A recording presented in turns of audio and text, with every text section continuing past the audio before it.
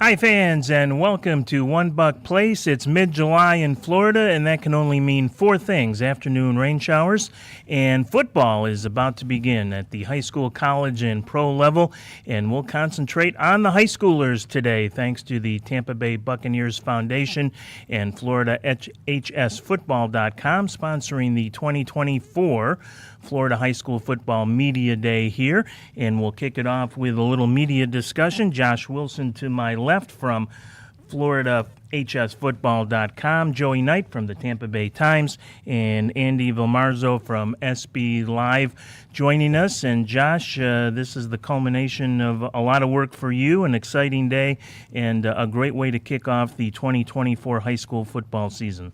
No, absolutely, and definitely I want to say thank you to the Tampa Bay Buccaneers for hosting this great event. And we're here at the training facility this year. The last couple of years we've been over at Raymond James Stadium, but this year we're here inside the training facility where you see a lot of those press conferences from the Buccaneers during training camp in the season. We're in that same room, so this is it's definitely a special place here, and it's great to be able to get the high school football season started off here and being able to talk to a lot of great teams, a lot of great football in the Tampa Bay area between Hillsborough and Pinellas counties. And I appreciate Joey and Andy joining up here on the panel, but I think they're kind of maybe try to set the tone here for what's happening. I think there's several big changes obviously going to be impacting the 2024 season. The first one, obviously, we're back to regular classifications, obviously, in high school football. But another big one is NIL. And let's talk about NIL first, because I think that's we're only a few days away from the Florida Department of Education ratifying this. And I mean, what for both of y'all, for both Joey and Andy, what do you think could happen here once the Florida Department of Education ratifies this? What do you think you could see happening? It's the great unknown, really. It could be ratified as soon as Wednesday, as you indicated. I think people are waiting to see what's going to transpire. I think, there's a fear, maybe an undercurrent of fear that NIL could cause, what we see now, transfers, for lack of a better term, free agency at the high school level, reach another level as some schools ask kids, hey, you come over here, you can advertise for my car dealership or my restaurant, get a little coin, if you come to my school. And that could just increase the transfer situation that we know in high school football today to another level. Will it come to that? I don't know. It's kind of the great unknown. How many students will it impact? Will it impact only the 5-star elite guys?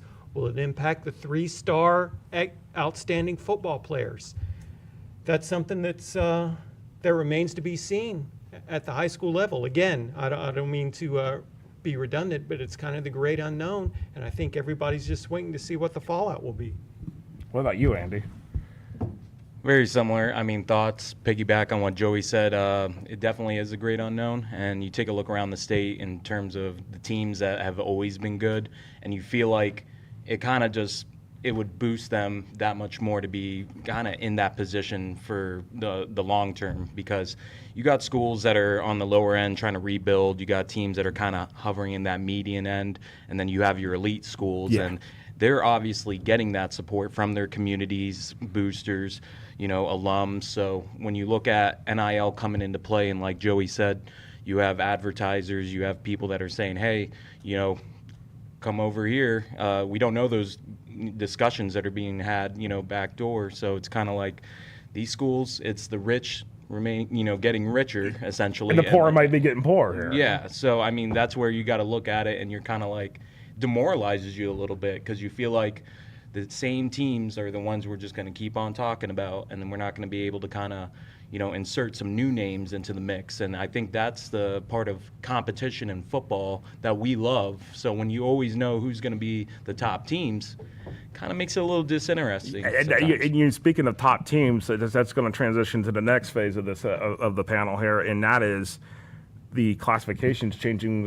After 2 years of Metro Suburban, we're back to 7A through 1A, and then rural class, and it's a lot of people already said, I think myself, yourself included, a couple others like John Santucci, of the USA Today Florida Network.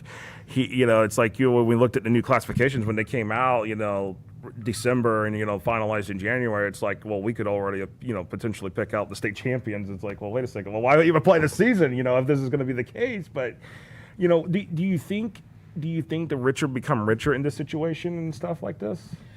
With classifications, just taking a look at it, I mean, you spread out a lot of the South Florida teams, the dominant programs, so it seems like, there would be some kind of path for, you could almost see a South Florida power in every classification essentially win a state championship. Now, obviously, Jacksonville, Orlando, Tampa Bay area teams, South Suncoast, they want to say in that. They're like, hey, we're here. But you take a look at the Plantation American Heritages and the Miami Central, Chaminades, all these teams down south, Aquinas, and you're like, all of them are split up. So essentially, and I know Berkeley Prep would say, hey, we beat one of those Miami powers. So which they did, and they put on a master class in coaching in that state championship game. Hey, they showed that you can still win with the run game, even though 7-on-7 is what is popular now. They showed that, hey, you can run the ball 50-plus times. You just got to have a great game plan to win a football game. I mean, that's what it is. That seems to be how it goes. But I mean, I think if you look at it,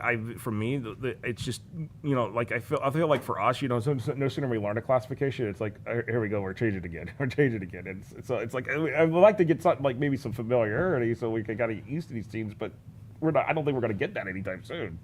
Yeah, I thought Metro Suburban rule worked well for the couple years, and going back to classifications, obviously it is what it is, and but I would have liked to seen it go through another 2-year cycle just to see Metro Suburban rule be able to kind of, go into fruition and maybe show a little bit more of what it could be, but we won't get that chance. Well, and as we get ready to set the table here for the day, and we got a lot of great teams from Hillsborough and Pinellas County. Obviously, that'll be the same thing for tomorrow as well. Brian will be leading it off here, but we also have Marty Palman who will come in and do some of the interviewing with the teams as well. So you'll see a rotation of hosts here and for the day. And Brian, for you, being able to do this for you, what are you excited about with talking to some of these teams today? I'm excited for the sport. I love high school football. I've actually been fortunate enough in my life. I used to cover the Buffalo Bills back in the 1990s, went to Super Bowls, covered those, but I get the greatest thrill from covering sports at the high school level because it's still,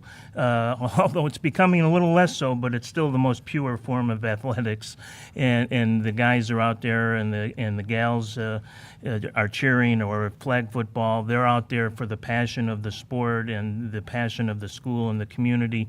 That's what I really love, and so I'm going to enjoy talking to all 60 teams that will be here over the next 2 days. We will kick it off with the Durant Cougars. Joey, Andy, thank you so much. We'll have you back later. We'll talk more on-field football. As you said, some of the big storylines going into the season are actually off the field, but we will turn our attention on the field with the Durant Cougars when we continue in just a moment. This is the 2024 Florida High School Football Media Day, brought to you by the Tampa Bay Buccaneers Foundation. Back in a moment.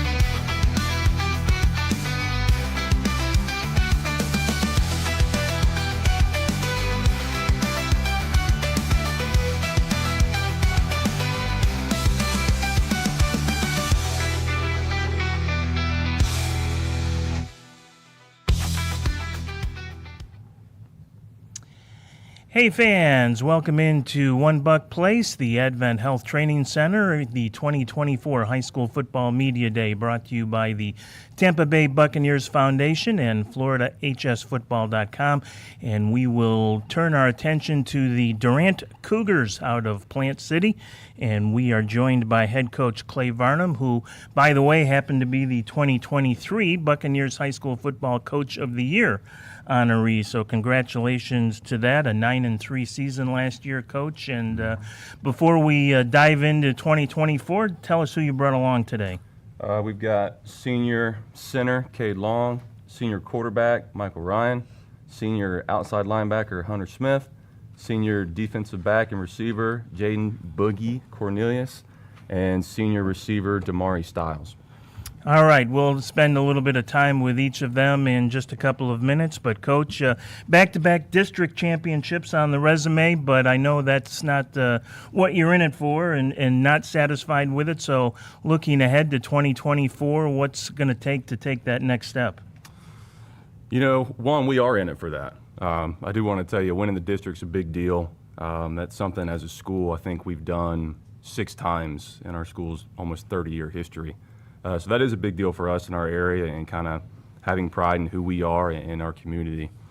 So for us, you know, our goals going forward are to win that district again and continue to climb and eventually win the region. I think that's the next step. You know, it's everybody can talk about like, oh yeah, we're going to win the state title. Well, you got to take steps to get there. You know, that's not something that happens overnight. So for us, we won playoff games. We've won the district. We've beat some teams around us. So I think the next step for us logically is to go win the region, and we have to continue to build on what we've done already to get to that point. Let's talk about your offense. You've got a really good quarterback. He's up here. We'll talk to him in just a minute. And Michael Ryan, 9 guys back on the offense this year. That's pretty impressive. Tell us about what the expectations are on the offensive side of the ball for 2024. You know, it's for our guys to continue to evolve in the offense we have. You know, we're not overcomplicated with what we do. But we always want to be able to have nuances where we can attack a team from a certain direction that maybe they're not expecting and to be able to build off what we already have. You know, senior running back coming back, pretty much the entire offensive line, Mike being a 3-year starter for us, and then Boogie and Damari being receivers for us for a while too. We just want them to build. We don't want them to get complacent and rest on their laurels, but to go team first and to put the mission ahead of themselves. And if we do that, you know, then success will follow. A lot of offensive talent up here on this stage. Let's talk about the defense for a moment. 5 starters back on that side of the ball. Who are your leaders there, and what's your expectation for the defense? So Jaden's one of them. Jaden, this will be his 4th year starting for us. If you've watched us for a while or watched me as a head coach, then he is a staple of what we do.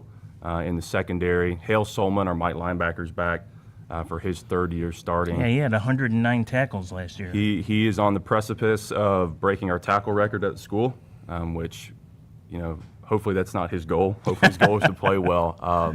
But we got a lot of guys who are self-motivated, and the seniors that we do have played a lot of football and played our brand of football. So I'm confident in them almost being second nature now and them doing what they need to do to lead us. And we're going to have some young guys on the field this year. We understand that, but our seniors take those guys under their wing, and there is an expectation when you play for us. You're going to work hard, you're going to do the right things, you're going to respect your opponents and respect the game, and our young guys figure that out fast. So we're confident in our system and young guys coming in and being able to follow senior leadership. Let's check in with some of the guys. Cade Long, as you mentioned, 6'2", 275-pound center. And Cade, go ahead and pick up a microphone if you would, and tell us about, we hear a lot, whatever the level of football is the center is kind of the quarterback of the offensive line, making the calls and whatnot. How comfortable are you with that now with your experience, and who else are you relying on that offensive line to protect your quarterback? Well, I'm very confident in my ability to help lead as I'm a senior now. I rely on all of my guys to help me. I believe in them. Like this year, we're going to be great because we're all coming back. We're meshing together, and it's just the chemistry that we've built. Like even over the last year since I came in, it's been great. Like, what is the key thing for you as a center? What's the most important thing on every snap that you focus on to make sure the play gets run as it should? Well, I mean, the biggest thing is the snap. Yeah. Of course, like the first I thing think you wanna that's start with. overlooked. It is. Oh, yeah. No, the start of the play, it's not as easy as it looks. But to get the play going, you just have to know, like, what you're doing. And if someone needs help, like, you're supposed to echo calls, and you got to help them realize what they're supposed to do. And even if it's, like, repetitive, like you're a broken record, you're going over it again, it helps a lot because it gets ingrained in your head, and you start to figure out what you're supposed to do, even if it's just subconscious. All right. Well, good luck to you in that offensive line. That is such an important part of success in the big picture when you talk about, again, any level of football. Michael Ryan, the quarterback, spectacular season last year, 144 completions, 1,927 yards, 24 touchdowns, a 64% completion rate. That's pretty impressive for a junior, Michael. What do you do to improve on that this year? I don't really. We got like some seniors, senior receivers. Hold your microphone up, Michael. Yeah. Like our receivers are more experienced this year. I feel like I can do more with that. Offensive line is more experienced. Yeah, and you're kind of a dual threat. Yes, sir. Is it? Do you look to run, or is it kind of the second option, and you'd rather pass the ball? How do you kind of philosophically approach that? It's my second option. I always look down the field first. Yes, sir. I'm always looking to throw the ball All right. before I run. Well, good luck, Michael. Those are impressive numbers to try and duplicate. And we'll move down to Hunter Smith, the outside linebacker. And Hunter, congratulations, District 15 first-team all-defensive player last year.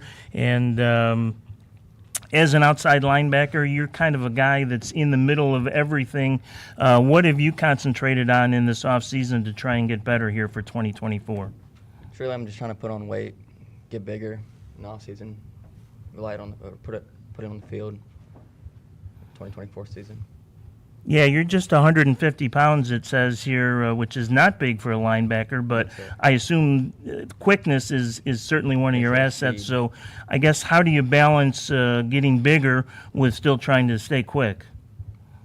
Just staying active at the same process of putting on weight, so it all seems balanced. Yes, sir. Yeah, that's definitely a challenge, so good luck with that. We'll move down to Jaden Cornelius, who is a wide receiver and defensive back.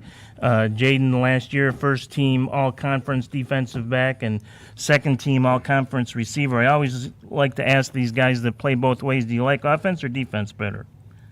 I like them both the same. I always ask that, and that's normally the question I get. I'm curious, because you play both positions, when you're on defense, the fact that you're a receiver offensively, does that help you in terms of understanding what your opponent is trying to do and how you're trying to cover them? Yes, Tell us how that helps. It helps with route recognition and like understand like the leverage of what the receiver is trying to do, like where he's trying to go. And just go into that a little bit more detail in terms of you're not guessing then as much as you are kind of expecting what he's going to do based on your knowledge? Yes, sir, because I'm more familiar because I play offense too, receiver too. Yeah, that really is something that I think is maybe overlooked when you have two-way players. That can be a benefit. Well, good luck to you in 2024, and we'll last talk to Damon Stiles. Is that the one they call Boogie down there? No, you just talked. Oh, about that was the, Boogie I just that's talked to. Damari Okay, down, yeah. all right. Damari Stiles, the wide receiver who had a really fine year last year, 9 touchdowns, averaged over 14 yards a catch. What is the key to getting open for those touchdowns, Damari? Because that's not easy in the red zone. Just watching film, understanding what the other team is going to do, finding them spots where you can get open, what routes will be open, how to run them. Now, I asked Coach Varnum, I'll ask you as well, your expectation for 2024, district championships, and you're right, I don't want to diminish their importance because they're not easy, and they are important, but in the big picture, obviously the goals are beyond that. So tell us, speaking on behalf of your teammates and your peers, what the expectations are for 2024. Just like Coach said, winning regionals is a big one for us.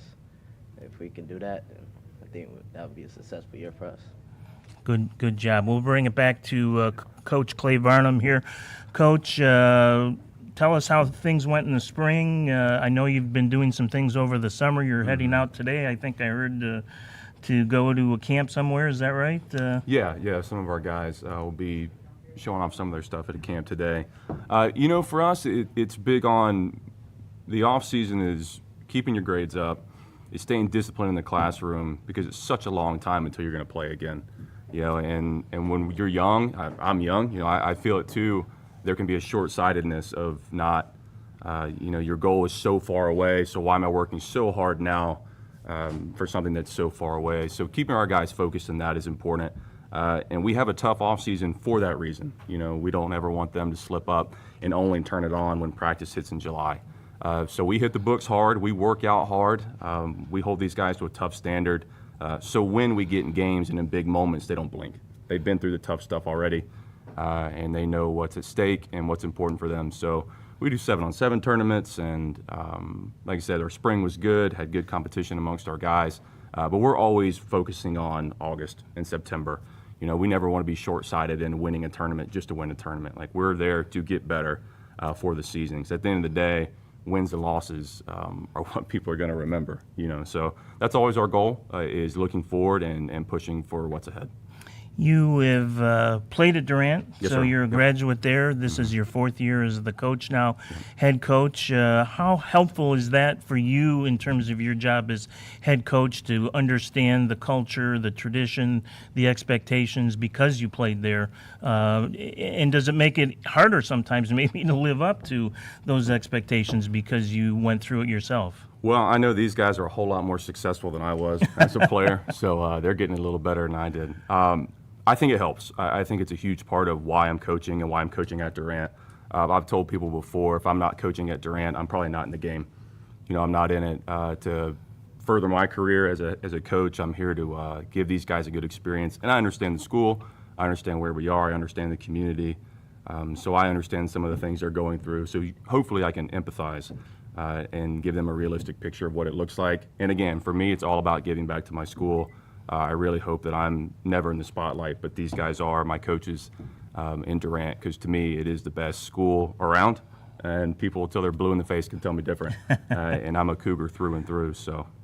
Well, they are happy in Plant City to have you, and congratulations, a 9-3 season. A great job in 2023, and the 2023 Tampa Bay Buccaneer High School Football Coach of the Year, Clay Varnum. So that'll do it for the Cougars. Up next will be the Plant Panthers, and we'll be back with more of the 2024 Florida High School Football Media Day in just a moment.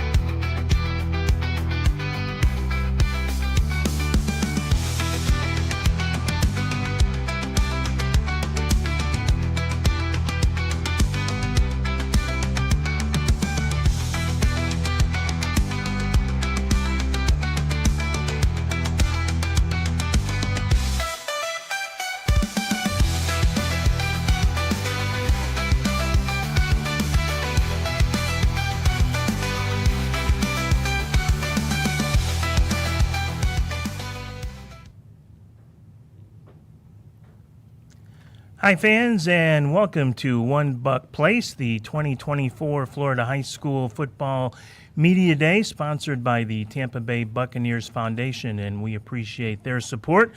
We move to the Plant Panthers, a team that traditionally needs no introduction. They powerhouse in many sports, and football is no exception. Their head coach is with us today. That is Hank Brown, now in his 4th season as head coach for the Panthers, 20 years overall, and a Plant graduate as well. So he is well-versed in Panthers athletics and the success that they have had through the year. First of all, Coach, tell us who you brought with you today. We brought J.C. Marisola. We brought Trip Brown. We brought Ty Conze, we brought Ben McKinnon, and Waltez Clark. A lot of impressive talent up here on the podium, and we'll get to each in just a little bit. I know 2024, a lot of success with 11 wins, but ended on a disappointing loss in the semifinals to Columbus, and you were mentioning that's been pretty big motivation for you guys in this off season. Tell us, sometimes coaches will just kind of bury it and move on. Sometimes you'll use it for motivation. Why are you using it, and how has it helped you in using it as motivation for 2024? Sure. We, our number one goal and focus once we did that and played Columbus and lost, very good team. We decided about a week after that loss to get back in the weight room and get back on the field, because every year we've found a motivating factor. The year before was our loss to Eastlake in the second round, and so we always kind of put a stamp on it. So for us going into this year is we got to beat Miami Columbus or whoever that is in the 4th round. And last year our goal was to beat Eastlake, and that ended up being Dr. Phillips in the second round of the playoffs. And so the boys collectively made a decision to buckle down and dial it in and really get focused on what they need to do to get bigger, stronger, faster in the weight room, as well as build our depth. We really needed to build our depth to be able to sustain such a long season. We feel like we've done a great job of that throughout this offseason. You talked about the progression 2 years ago, second round, another step last year. Do you feel like you're kind of on a march that is, I don't want to say predestined, but you got to take those steps one at a time sometimes? And is that kind of where you feel you're at right now as a program? It is. The first 2 years, last year, Coach Wieners, and then our in-between year, the COVID year, we had 2 losing seasons.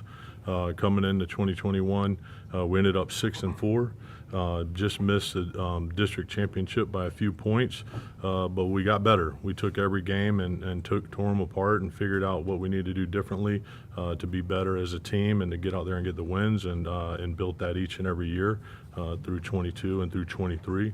And we feel now with these guys, being in their 4th years and 3rd years on the team, that we're primed to get out there and battle the great talent out there in Hillsborough County on our schedule and make a run through the playoffs. But it's one game at a time, so you got to start with the first one and do it every week. One of the reasons you have to be excited if you're a Panthers fan, and as the head coach has talked about the talent here, 9 offensive starters returning. That is a pretty impressive number, and one that must make you sleep a little more comfortably at night. But tell us about the offense and just what your expectation is for this year now that this group has been together and had the kind of success they've had already. It's great. We're we built each and every season and with our offense, and me as a play caller, I was on defense for 16 years under Coach Wiener and took over his offensive side of the ball.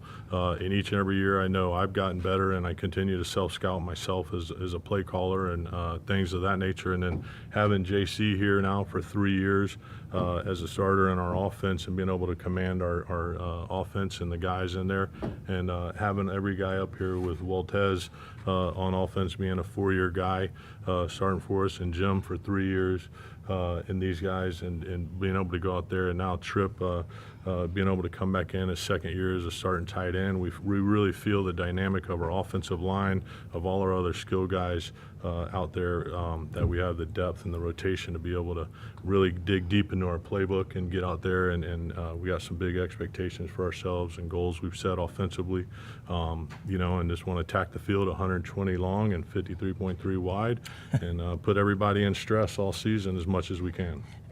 Defensively, not as much starting talent returned, but still certainly talent. 5 starters back.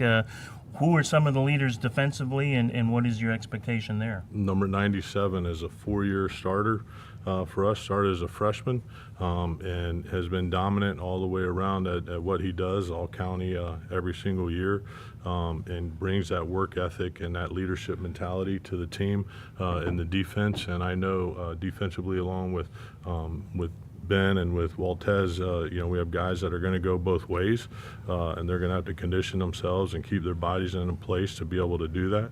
But we feel like our defense this year will really, which has been dominant in our years past, but will really be dominant this year on a standard, consistent level, swarming 11 guys to the ball and making plays all over the field. Yeah, I had to laugh when I was talking to the guys ahead of time. It wasn't too difficult to pick out who the defensive lineman was. Right. Ty Kanzi just looks like a football player at 6'1", 235, and we'll talk to him in just a moment. But let's start with the offensive side of the ball and the senior quarterback that you mentioned, J.C. Mirasola, who had a tremendous season. Didn't even take all the snaps behind center necessarily, but still had 112 completions, over 1,400 yards, 15 touchdowns. But you also rushed 50 times for 454 yards and a couple of touchdowns. In fact, averaged almost over 9 yards a rush.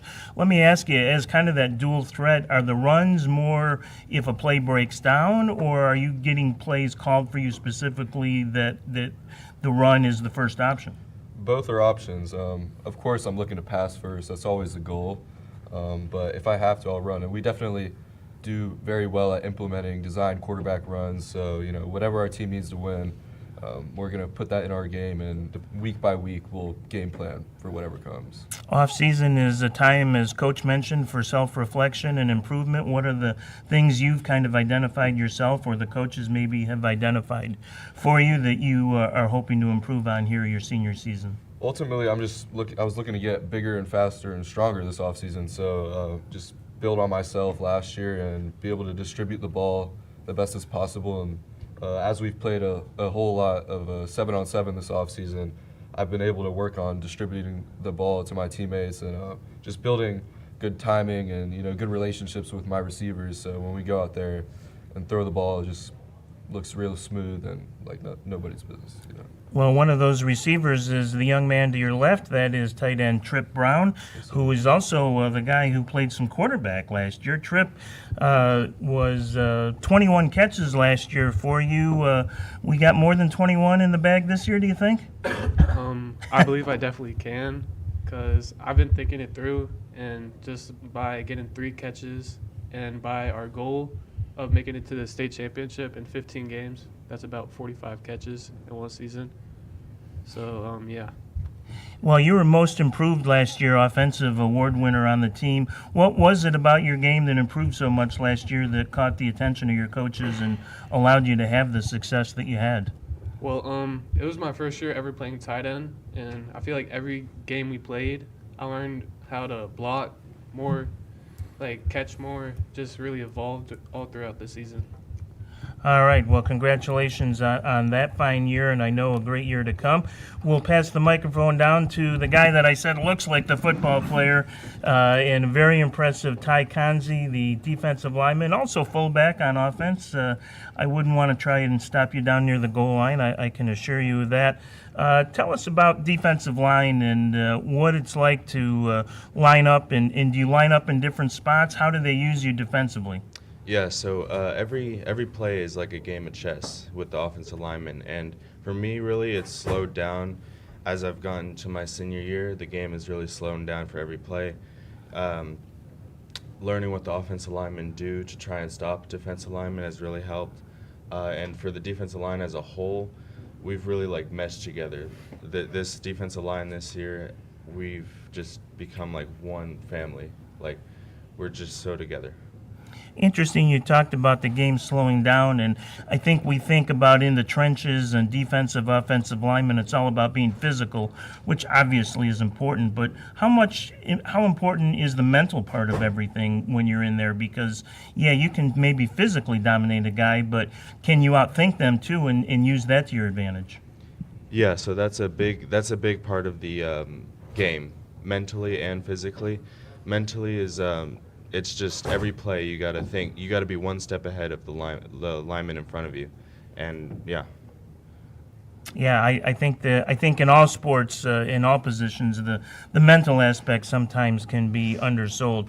To your left is Ben McKinnon, the wide receiver and free safety, and Ben coming off a fine junior year as well, 49 catches, 553 yards, and 8 touchdowns on the season. Ben, a very fine season. What have you concentrated on this offseason to try and improve your game? I'm trying to get bigger. First of all, I weigh 155 pounds, and it's not That's really, okay for a receiver, though. Not so good for a linebacker. Not ideal, but I'm also on defense, so I need to get my weight up because it'll help me make more plays and be more efficient on the field.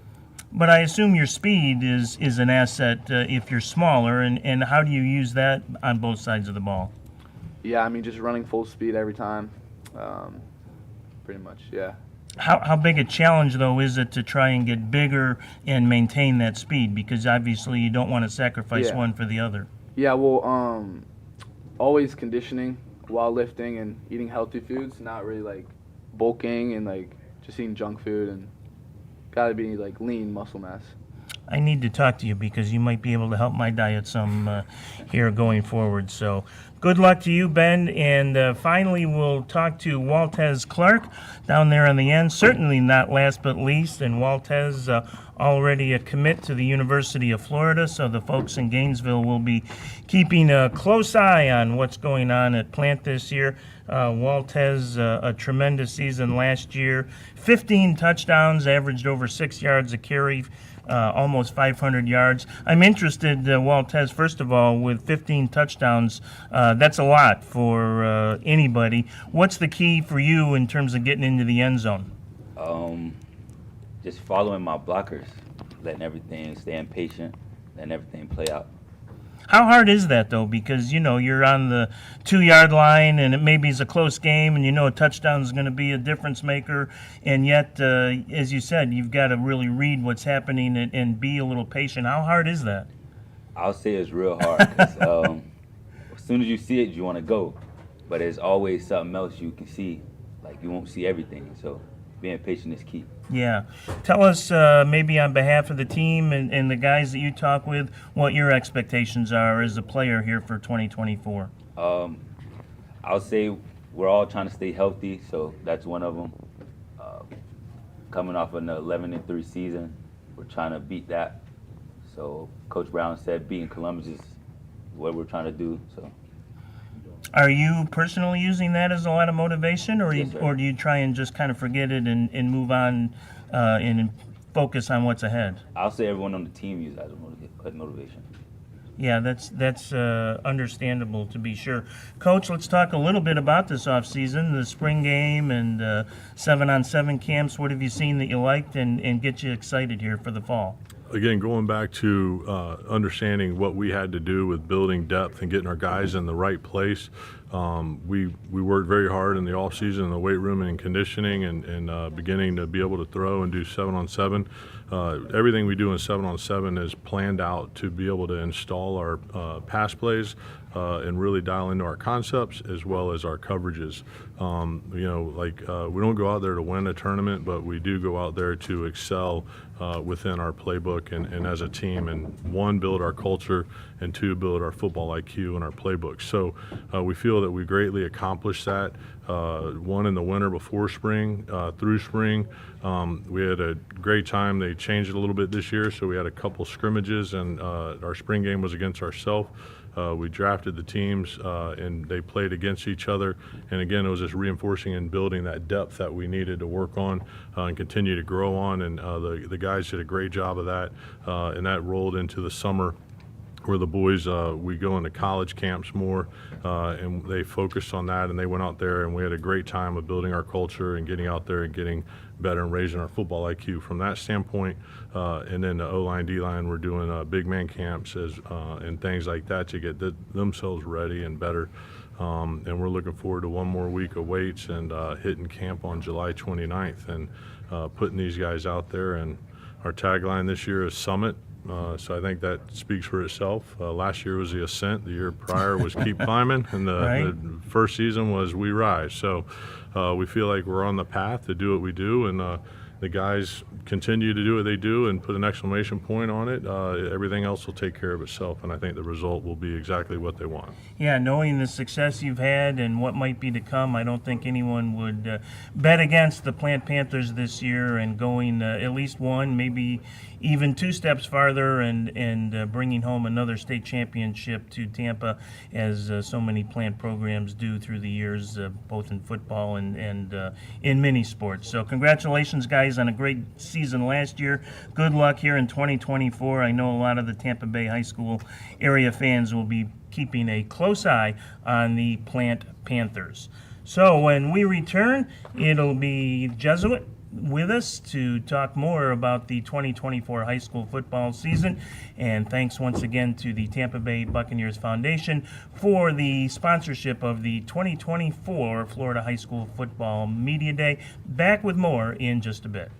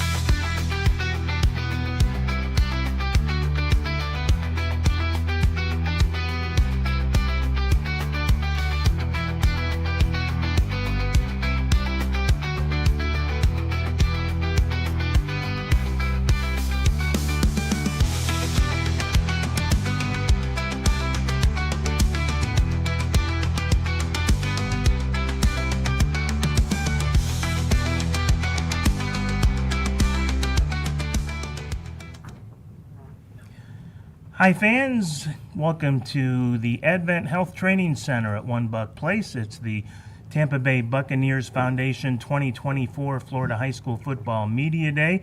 And that is also brought to you, of course, by FloridaHSFootball.com.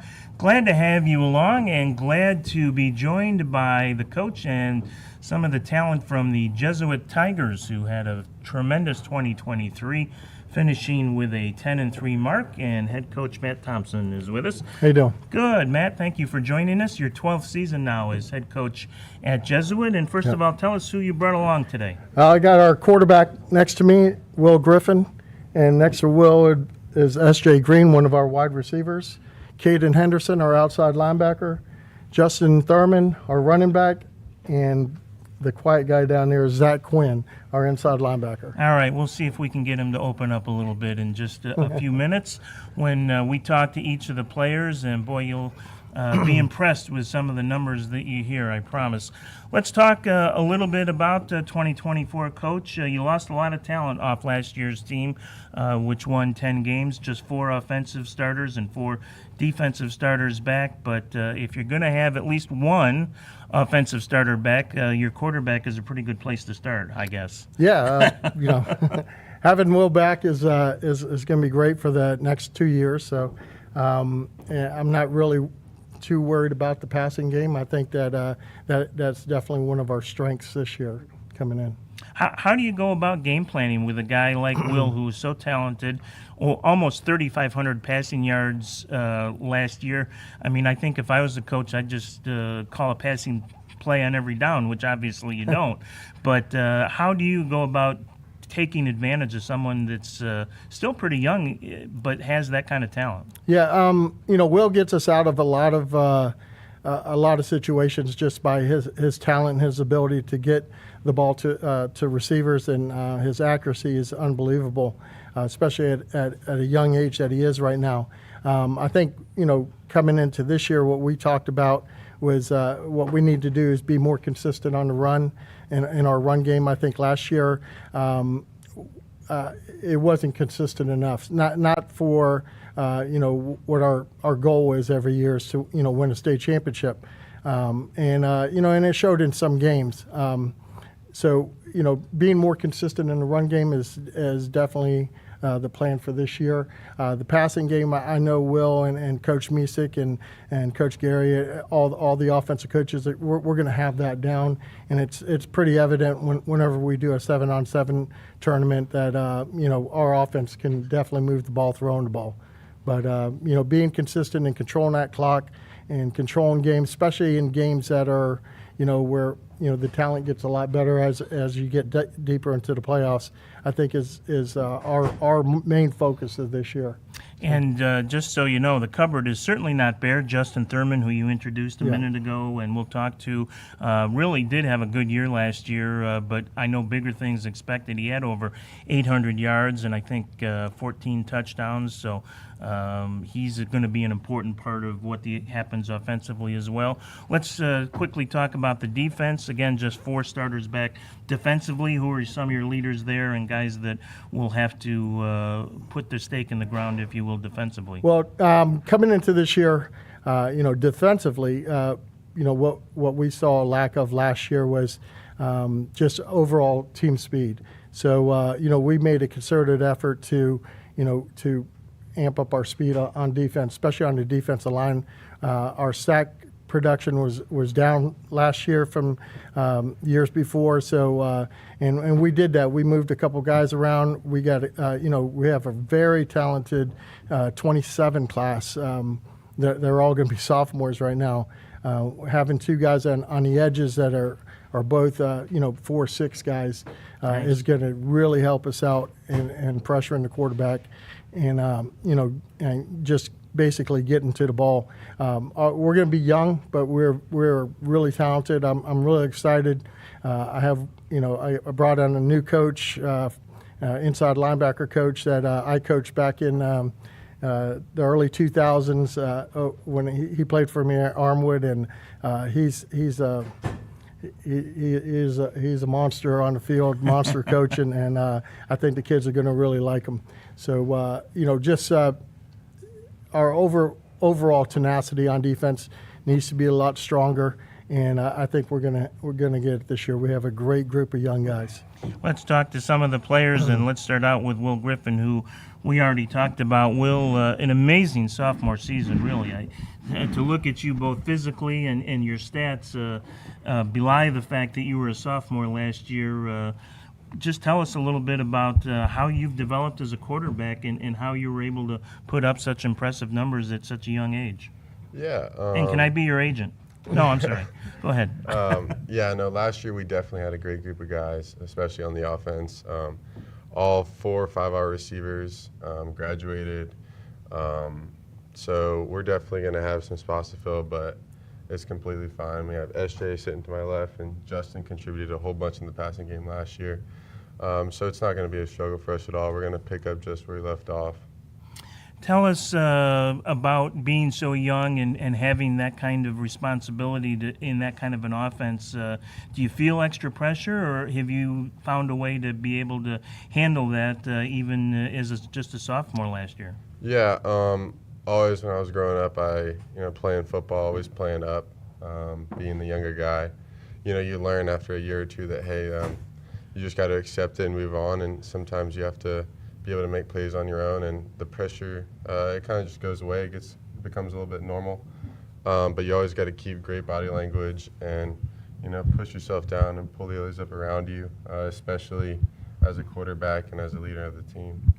Well, congratulations on a great sophomore season, and I know there's a lot of college programs out there that have their eyes firmly cast in Jesuit's direction to keep tabs on you, and good luck here in 2024. As you said, one of those that you'll be throwing to this year is a cornerback wide receiver, S.J. Green, who is to your left. And S.J., what is it like to have a guy like Will throwing to you? It's good, man. You don't got to really worry about much. What is it about his throws that makes it easy for you as a receiver? Is it accuracy? Is it the touch? Is it what is it that gives you that comfort level as a receiver? It's the accuracy, and I also know he's not going to throw me into a bad situation, so it makes it easy for me. Yeah, you're going to have to step up. But we talked about a guy like Willie Suarez, who had over 1,200 yards last year in the receiving position, gone this year after graduation. So do you feel like, how much do you feel like you're a guy that can fill those kind of shoes? Yeah, I feel like I can do it. We got younger guys that'll be good growing up too. All right, well, lots of expectations there as well. And to your left is the outside linebacker, Caden Henderson, 6'2", 190-pound outside linebacker, 88 total tackles last year, 6 for loss. You've been starting, I think, since your freshman year, right, Caden? Yes, sir. So how much does that help in terms of just having that kind of experience under your belt? How are you using that to your advantage? I mean, it definitely helps a lot. So last year we had a bunch of seniors really helping me out. So just starting from my first game at Jones, the preseason game, it really helped me a lot, getting really fully into the defense, and it's really good. How about the discipline at outside linebacker? It's a position where you're taking in a lot. Are you going to rush? Are you going to drop back? You got to make a lot of quick decisions there. How do you feel like you're able to do that and process all that so quickly? I mean, my coaches put me in good positions a lot, so it's really just my instinct. So that's really it. Yeah, that's a good point. Instincts come from experience, and obviously with 88 tackles last year, that was a very good season, and be looking to build on that. Next to you, to your left, is the running back we talked about, Justin Thurman, who had 169 carries last year, 812 yards, 14 touchdowns. And Justin, to be part of this offense, I know the passing numbers are pretty dazzling, but what are your expectations out of the running back spot this year? My expectations is to be able to run the ball a little bit more. I would say that the passing game is very well that we have here at Jesuit, but I feel like also too incorporating that run game a little bit more can really put us in the best position for success. You had 14 touchdowns last year, so that's an impressive number. What is kind of your secret once you get to the goal line? Is it physical? Is it mental? Is it a little bit of both? How are you able to find yourself in the end zone so often? I mean, really it's just kind of like thinking back to my skill set, just learning and taking the things that I've learned from all my coaches from over the years and just really implementing them into my game. I feel like really that can really just help me not really think about just playing, just being able to play ball and just run the ball hard and fast all the time. It really helps with that. Yeah, I think you're not the first player here to mention instincts, and can be so important to trust those. Not always easy to do, but important if you can. Last but not least, down there on the end is the inside linebacker, Zach Quinn, who had an equally impressive defensive season when you talk about stats as some of your offensive teammates. 116 total tackles back there, Zach. Can you improve on that this year? Yeah, I think I can. What's the key to? I mean, that's a lot of tackles. So tell me what you've worked in on the off season to improve that number even greater. Just getting bigger and stronger so I could take on the O-lineman better and get past them. Does that impact you though in terms of like speed at all? If you get bigger, do you worry about losing some speed, and how do you balance those two? I've not been running a lot in the off season, so hopefully that would make me keep my speed.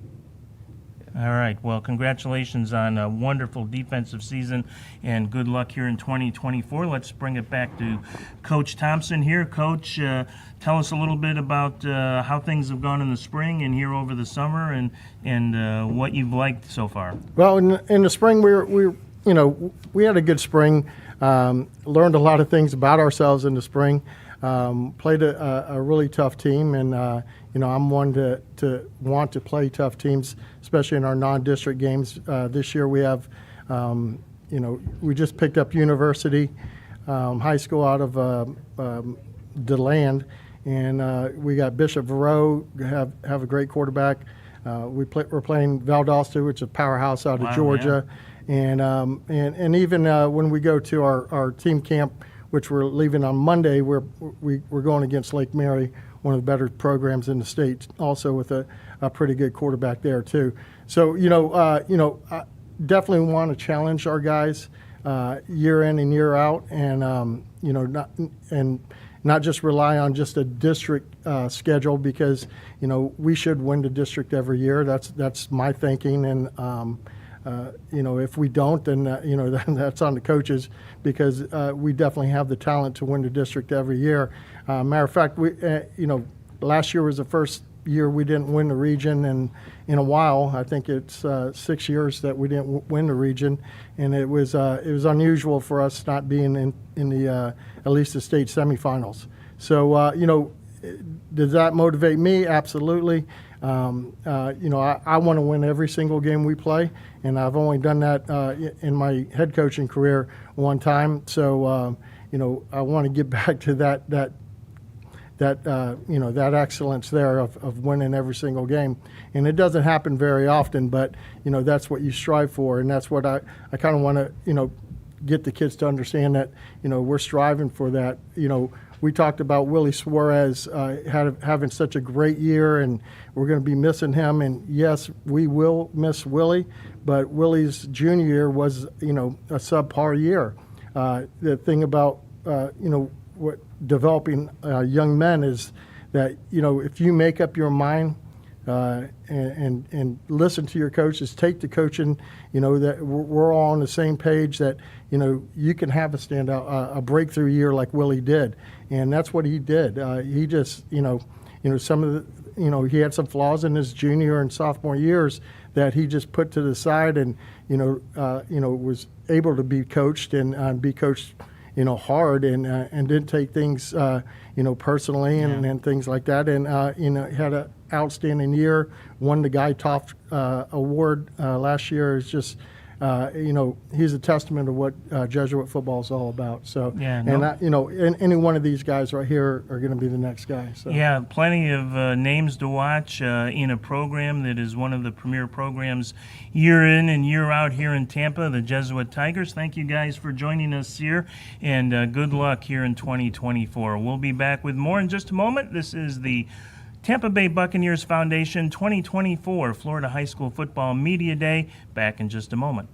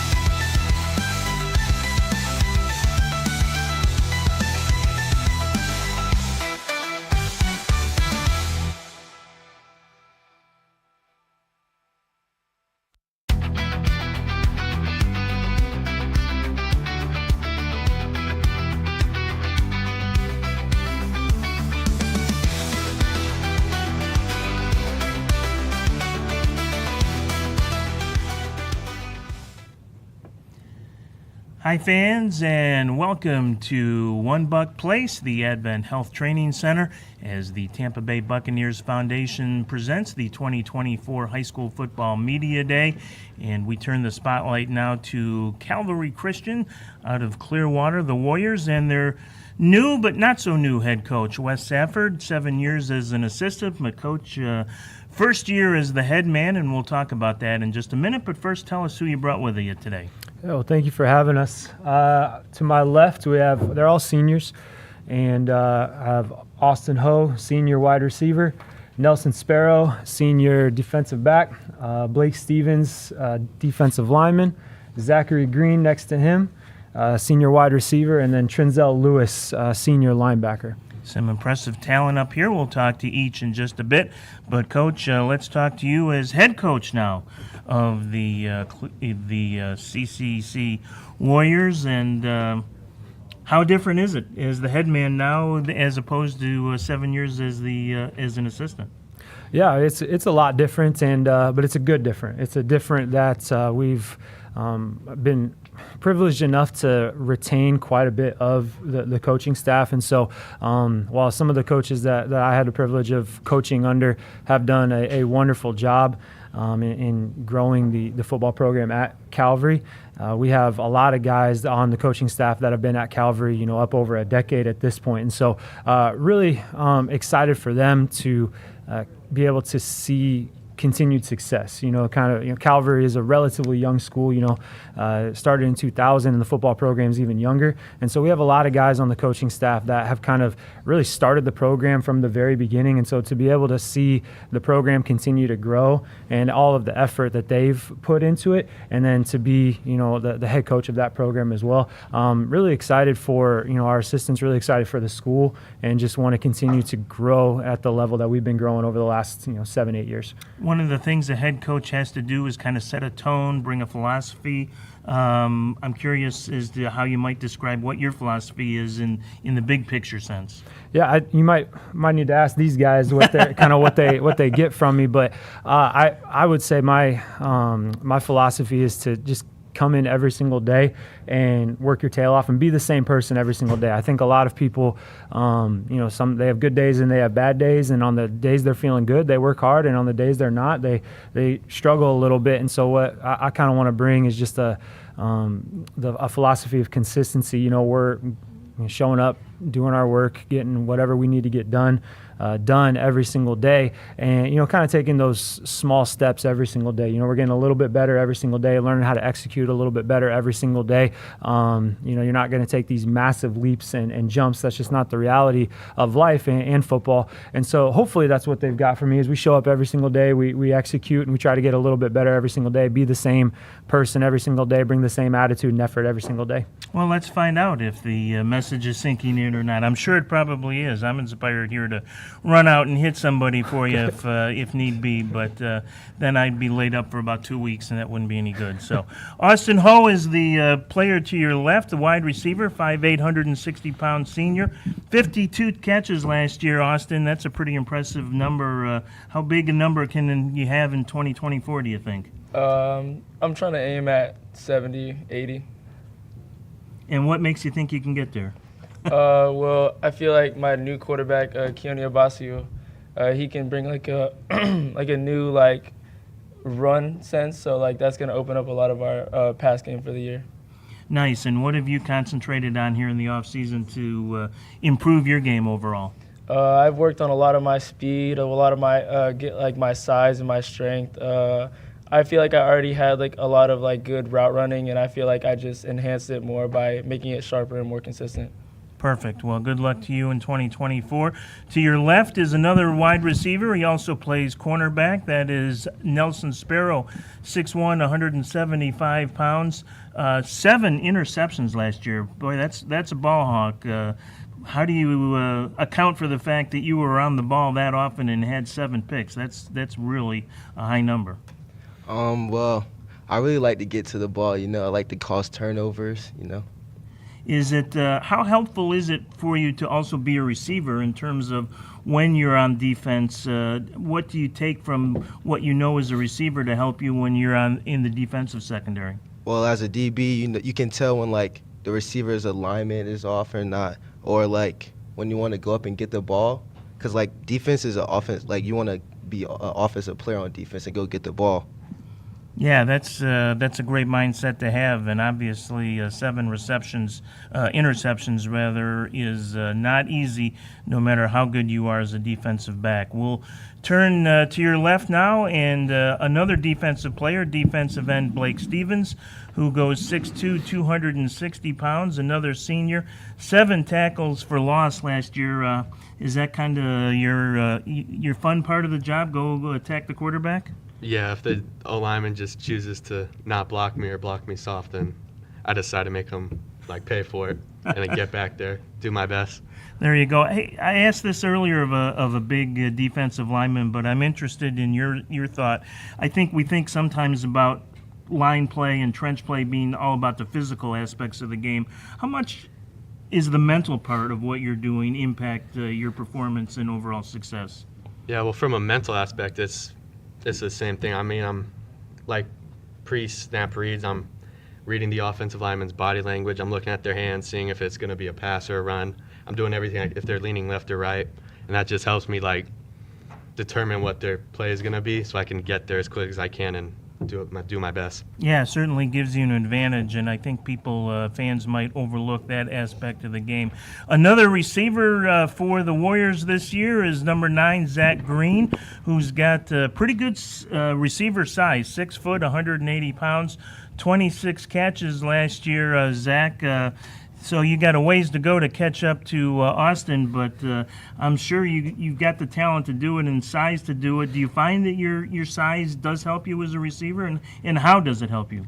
Yeah, I think, well, me and Austin play a very different game at receiver, but I think my size definitely helps with my physicality, because I like to go block, especially some H-back, but I'm definitely excited to get the ball a lot more, definitely shooting for at least 50 receptions, and I know I can get in the end zone a lot more, and I think my quarterbacks, we've worked a lot, so I think I'm excited. Yeah. And what about you in terms of having that size? Speed is always an important asset at the wide receiver. How are you able to maintain that as you continue to grow and get a little bigger and a little more physical? I think my off-season getting stronger didn't really affect my speed much. I had a little setback this off-season, but I'm back ready, and I'm ready to work. Definitely work on my speed a little bit more before the season starts, and make sure my routes are ready to go. So. All right, well, good luck to you here in 2024. And last but not least, down is number 4. That's Trinzel Lewis. He's a two-way player, a linebacker and running back. 64 total tackles, 5 for loss last year for Trinzel. Do you enjoy that physical part of the defensive side? I love it. I mean, I love every part of it. I mean, that's my favorite plays when they run the ball. So if you had to pick a side of the ball, it would be defense? Definitely defense. Yeah, that's interesting, because most two-way players I talk to often will tell you it's the offensive side. What is it about the defense that really turns you on? I mean, on offense, you're really the one that's getting hit. On defense, you're running, you can hit him as hard as you want. You ain't got to worry about trying to get into an end zone. You're trying to take the other guy down. So, I mean, it's a lot more, I would say, easier. It's also a lot more fun hitting people, always in contact. And you've got really kind of classic linebacker size, 6'1", 230. How much physical is your game, and how much is mental part of your game? I mean, it's a lot more mental than it is physical. I mean, especially at middle linebacker, you got to read the whole field. You're pretty much the general out there. You got to relay calls, give strength, know what they're going to run, read your keys. So it's definitely more mental than it is physical. Well, good luck to you in 2024. I know big things coming at Calvary Christian, and Coach Sanford, tell us how the spring has gone, how the summer has gone, what you've liked, and what maybe you need to build on. Yeah, honestly, I can't imagine spring and summer going any better. Obviously, anytime you're playing football, you're going to deal with some injuries at some point. So, Zach kind of mentioned he had a little bit of a setback in the spring, and so we're excited to get him back and excited to get some other guys back that got hurt a little bit in the spring and in the summer. And so when we're at full strength come August, I'm excited to see what all that looks like. But as far as our effort and as far as what we're trying to accomplish every single day, I really couldn't ask for any better spring or summer. Well, you had a 10-win season in 2023, and that's an impressive mark and something to shoot for, and maybe one step beyond or two. Who knows this year in 2024 for Calvary Christian, but they are a team to watch out of Clearwater this fall. Thanks, guys, for joining us. Good luck here in 2024. We'll be back in just a bit with more of the Tampa Bay Buccaneers Foundation 2024 High School Media Day. Thank you.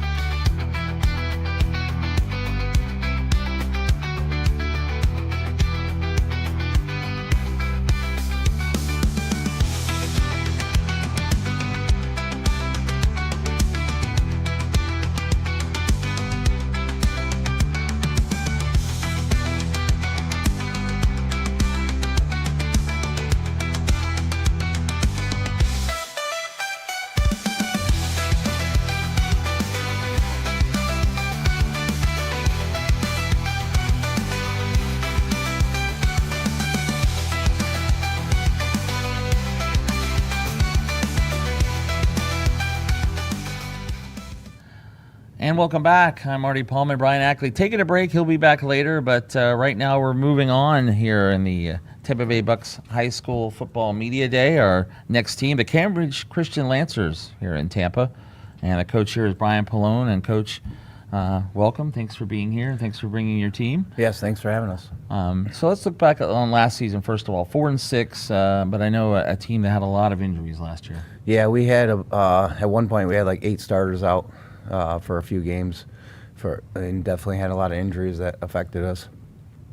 So as you look forward to this year, what are some of the things that have changed from maybe a year ago, besides, maybe not having injuries so much?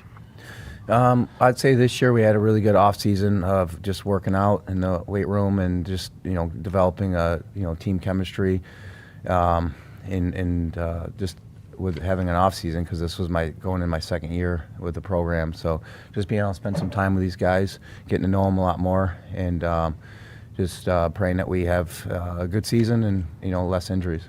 I know I guess this is a new classification for you, moving the SSAA 11. Yes, yeah. So what was the reason to go there into SSAA? Well, the reason looking at the schedule and just in the size of our school, and just a lot of factors weighed into that, and just talking it over with other schools and with our administration, and so just a lot of factors went into making that decision. Looks like your spring game, we had 2 seniors, Nate Lusk and Willis West, both over 120 yards. You planning on those two kind of getting the bulk of the carries on the offense this year? Well, our offensive line did a really good job, and we have those guys coming back this year. So yeah, we do plan on utilizing the run game a lot more this year than we did last year, with our offensive line being more of a veteran group. Yeah, your defense had 3 shutouts last season, which tied a school record, and you have 7 returners back on defense. So you expect the defense to be as good, if not better, than a year ago? Yeah, I mean, we are missing a few key pieces from last year in the defense, but I do have some good coaches that we're able to get on staff that are going to help the younger guys develop and get the defense where we were last year. And your kicker, Nico Gramatica, heading to USF, a name we probably know, but he's doing a really good job for you, as a kicker. Yeah, last year he was a very good kicker for us, broke the school record. We were definitely fortunate to have him, and he is kicking over at South Florida for us. And his brother's to the left of me, so I'm very fortunate to have his brother continue his legacy. Oh, sorry, I guessed right. Sorry, I was looking at this one, but that was Nico who just graduated from Yep. you. That's right. Okay, Coach, if you want to go ahead and introduce the players that are to your left here. And Yeah, I have Gaston Gramatica. He is going into his junior year. He'll be the kicker for us this year. And then I have Caleb Massey. He is a junior. He will be playing some offense, defensive line, and maybe using him in different opportunities on offense. And then I have Cam Bass. He's going to play tight end, defensive end, some linebacker for us. And then next to him, I got Kevin Bermuda. He's the longtime Lancer. He's been with the program the longest, and he'll be playing offense and defensive line for us. And then I had Kyle Taylor, and he is a junior, and he's a guy that last year he's the only guy in our offensive line that made it through every game. So we're hoping that happens again for us. Okay, so we'll go ahead and maybe get a few words with your players here, and we can start down there with Kyle. And you heard your coach just say, you were one of the leaders on the team, but last year apparently the offensive line, you were the only one to get through the season. How tough was that? It really wasn't all that hard for me. I mean, I just feel like I feel like it's all mental when it comes to injuries. I feel like you can definitely work through it, and also it's just how you train in the off season can definitely prevent injuries. So yeah. It sounds like your team is going to really needs the offensive line. The team likes to run the ball a lot. As a junior now, you're kind of looking forward to another year as a starter coming up. Yeah, definitely. I definitely feel like Coach Pallone said, our offensive line is probably one of the most veteran groups of, we have 4 of our starting 5 coming back, and I feel like our running the football this year can definitely be, I definitely think we can break records this year with our school. So. With 2 really good running backs. And is that your teammate next to you there, Kevin? Sorry. How you doing? Get your number. I guess the same question. I mean, you and Kyle are pretty much the stalwarts of the offensive line, it looks like. Yes, sir. So, him and I, we both play guard, and I just think that, like he said, it's just how you work out, how you do pre-practice, all your stretching, everything prevents injuries. And you got two pretty good running backs, it sounds like, that you need to block for. Yeah, our run game, I trust them a lot, run behind us, and we just, like, trust each other, and we just go through that gap all together. Okay. We go next. Cameron. Oh, sorry, Cameron Bass. Yeah, I was looking at the numbers. Cameron, you play. You're on the defensive line there, right? Yes, sir. So talk about your year last year a little bit and what you've been working on the offseason. For the D-line last year, we had our ups and downs. We had good games and bad games, but I've just been working on getting faster. I've been in the weight room a lot, and I've been working on getting my moves better. Yeah, your defense last year, though, as you said, 3 shutouts, and you think you can be better this year as a defense? Absolutely. We've all gotten bigger. We've gotten stronger. And as a defense, I feel like we have more chemistry this year, too. So I feel like we're going to have a better year. All right, we'll go to Caleb. Yes, sir. And Caleb, I guess same question for you. You're one of the defensive leaders on this team. What have you been working on kind of get ready for this year? A lot of conditioning because a lot of us play both ways, and really getting our chemistry to where it needs to be so we can play together and get them bigger and stronger in the weight room. Yeah, I was going to say, a lot of you play both ways, right? Yes, sir. So if you had to choose offense or defense, which one would it be? I say O-line. O-line? Really? Okay. Okay. I always hear that one, but that's good. All right, we'll come down here to Gaston finally. Gaston, yes, thank you. Sorry about that. Gaston Gramatica, and a year ago, perfect on the season, 6 for 6 it says here, along a 49. So, what I tell you, it's hard to get a lot better than that. But what have you worked on this year to kind of get ready for this season? For me, I've definitely worked on getting a lot stronger in the weight room because I've really never been one that lifted a lot. I would more do my training would more be like soccer player. Mm-hmm. So this year I really changed up my training style, doing more like football workouts, but in a sense still doing the soccer workouts to get more explosive and a lot of accuracy because you really don't really kick many far field goals in like 55 and above. So really I've been working on getting 100% from 50 and in. So that's really what my off-season has been like this season. I was going to ask you if you played soccer. Yes, sir. So that's usually where you find kickers, it seems like, for football. Yes, sir. And playing soccer. Well, coaching, too, you kind of have a good weapon here as a kicker. I mean, you don't always see that with teams in the high school level, but obviously your kicker is the best in the area, probably one of the best. Yeah, I'm pretty blessed to have, like I said, I had Nico last year and have Gaston this year. To have 2, great caliber kickers it's hard to find, and special teams are so important in this game. And they're brothers, so, Yeah. Easy to move on, right? Absolutely. Coach, what about your schedule this year? Talk a little bit about that.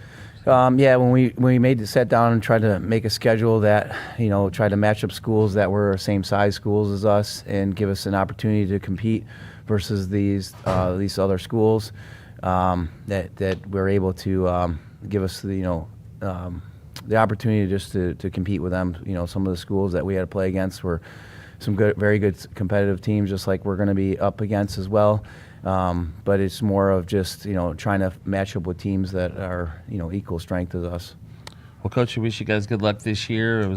Thank you for coming here today, and have a good 2024 season. Yeah, I appreciate it. Thanks for having us. That is Calvary Christian, Coach Brian Pallone and his players. And we will take another break. We will come back in just a moment with some more teams. We'll see who it is after this.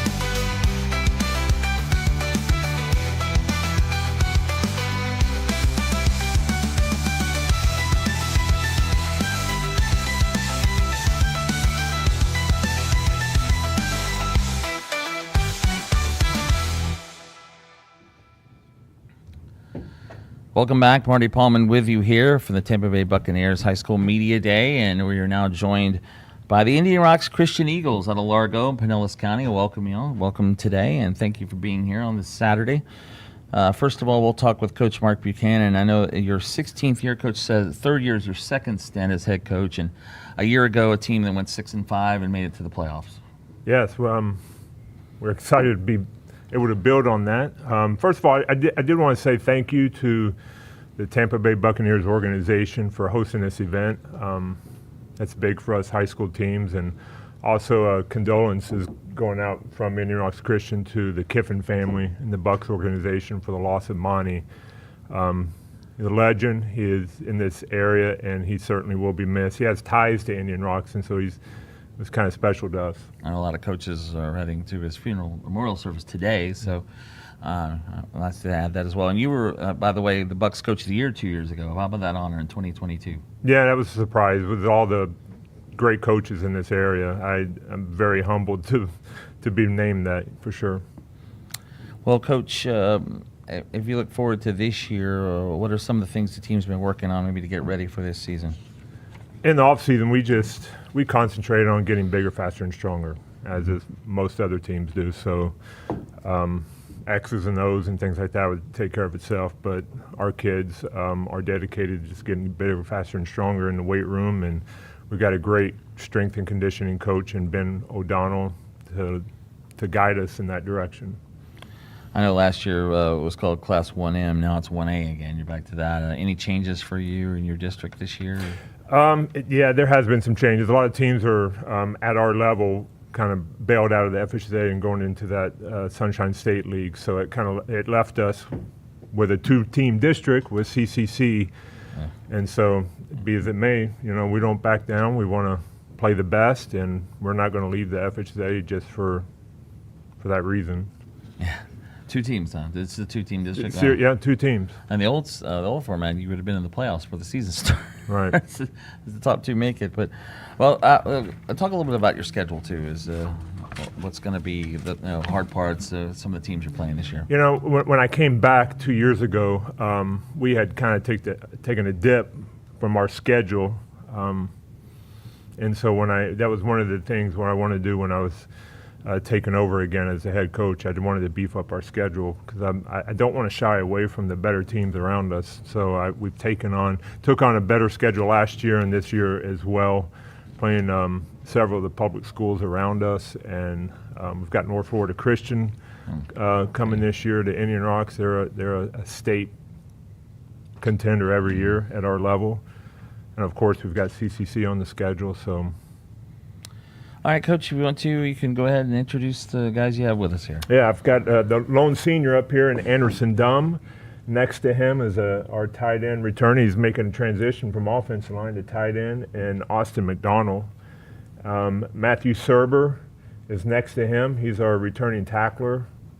And then next to him is Seth Fitchett. Kind of a do-it-all, a great athlete, DB, wide receiver. And then next to him is a defensive end, wide receiver, and Anthony Cavallero.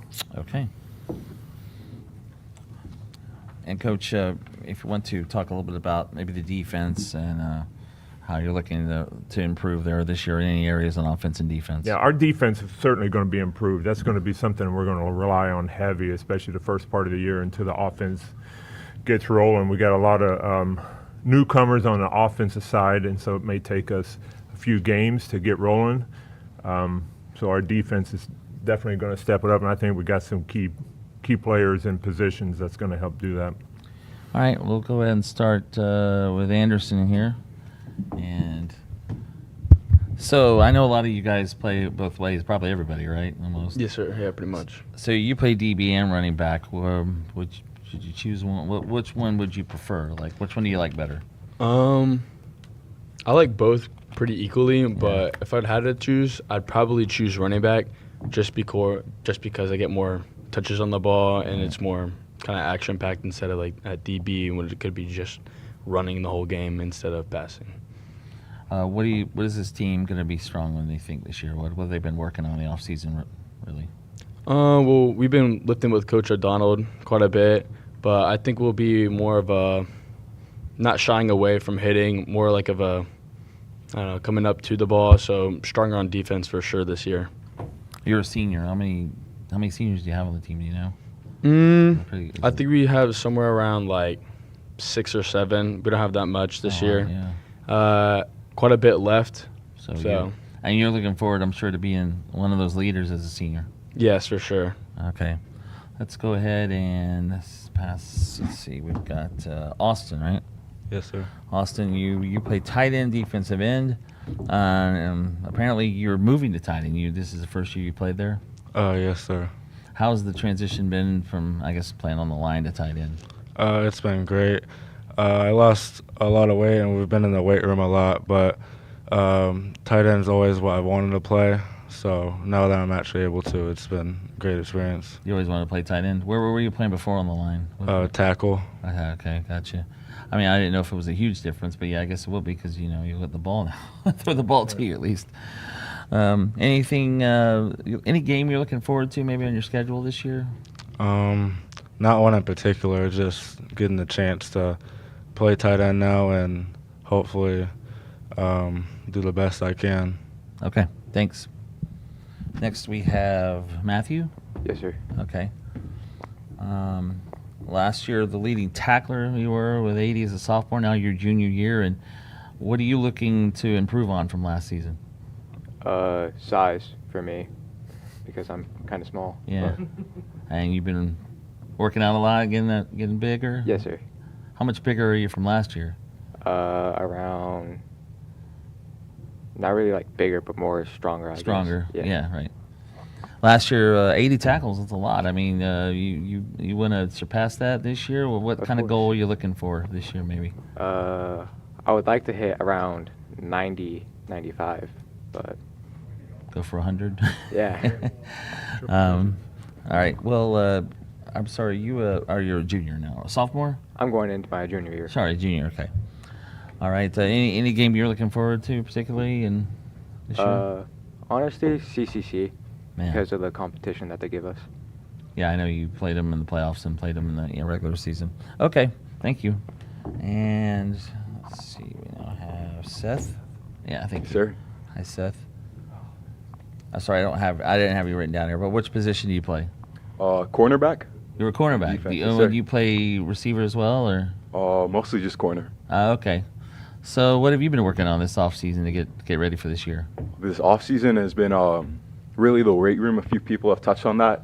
Our strength and conditioning coach, Coach Ben, he's been coming at us with some good stuff. So been working on the environment, the energy in there, really just getting prepped and ready, strong for the season. And a little bit of that, footwork, speed, all of it is coming together. You don't always hear a lot of teams having strength and conditioning coaches at this level, so that's pretty good to have. But so how about your summer? Have you done anything interesting this summer? Summer? Anything fun? Yeah. Yeah, I just took a trip out to California. Oh wow, where'd you go? Bakersfield for a bodybuilding competition. Oh man, okay, so you were working. No, for my brother though. Okay, well I'm sure that's fun going to California. Yeah. All right, thank you, Seth. Yes, sir. Finally, we have Anthony. Yes, sir. And let's see, Anthony. You were coming on your sophomore year, but a big freshman year. How was it to get on the field last year and play that well in your freshman season? It was good. It just shows that I know that I can definitely get better coming in my sophomore year, and I hope that over these next 3 coming years that I can just get better. I see here it says you're the #1 ranked discus thrower in the nation. Yes, sir. As you guys are all pretty strong, it looks like. But what should you prefer, maybe, if you had to do it, playing football or throwing the discus? Definitely football. Football's a little. Yeah, for sure. Okay. All right, guys, we appreciate it. Thank you. Yeah. All right, the Indian Rocks Christian team here with us today, and we appreciate them, the Eagles, and Coach McDonald. Buchanan. My apologies, I got the wrong name. We will take a break, come back, and with you in just a few moments. Messed up everything.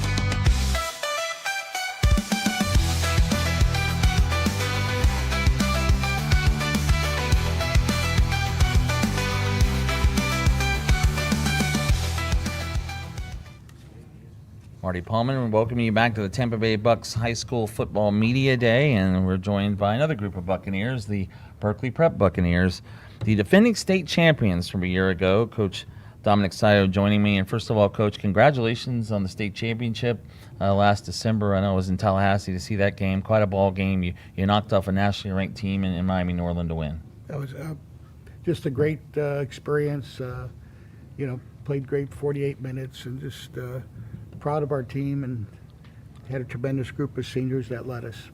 Yeah, your team really controlled the game that day. Seemed like you held the ball most of the game, and it was. We were saying that earlier. It's not something you always see now in high school football, but I mean, run first, and it works. Well, we had a tremendous. Our offensive line and defensive line played well that game, and we had tremendous running backs that made some great plays. So we were able to run the football a little bit.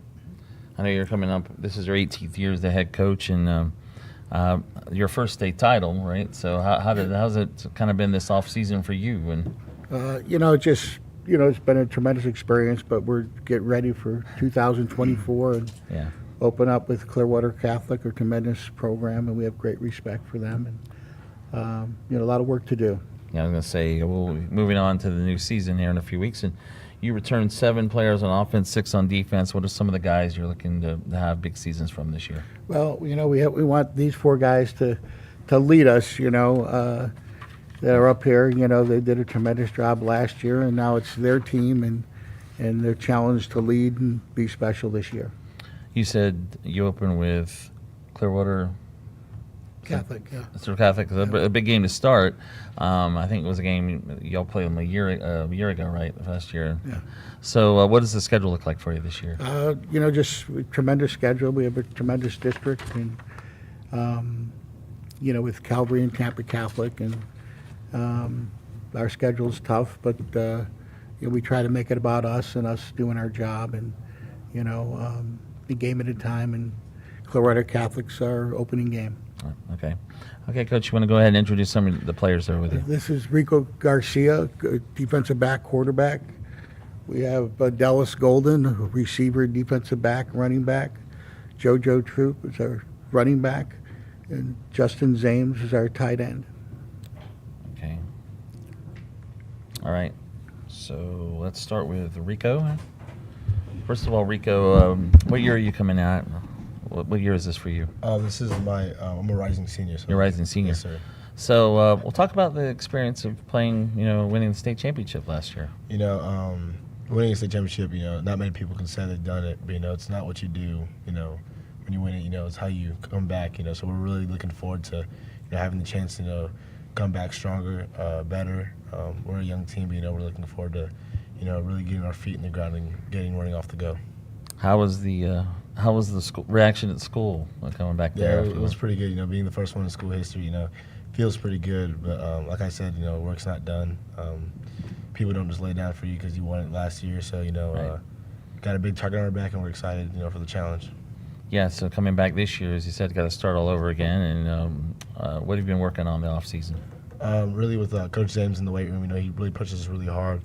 I'm really excited, to really, get on the field and really play. I'm really kind of itching to play some football. It's been a while since December. It's a short season, right? Long off season. Exactly. So I think we're all really excited, to really just prove that wasn't a fluke and that, Berkeley Prep's here to stay on top.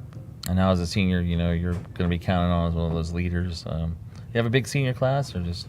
It's the 4 of us, and I'd probably say like 3 or 4 others. So I mean, it's pretty decent sized senior class.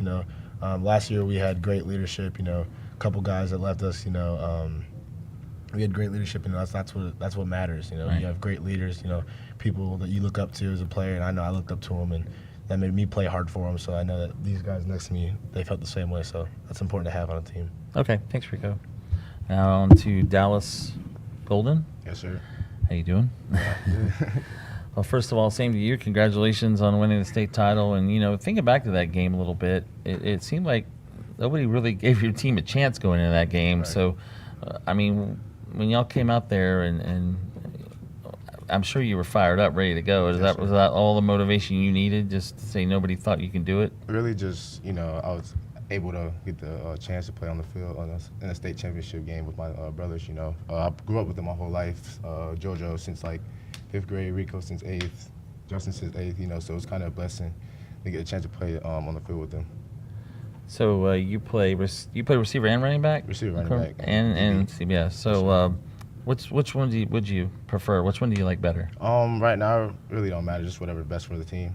I feel like I can do whatever, make plays. So I really don't care which one. You're looking forward to being a senior. I know it's your last year, but a chance to really be a leader on this team. Yes, sir. No doubt. Definitely excited. Okay. Thanks, Alice. Who do we have next? JoJo Troop. I'm sorry? JoJo Troop. JoJo, sorry. Okay. All right, JoJo. What position you play there? I play running back. You're running back too? Yes, sir. Are you more the feature back, or what would you say? Do you get the ball more, or what? Nah, it's split. It's spread around. You split? Yes, sir. Okay. Yes, sir. Sure, you'd like to get the ball more. But how about your experience last year with the state championship? It was definitely great knowing that we were the underdog the last 2 games, but just having that like a chip on our shoulder, knowing how much work we put in, and just knowing who I had on my side, so it was all good. That's all we needed. Sounds like coaches said it's time to move on, right, Yeah, to yes, this sir, season. yes, sir. And That's in the past. and is there a game you're looking forward to, maybe in your schedule more than any other? Nah, we really hyped for all of them. Really knowing this is our last season, got to make the best of it and do it for the younger cats. So ready to do it again. That's the plan. Senior's pretty close. You Yes, guys- sir. yeah, Yes, sir. a Pretty lot of time. tight. All right. All of us. Thank you, JoJo. Appreciate Yes, sir. it. All right, finally, Justin. Yes, sir. Justin Zames. Same question. I mean, I ask you the same thing. State title. How that experience last year in Tallahassee, winning that game. I mean, it was awesome getting to experience that with my guys. Coach always says 48 minutes in a lifetime full of memories, and that truly is a memory we're going to remember forever. Like I said, and it really, and I know you guys probably knew this, but like I said, it seemed like going into that game, and I didn't say this, but pretty much everybody thought Norland was going to win that game. And, I'm sure that was enough motivation to go out there and win that game, but that make it a little bit sweeter maybe? Yes, sir. Knowing we proved everyone wrong, seeing their whole side of the stands packed before the game, and then getting that upset was just an amazing feeling. So now you're a senior as well, and looking forward to being that leader as well as a senior? Yes, sir. All right. Any game you're looking forward to this year, maybe? You No guys game play in anybody? particular, Sorry? No game in particular. Just looking forward to having the best season we can and ending on a high note. Okay. All right, thanks, guys. We appreciate it. Berkeley Prep, appreciate it. the Buccaneers, defending state champions. Coach Dominic Sayo, we appreciate it. Thank and you. Thank you guys for coming. Appreciate it. All right, we will be back in just a few moments.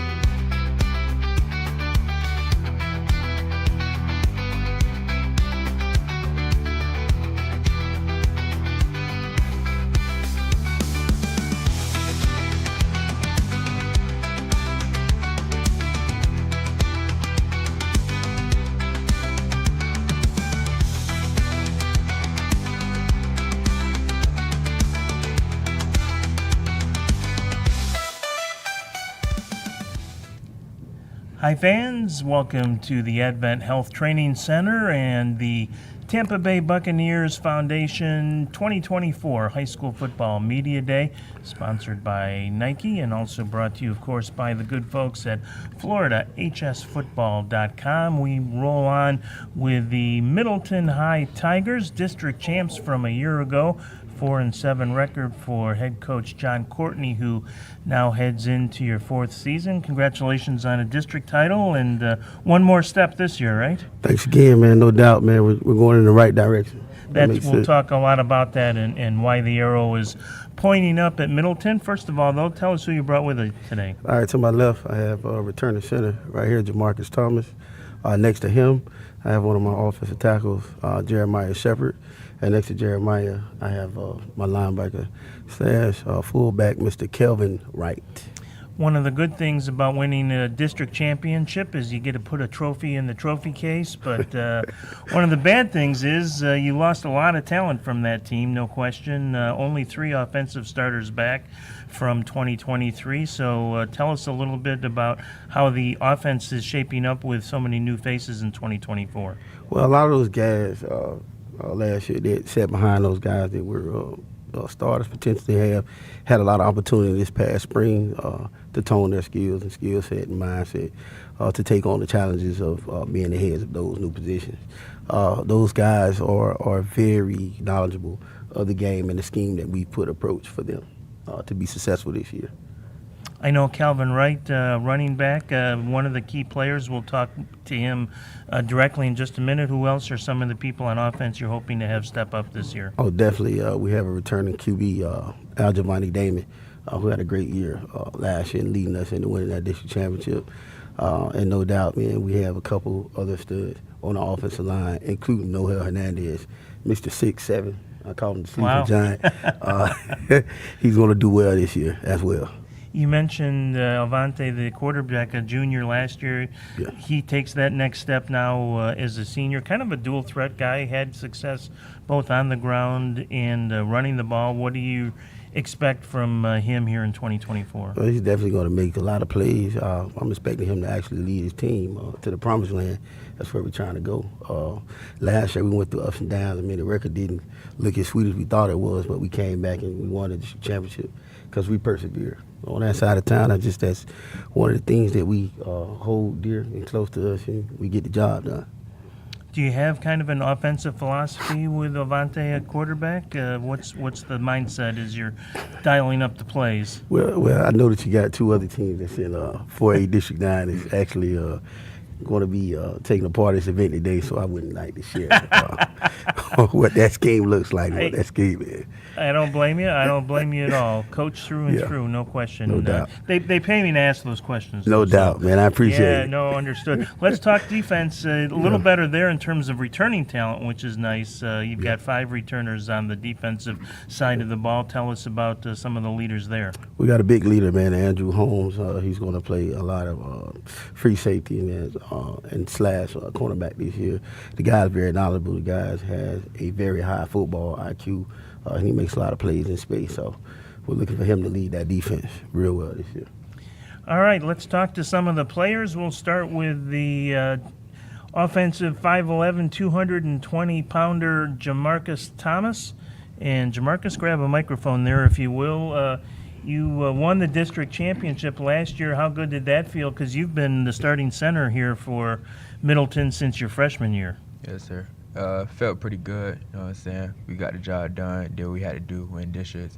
But, me personally, I don't feel, too accomplished until we get a state championship.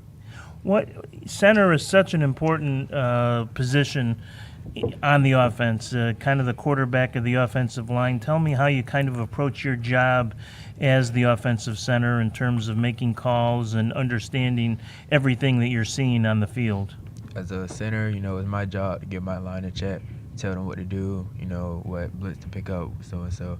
So, I make sure to take my time to study, do what I can to make my team better. You talk about taking time to study. How much of what you do is mental as opposed to physical? Because I think, we think of linemen and it's just a, brute one-on-one physical battle, but how much of it is mental for you? Mental is probably like 80%. 20% is like physical. as long as you know what you got to do, you can get the job done regardless, no matter how weak, no matter what you are. All right, well, you've got a pretty good cohort on your line to your left. That's Jeremiah Shepard, an offensive tackle. Really nice size for an offensive tackle, just a junior this year, 6'3", 235. Jeremiah, still kind of a younger player. What have you done in the off season to improve your game at tackle? Getting faster with my feet, make sure I can stay in front of that DN so my quarterback don't get touched, getting stronger in the weight room and preparing my mental. And what did meaning a district championship win to you mean to you personally last year? It felt great. It was, I think, the first time in school history. But, I'm not satisfied. Like Marcus said, got to get the state champs.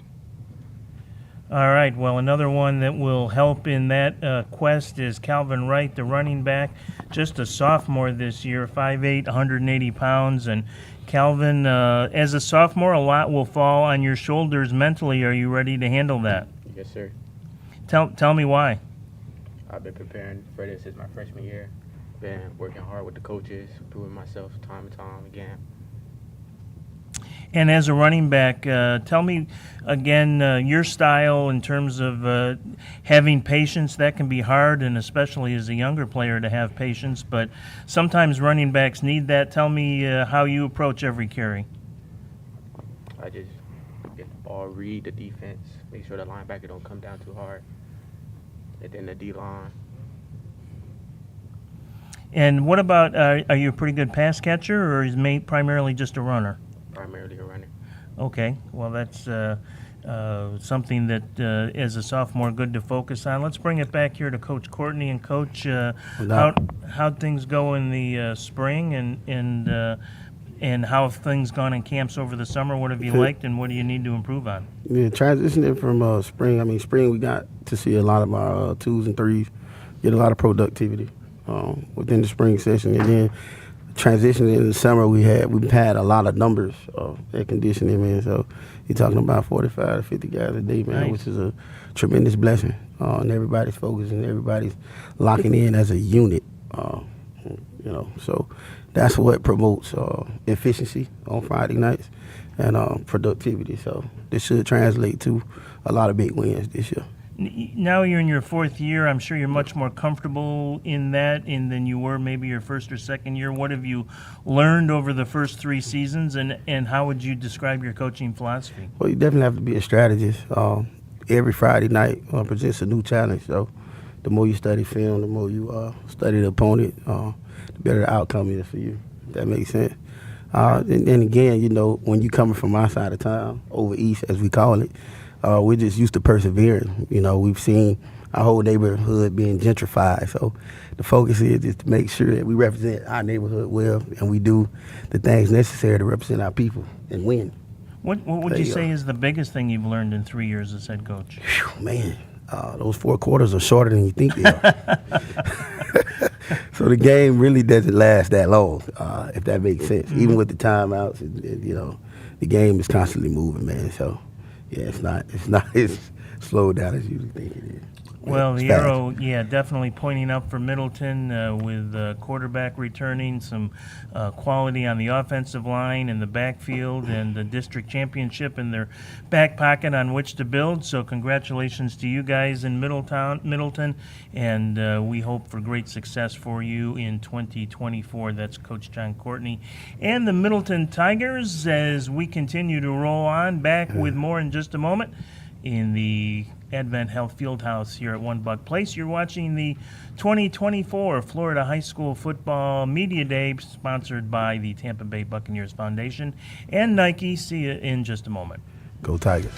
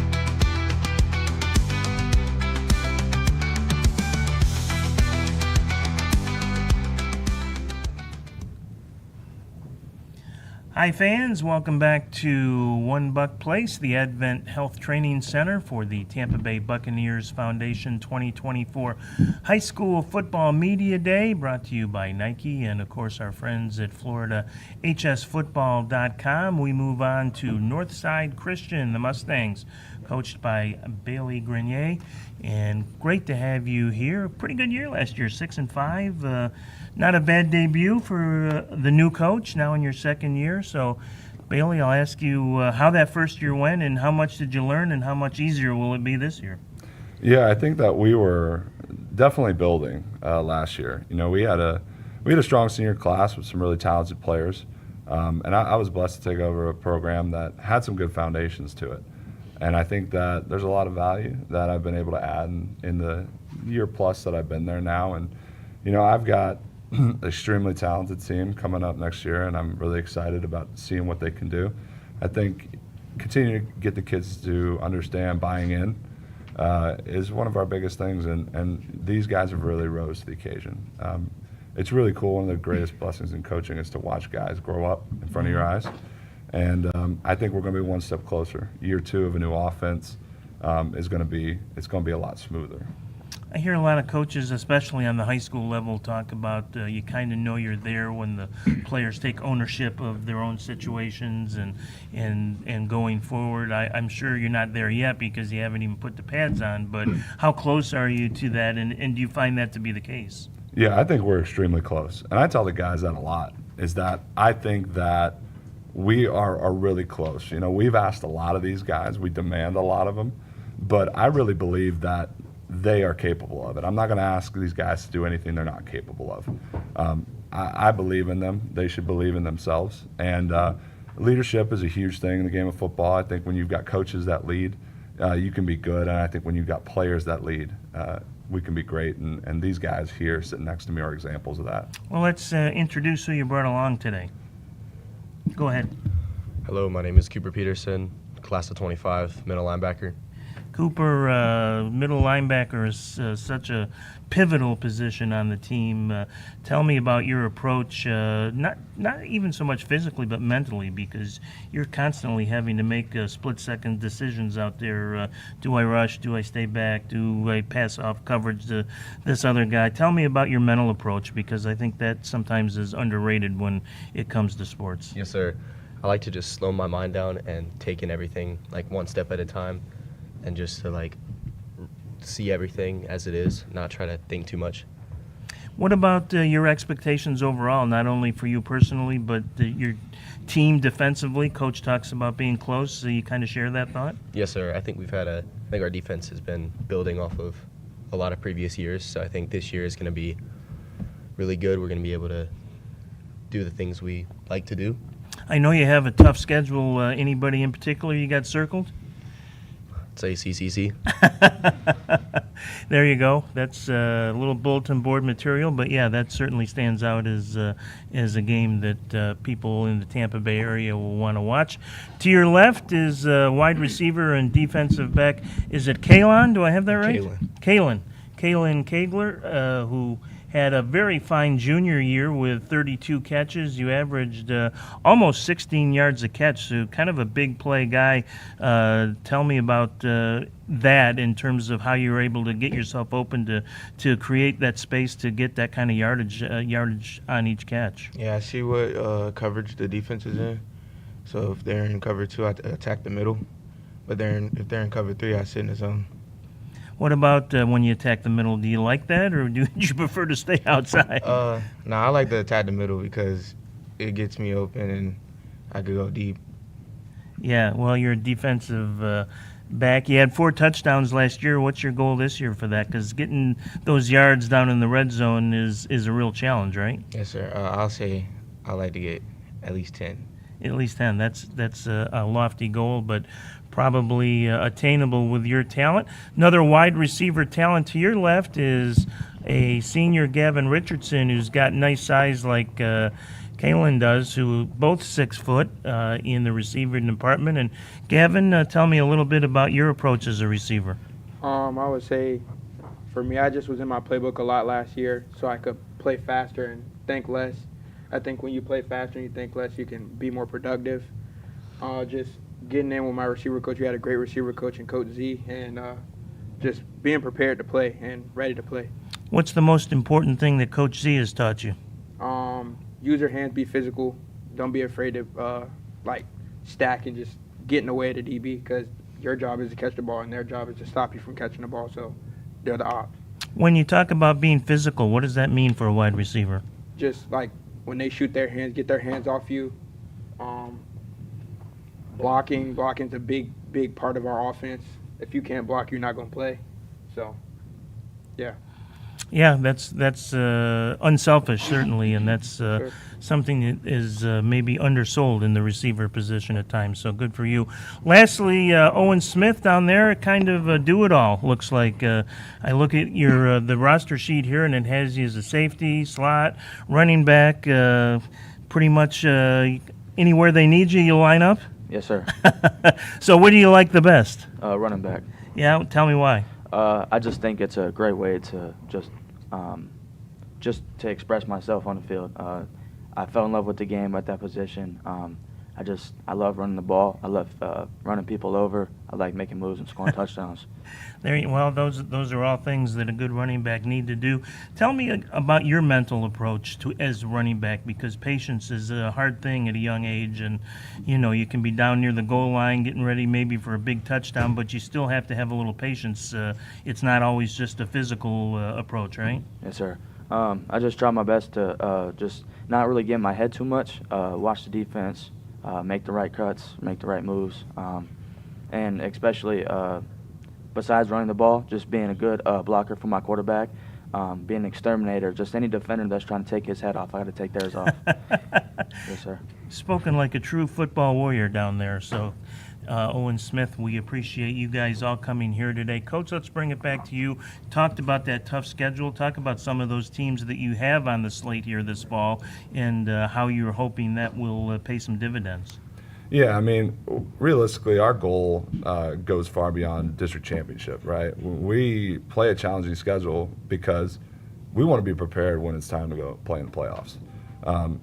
I'm a big believer in that you grow more through playing great competition. I mean, we've got several public schools scheduled that have 3, 4, 5 times as many students as we do. And the representative of our population, we're about 300 high schoolers. And then we've got some great programs like Lakeland Christian and CCC, which have a history of success.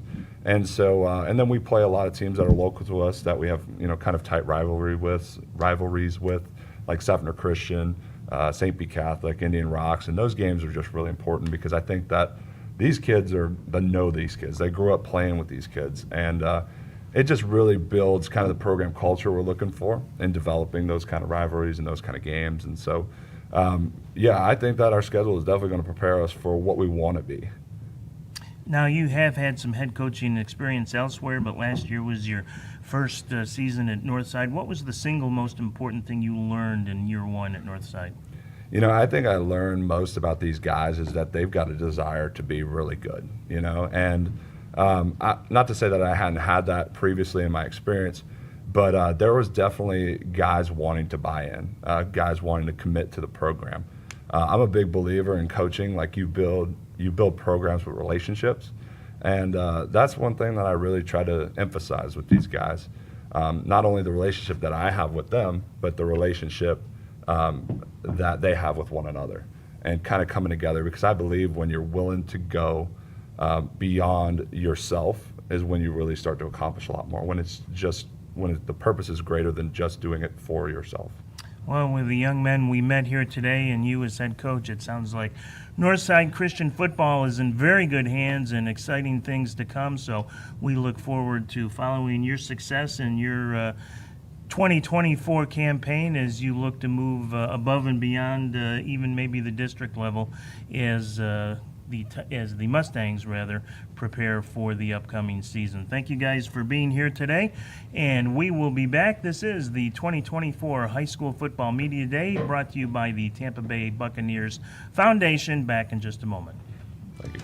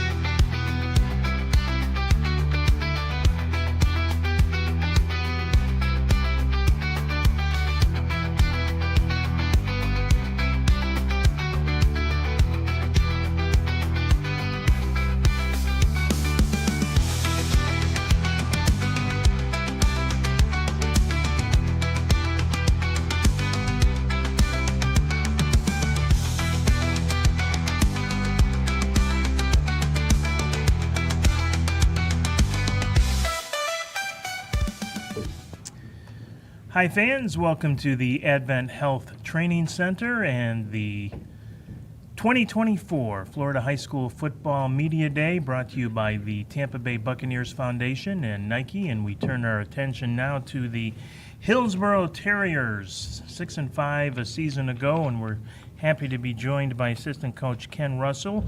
The legendary Earl Garcia is, what'd you say, Indianapolis for a car race? He's in Indianapolis. He's not driving, is he? No, he's not driving. Okay. That's good. That's good. So we appreciate Ken stepping in to pinch hit.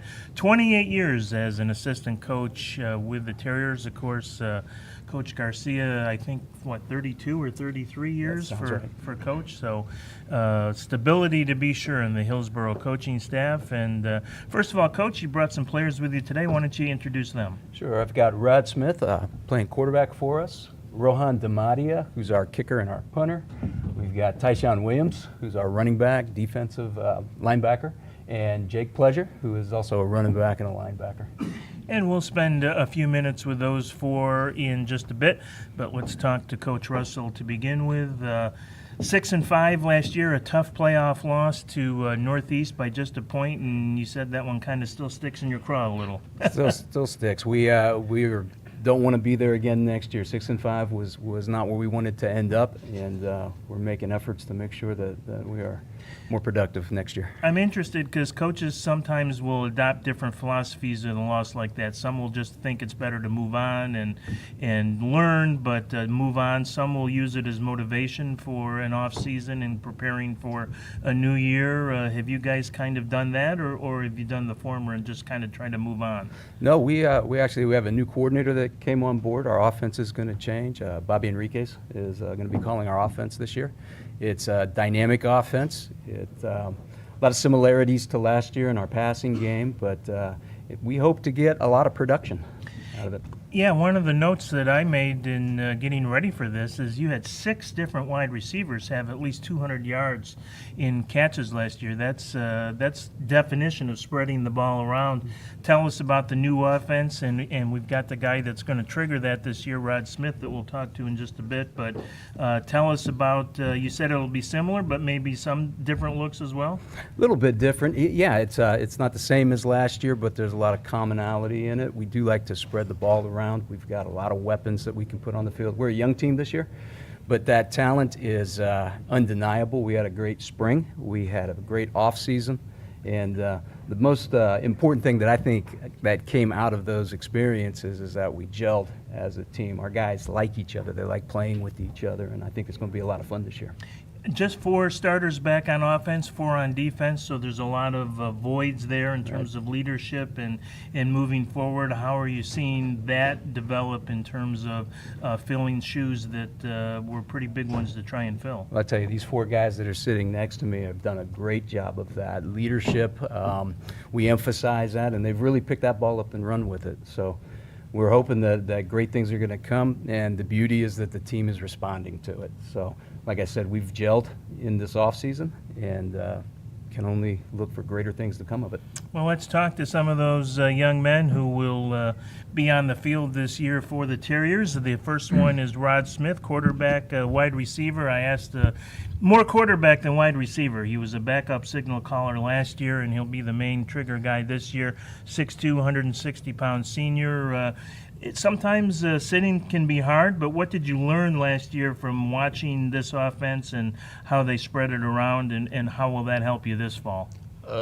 Basically, last year, just sitting behind the quarterback that was in front of me, just like watching in practice, taking mental reps, and then when it's time for me to take my reps, actually doing what I'm supposed to do to make sure that me as a backup, like if a starting quarterback gets hurt or something, I know the plays, and I can also execute the plays, play by play, down by down.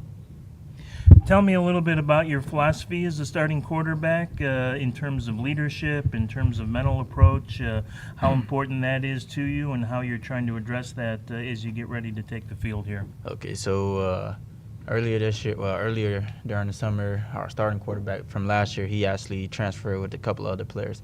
So me having to take over the role as not only starting quarterback, but also as a leader on the team as I was previously, I've gained to learn that like as a team, I've got to know my teammates, know who's on the team, know every person's individual personality as well as the coaches, because everybody had their own mix of how they do things. And then really this year, like with the offense, just look, spread the ball around, more of a dual threat type of quarterback. I can pass, sit in the pocket pass, I can get out the pocket run, say catch the defense lacking. It's definitely been like a very good developmental for me, being at Hillsborough all 4 years. I've played like 2 years of JV. 2 years of JV definitely taught me that like not everybody has to come like right into high school ready to go straight into a varsity game. Sometimes it takes development into to be who you are, and then also that just to be able to have fun with my teammates, just go out there and do what we're supposed to do. And then expectation-wise this year, we're looking to win a lot of games. A lot of people are underestimating us this year as a team, but I don't let none of that get to us because I know what we have. I know what we can do.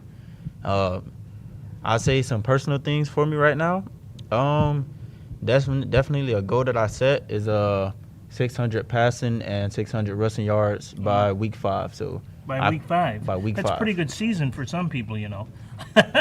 Yeah, I plan on spreading the ball around, getting the ball to all my receivers, running backs, all that, and then I plan on using my legs myself sometimes.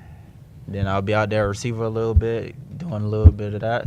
And, hey, nice. Team's just gonna have to worry about it. Nice. Well, it'll be exciting to watch you and you develop. You've got a mature approach, but I like the fact that you threw in. You're still going to have some fun out there because that's important.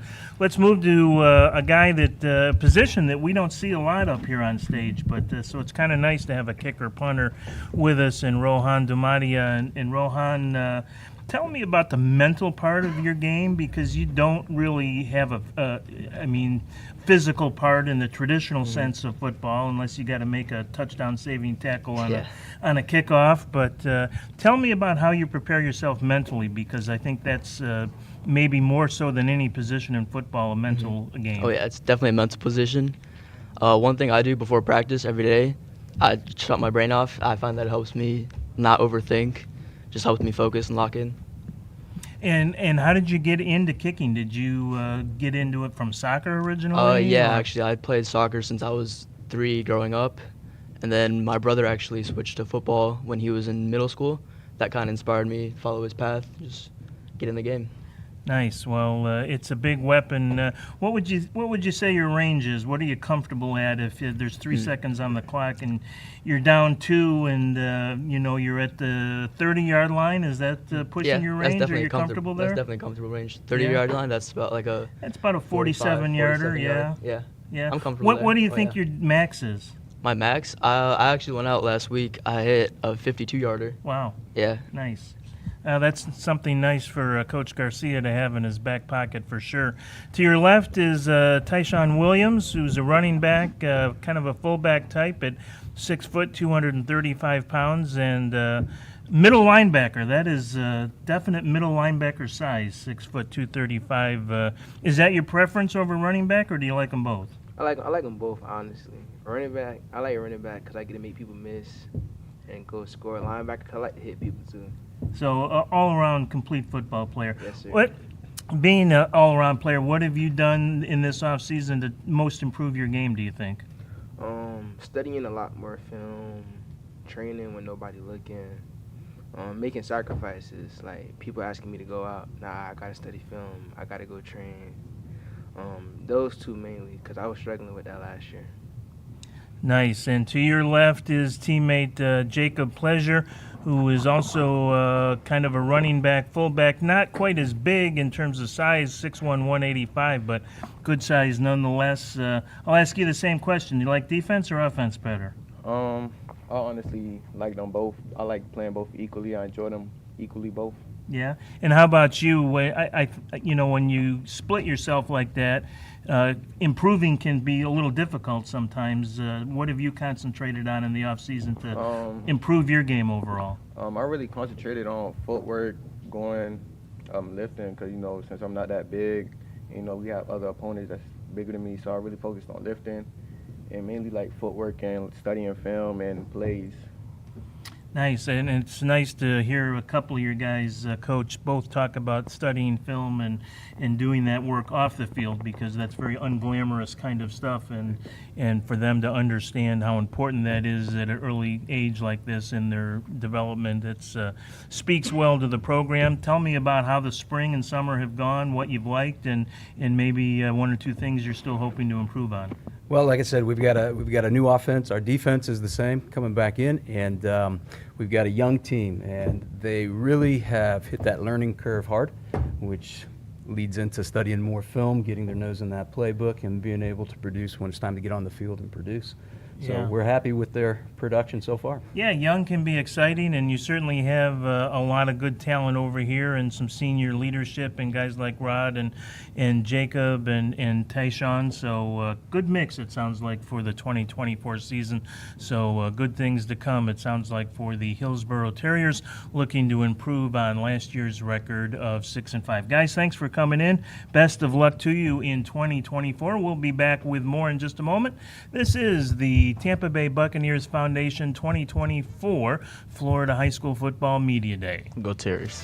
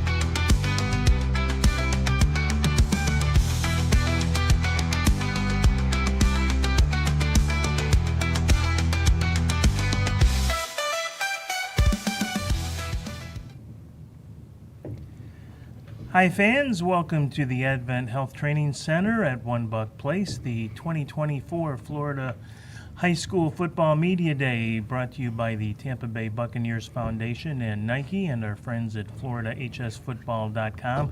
Great to have you along as we turn our attention now to the Spoto Spartans out of Riverview, trying to improve on a 2-8 season last year, and judging by some of the talent that's at the podium with us here this afternoon, or this morning actually, I think there's a pretty good chance that might happen as head coach Keith Chatton is with us in his third year now with Spoto. And Coach, welcome in, and right now why don't you give us an idea of who you brought with us, and then we'll come back and talk about the season. We have Ziori Cotton, a running back receiver, Jesse Harden receiver, Nasir Foster, a linebacker, Elijah Vega, OL, DL linebacker type, and Keyshawn Ward is OL. All right, we'll talk with all five in just a little bit. Let's concentrate on 2024 right now. 5 offensive players returning. Right. Tell us about some of the strengths offensively and what your expectations are there. Well, I think in year one, we set a different kind of standard when we first got here, and last year the offense really took off. We had, I think quarterback had 2,400 yards, had 2 receivers over 800 yards, both of them on the stage, and running back had 700-800 yards. Zeke had like 400 or 500 yards rushing. Quarterback had 500 yards rushing. I think we set a school record for yards and touchdowns and scoring. And I think, we're going to improve on that. I think we got the line's going to be better, the quarterback situation is going to be better, and the main receivers, they understand the offense better, and it's going to be more fluid. Those are all reasons, obviously, to be excited. Right. Tell us about what kind of the offensive philosophy is, what you brought in, and how you've been able to implement it. Well, before I got there, they ran wing T, real slow, real methodical. So when we first got here, we ran no huddle, wide open spread. So about as different as you could make it. Yeah, and they struggled for the most part trying to pick it up that first year. But we had some good things the first year happened. But, last year it really took off. We had like almost 4,000 yards of offense, but I think it was 50 touchdowns. So Wow. the offense is the strong part of the team right now. Just 4 defensive starters back. Right. Who are some of the leaders there, and who are you hoping to step up? And Well, Nasir's here. He's a new addition from spring, so he come over to us, and he's going to be one of them. Then we got a couple more guys that, we're depending on. And then that's not a bad thing about having the new life on defense, because it was a lot of the older guys that when I first took over. And so that new blood over there, the younger, more inexperienced guys don't have any bad habits. Mhm. So we're just looking for guys that really want to be aggressive. Did you change things defensively in terms of a philosophy from what they were used to also, or was it more of a continuation from when you got And there? I really don't want to talk about what they did defensively before I got there, because I don't like to talk negatively. But, Yeah. I think we run like a college-type scheme offense and defense. So it may have taken them a little bit longer to learn stuff. Right, that was my point, yeah. And stuff like that. But I think with the new additions, we'll see a vast improvement on defense. Nice. Well, let's talk to some of the new additions and some of the players that are coming back from last season. And we'll start with running back Zori Cotton. And Zori, 5'8", 170-pound senior. Tell me what you learned last year, and sounds like a lot of reason for optimism this year. And tell me how excited you are for that. So what I learned last year was just coming together with my teammates. I realized that the closer you are with your teammates, the more harder they'll play together, and the more fluent we could win games, and the more games you could win together. Because when we're not together, who are we playing for, and what are we playing for? So the whole reason we're playing the game is to play for together, for each other, and to win games for each other. So that's one thing I learned, just bond with my teammates and get closer and then play for each other. And this year, what I'm looking for is really just, obviously win games, but just to, become a better person outside of this. Just my last year, so I'm trying to learn whatever I can learn with my teammates, bond with them more, and just, win games overall. And that's really what my goal is this year. Well, that's a very mature approach, and refreshing to hear, certainly. To your left is another offensive threat. That is Jesse Harden, 6'3", 190 junior wide receiver. That's a nice package in terms of a physical size for a wide receiver at 6'3", 190. How are you able to take advantage, or are you able to take advantage of that kind of size against maybe some of the smaller defensive backs that you face? Yes, sir. Tell me about how you go about taking advantage of that 6'3" size. Well, just use my size and go up and get the ball, really. Like, Coach Chatton told me not to say this, but I feel like nobody can guard me, but I got to just humble myself to, like, push more, get 1,000 yards this year, and, like, flip that 2 and 8 around and have a better record this year and set a lot of goals. That's okay to have a little confidence. I don't think that's a bad thing at all. I know coaches aren't always thrilled with that, but that's okay. You need that to really succeed sometimes. But that brings up an interesting point, the mental part of your game. You obviously have the physical tools. Tell me about the mental part and how you're developing that. The mental part, really, I just go out there and execute as I do. I really like blocking, so first, like, I get in their head by, like, pushing them to the ground, blocking them to the sideline, talking trash, and then that really gets in their head, and now they have a bad game, and I'll go off for 100 yards, 2 touchdowns, stuff like that, really. Yeah, well, and it's nice that you appreciate the blocking aspects of the wide receiver position, because sometimes guys go for all the glory and aren't willing to do the dirty work sometimes that has to be done, and sounds like you have a good handle on that. We'll turn to Nasir Foster, linebacker, 6 foot, 200-pound junior. Nasir, just filling out as a linebacker, right? Tell me about playing that position and the physicality of what you do as a middle linebacker. Like, playing a linebacker is always physical. It's something, you're always doing something that's going to hurt. But really, I'm always in it. Like, I'm always talking smack, just trying to get people mad, trying to show them that, like, I'm going to take the hit and I'm going to make sure it hurts even more harder. So. Yeah, that makes sense. But it is also, as middle linebacker, probably as demanding as anyone on the defense in terms of understanding what you're seeing on the field and what's developing in front of you.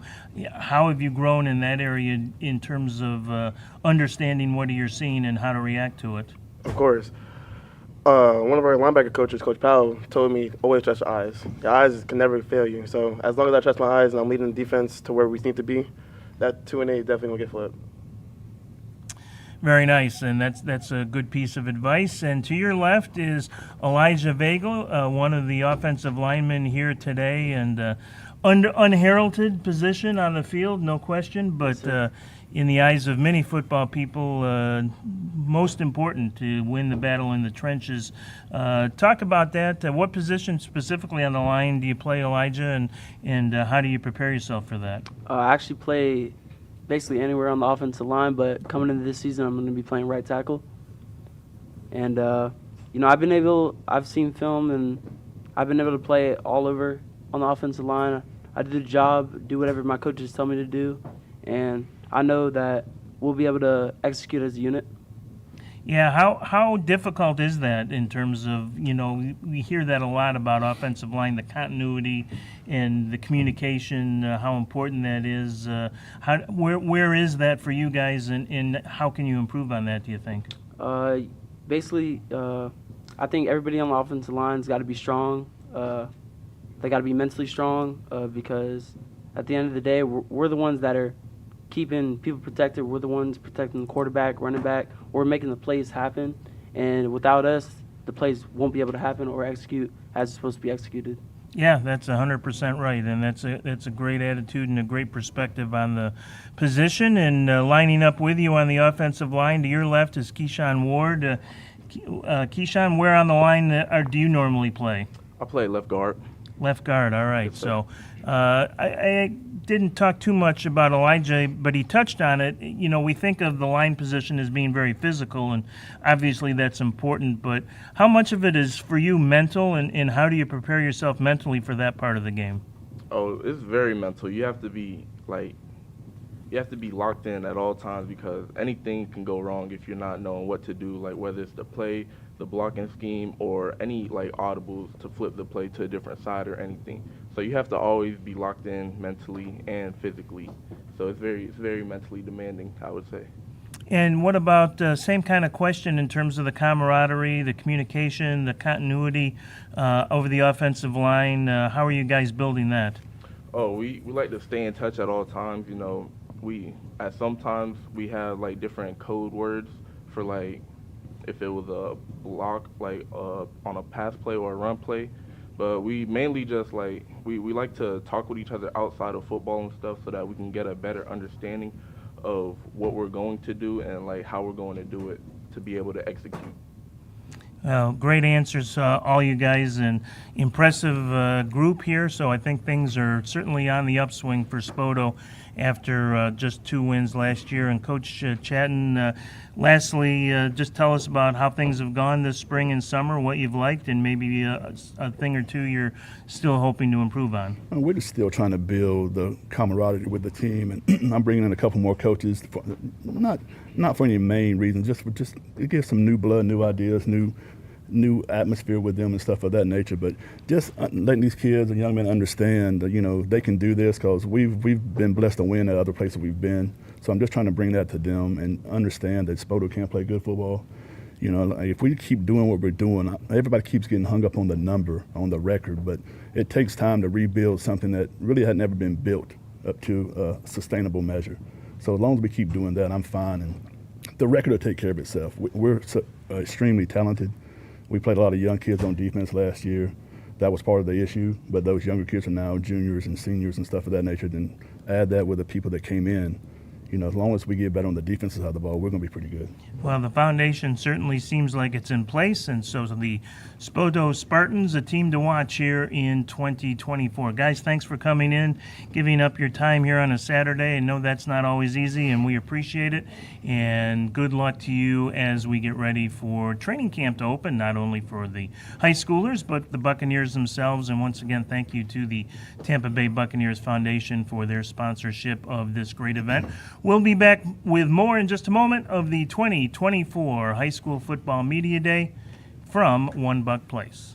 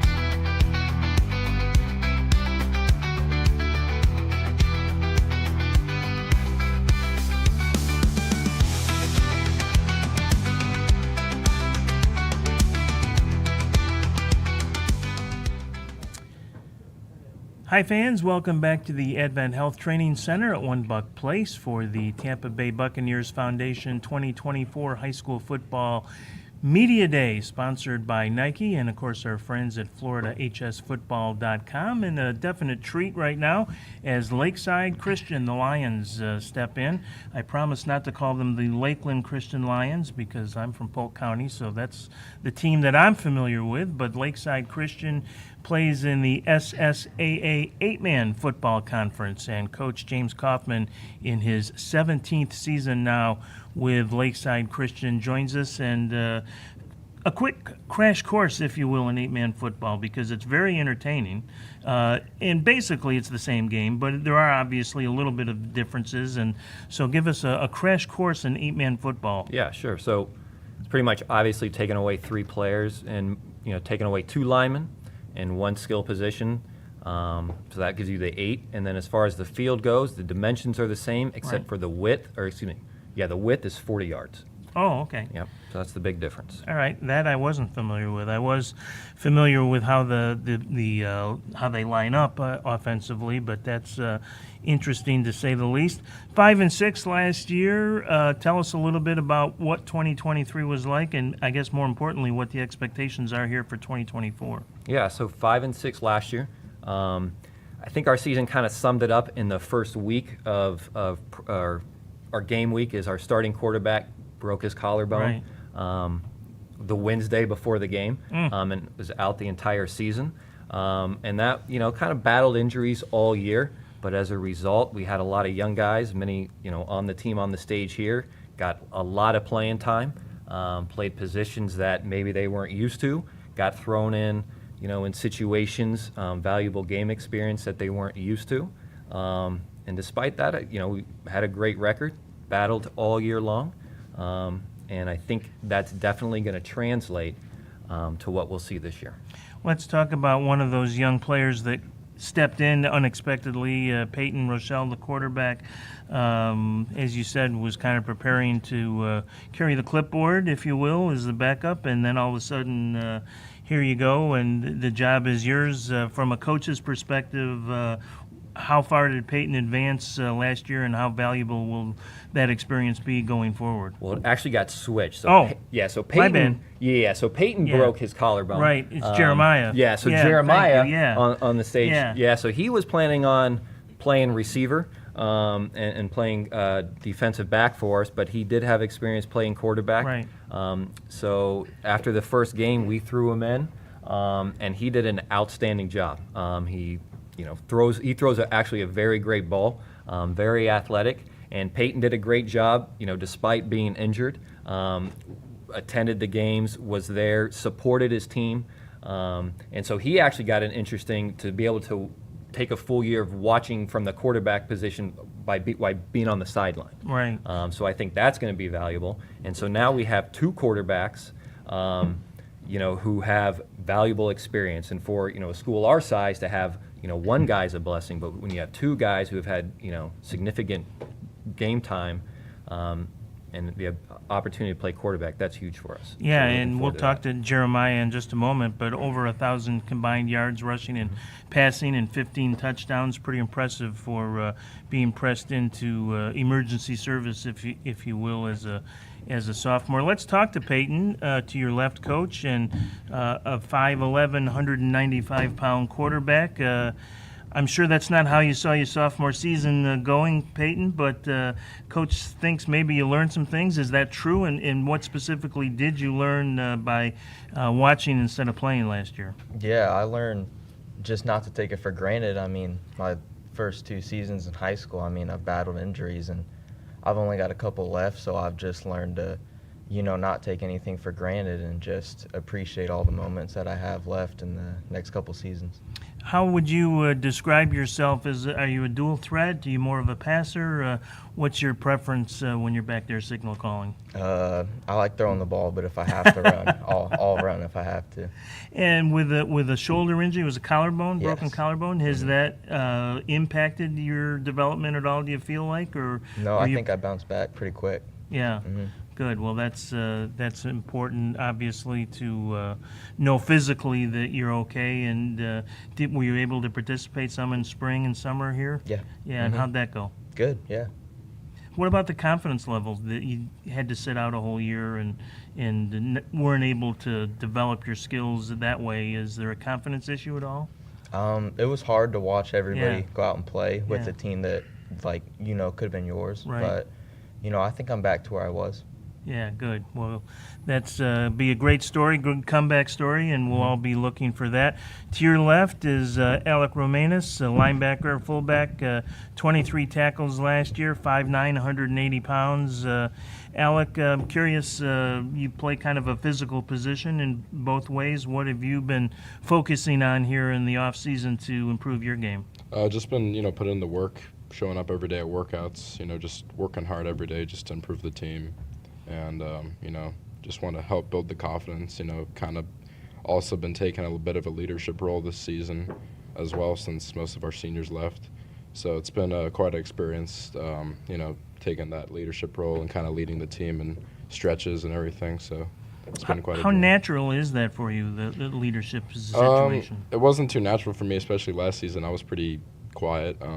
But this year, I've been a little bit more out there with especially leading everybody, like I said. So it's been, I enjoyed it, so I'm going to continue to keep doing that. So it's been great. Good. Well, nice to hear, certainly. Gavin Capiello is to your left, a wide receiver, defensive back. Good size for a receiver, 6 foot, 170 pound. Didn't play football last year, but you're back. You enjoying yourself? Yes, sir. Having fun is still the most important thing as far as the coach might not agree with that, but for me, having fun. What's been the biggest challenge coming back after not playing last year? Well, I never really played in general before, Right. but I picked up pretty easily. I played when I was younger, and it's fun. Take some hits, get hit people. It's all fun. So, do you prefer the offense or the defense? I like them both just the same. Yeah. You do get to hit people both sides, Yeah. right? So, Yeah. All right. I like running routes, and I like guarding people. Well, good luck. I know they're excited to have you on board. Jeremiah Gooch, who we talked about earlier, was the backup quarterback who came in to play, 559 passing yards, 524 rushing yards. How difficult, Jeremiah, was it, especially early? I'm sure you got more comfortable as the season went on, but how difficult was it early to just suddenly be thrust into that role? Yeah, it wasn't easy. It was a lot of responsibility to show my team that we can do this, that it's not over just because our starting quarterback got hurt, and I knew if I had any questions, I would go up to, Peyton Rochelle, and I would be like, dude, what do I do on this play? I got nothing, and he would be there to help me. So I knew that I had a team that I could trust and, they could help me. Now, you'll go back mainly to a receiver role on offense this year, is that right? Yes, sir. So tell me about, you didn't play receiver much last year, so maybe you didn't get as much development in that position as normal. What have you been working on in the offseason to reestablish yourself there? Yeah, I've just been working on, footwork and knowing what to do when the quarterback snaps the ball, just normal things like what foot to put first, on the line, and how to judge how fast Peyton's going to throw the ball, where I need to be, and things like that. Right. Well, it's a great testament to you, to your teamwork and commitment to that, and good luck this year. Lastly, Jackson Vela, running back, linebacker, a transfer from Osceola, and you'll be a two-way starter. I want to talk mentally about being a two-way starter, because you don't get a break. You don't get a chance to come off the field and think about, all right, this just happened and I can do this different next time. What about the mental aspect of being a two-way player? How do you handle that? It was pretty hard since it was my first time starting both ways, and I think I really learned to take on both roles and not get tired as much as I used to. Do you have to prepare more physically or more mentally?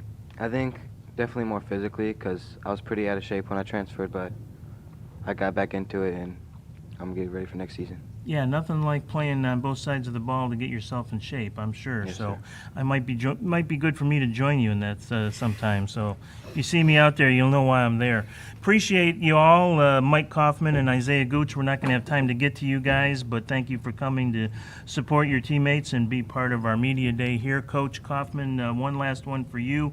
Just curious how things have gone in the spring and the summer. What do you like that you've seen, and maybe a thing or two that you're still hoping to improve on? Yeah, I mean, every season's a journey. So I think the big thing we teach is not one day is more important than the other. Friday nights isn't more important than Monday practices or Tuesday workouts. It all has a purpose. Always give your best effort, and they're just an absolute joy to coach. They care about each other. They work hard. They give a great effort. So just continue to build on that.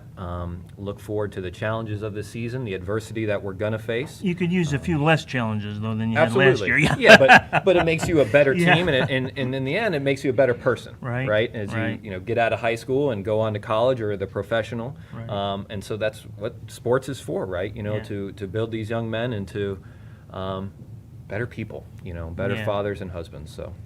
Great outlook, great philosophy. Excited to see what is to come for Lakeside Christian, the Lions, in 2024. Guys, thanks for joining us. We appreciate it.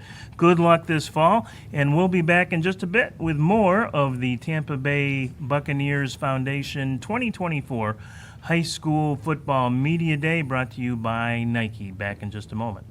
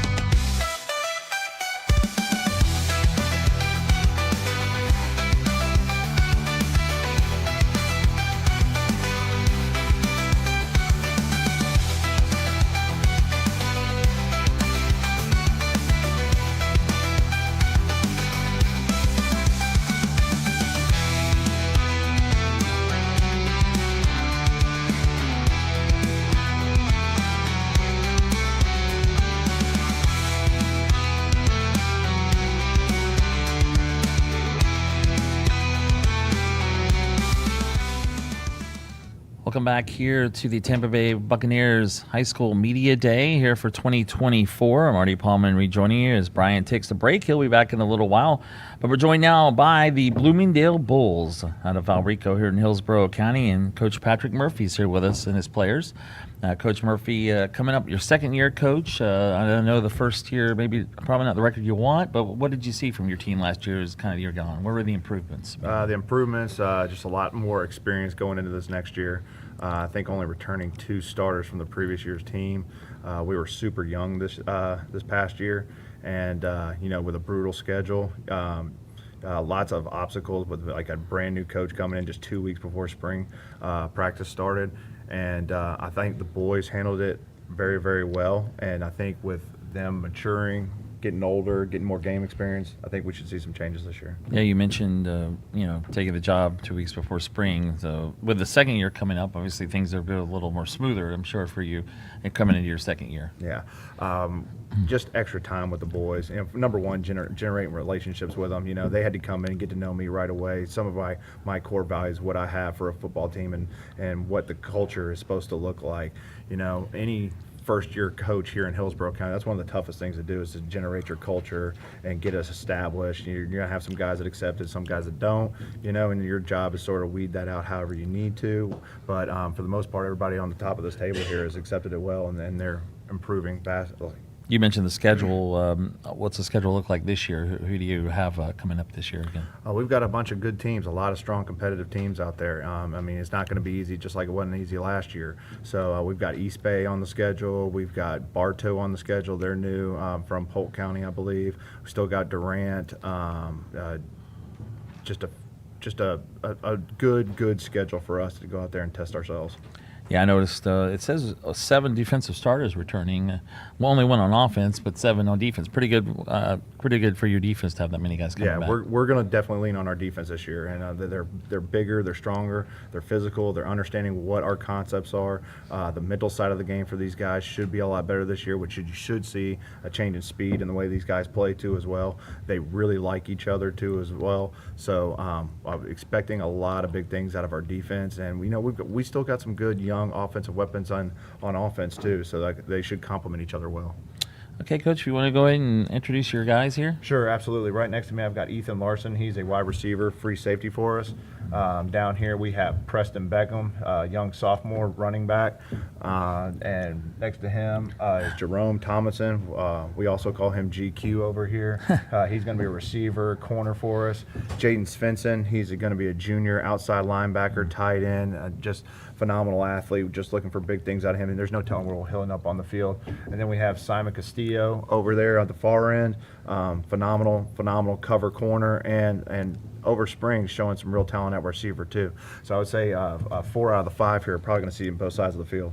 And you have a couple seniors and a couple juniors in this group. Correct. Ethan, Simon, and Jerome. We got 3 seniors, a junior, and a sophomore. Okay. All right, guys. Well, we'll get going. Let you speak a little bit. Ethan, first we'll start with you. And senior, you play receiver and free safety. Yes, sir. Which one would you prefer if you had to do the other? I enjoy both a lot, but I would definitely say wide receiver. Just I feel more comfortable and really take pride in my craft and whatnot on the offensive side of the ball. Does your team tend to throw it around a little bit, or? Yes, sir. Yeah. We definitely throw the pill quite a bit. So yeah, it's a lot of fun. I enjoy Always it. Good for a receiver, right? Yeah, Yes, exactly. As you come to your senior year, what have you been working on from last season to get ready for this year? Yeah, I've had pretty monumental gains each season, I'd say. So just continuing to build on that in the weight room and on the field.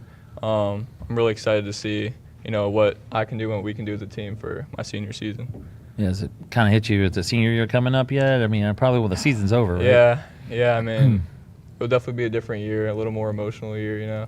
But really just want to make the most of it with my guys and my coaches. So very excited. Thank you, Ethan. Yes, sir. Next up, we have Preston Beckham, sorry. Beckham. You got it. I heard that right, sorry. Like a soccer player, yeah. Preston, you're a junior. Sophomore. I'm sorry. That's all right. All right, I had the wrong one here, yeah. Sorry about that. Sophomore. What position? I don't have your position here. What position do you play? I play running back. You're a running back, okay. Yes, sir. So are you going to be getting the ball a lot this year, probably? Yes, sir. Yes, sir. You the number one guy in the backfield, pretty much? Yes. Yes. What have you been working on this off season? I'm working on my footwork, my strength, trying to gain some weight so I can fit in with other high school guys. Yeah, how was it your freshman year? You got to play a decent amount as a freshman? Oh, well, I had things going on. I couldn't play my freshman year, but Okay. I'm here my sophomore year ready to play. Well, there you go. All right. You like playing for your coach here? Yeah, pretty cool guy. All right, appreciate it, Preston. Yeah. All right, we have Jerome Thomason here. You got it. And Jerome, I'm sorry, what year are you? 25. You're a senior. I had to remember the year, okay. I'm losing track. The same question, for you is, you looking forward to kind of being a senior leader now for this team? Yeah, it gives you a lot of responsibility for your team and coaches, but that's about it. I know last year may have been a tough, year record-wise. What have you guys been working on, and how are you going to be better this year? I think that we, as a team, have a stronger bond, and that I don't know. I think there's more talent, and that we play faster. Yeah, coach says it's you got more players. Yes, sir. Are there any games on your schedule you kind of look forward to more than any other? Newsom, week 1, our rivalry game. All right. I'm ready for that. Playing week 1, right? Okay. Mhm. Good way to start the year, right? All right. Thank you very much, Jerome. Next up, we have Jaden Svensson. How you doing? Good. 38 tackles, had a couple sacks last year. Outside linebacker and tight end, right? Which position would you prefer, offense or defense? Defense. Do you have a lot of two-way guys? Well, in our skill positions, we got a lot of two-way Yeah, guys. okay. Just because they can handle both, which is amazing. Great problem to have. Yeah, right. And as I see your defensive numbers, they get you the ball a lot of tight end too? You get a lot of catches? I didn't play tight end last year. Are you going into it this year? You're doing it this year. So how have you been working on that coming into this season? I've been learning the plays because, I'm playing offense this year, so I got to learn the plays, got to learn the calls. Yeah, no real big adjustment other than that to being tight end. Okay. All right. So we'll move along to Simon. Ali. Simon, another senior. Yes, Looking sir. forward to your senior year here and getting out there on the field? Yes, sir. Well, you're looking forward to being a leader as well, I'm sure. Yes, sir. Yeah. Many words. So, anyway, as a you play corner and receiver, so Yes, sir. if I had to ask you the question, you like defense or offense? I'm just now going into like receiver and stuff like that, so defense more. You just moving into. Looks like you got some receivers coming up this year. They've showed too much skill. I've got to move them over to the other side of the ball. 29 tackles last year, an interception. What would be the goal? Do you have a goal like interception tackle wise or anything like that? Catch everything in the air, It's a hit good goal. anything moving. That's a good goal. Any game you're looking forward to? Newsom. It is Newsom. I probably a unanimous answer, I'm sure. All right, we appreciate it, Simon. Yes, sir. So, Coach, as you look forward to this season, I know you probably are looking forward to getting this team out in the field after a little bit of a tough year last year. Yeah, so number one, just trying to see like the changes that we made in spring. Is that going to translate into the fall? Are they going to buy into it and stick with it? Like our spring ball was really competitive. We pride ourselves in the summer weight room with a lot of these guys here. I mean, Ethan here gained 20 pounds. Svensson went over there and gained 20 pounds in one off season. So, we obviously want to see that translate to the field. But the biggest thing for these guys is just their mentality for the game. I want to see them be tougher mentally. Not everything's going to go your way, but like how you deal with those adversity, those obstacles is what's going to set our season apart. So, just battling adversity, getting out there and being physical and having a good game. All right, Coach, we appreciate you and your guys coming here today to the media day, and good luck this season. Appreciate it. Thanks so much. All right, the Bloomingdale Bulls and head coach Patrick Murphy with us here. We will take a break, come back in just a moment here from One Buck Place.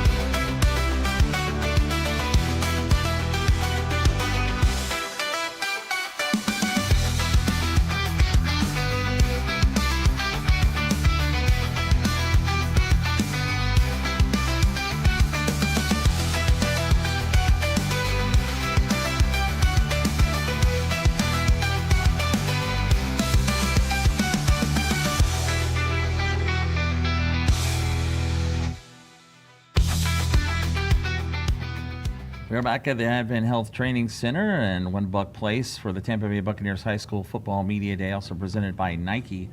And coming up, the East Lake Eagles out of Tarpon Springs, Pinellas County, joined now by the offensive coordinator of East Lake, A.J. Toscano. And Coach, you're sitting in today for Coach Hudson, who's coming in on his 22nd year. But let's talk a little bit about last year, 5-5, and I'm sure not quite what you wanted there, right at a 500 record. Yeah, it was a little rough, but we were young, very young. Young is an understatement. And we had, I believe, three of those losses were by one score, and a couple plays here and there could have changed it. Not where we wanted to be, but I think there's a lot to look forward to here this upcoming season. Actually, quarterback this year is going to be is a sophomore. He'll be a Sorry, junior he's a this junior year. now, Yes, last sir. year. Yep. Can you talk a little bit about what you see from him? Yep. So Eli, was a sophomore last year, first-year starter. Grew up a lot. He had some quarterback competition early in the season and just kind of took advantage of it and didn't shy away from it. I think it's benefited not only him but us as a team, and him stepping up as a leader. He is a dual sport athlete playing baseball, which we highly encourage. He's competitive there. And I just think having that competitive nature is going to help lead this offense. And we're a young team again this year, so we've just been preaching that leadership role and bringing guys up, making their teammates better. Yeah, as an offensive coordinator, you probably have to be pretty happy with returning 7 offensive starters. And who are some of the guys you're bringing back this year? Yeah, I mean, we got quite a bit of our skill guys. We got the quarterback. We have our running back, Will Marabella, coming back, going to be a junior. He played very well. Zach Porter here, he's kind of been a utility guy, just whatever we need, receiver, tight end, wing, even played some quarterback. Baramov started last year, got a lot of playing time. We have Joseph Archer. He's going to be a sophomore, played as a freshman last year, really good athlete. Again, and it's just that's where that leadership role coming from our older guys is getting these young guys to just be able to play fast and reach their athletic ability, when they're not thinking so much. So what's the schedule look like coming in this year? Hudson does a really good job of challenging us, especially early. Kind of our goal is always to prepare ourselves for that second season. That's always our goal. So we go to Georgia, Camden County, first week of the season. Oh, wow. Zephyr Hills in our classic, which is a good team in the area. And then a couple of other teams early in the season that are always pretty good. So nothing's going to come easy, but we've prepared for that all summer, and we're looking forward to it. The district the same? Any changes there? It's not the same. We have Palm Harbor, Steinbrenner, which have both been pretty good, and then Largo is now in our district, which is always a good program in the county. So again, not going to be easy, but we're up for the challenge. Okay, Coach, I'm going to go ahead and introduce your guys here. Yes, sir. Right here we got Zach Porter, wide receiver, DB, Jeremiah Helm, tight end, linebacker, Alex Baramov, wide receiver, Trent Nugent, running back, safety, and then Jacob Taylor, running back, linebacker. Everybody plays both ways, huh? Yeah. All right. Seems like I see a lot of that today. All right, let's start with Zach. Zach, of course, coming into your senior year, and your coach says you can pretty much use you anywhere. You played quarterback. Yes, where else? What other positions have you played? Pretty much every offensive one except O-line and running back. Oh, wow. Okay. Yeah. How was the quarterback? How do you like playing quarterback? It was fun, but I faced adversity, got injured, and was kind of like figuring my way out. And then I had Eli come up, and I realized his talent. And I was like, let's try out receiver for a change, because going into freshman year, I played receiver. Then I was like, let's try out quarterback. So I kind of like just tried it all, have as much fun as I can. That's good. And how much? Would you prefer receiver, DB? What position? Oh, definitely receiver. Yeah. DB is kind of like, if they need me, I can do it. That's pretty much like my role on this team. Got a good connection with the quarterback? Yes, sir. Eli you're talking about? Yes, sir. Great connection. Did it kind of hit you yet? That's your senior year? Or, A little maybe bit. as the season goes on. Yeah, I think after that last snap, the last game, it's probably going to hit like a truck. So. All right, thank you. Thanks, Zach. No problem. Can't read my own writing. Jeremiah Helm. Sorry about that. Senior tight end linebacker. And talk a little bit about what you were working on in the off season to get ready for this year. Mainly just footwork, and since I have to switch to a new position, just get into the playbook a lot, because now I got to know where everybody is on the field at all times. So just mainly learning out the playbook and all that. Looking forward to kind of improving on last year's record a little bit. Yes, sir, always. What's this team got to do better this year? It's got to be leadership, and I think the team bond is really good this year, especially based off of last year. It's just way more improving, and I think the more we work on that, the more we come together as a team, and it's just going to be way better. Is there any game on the schedule you're kind of looking forward to?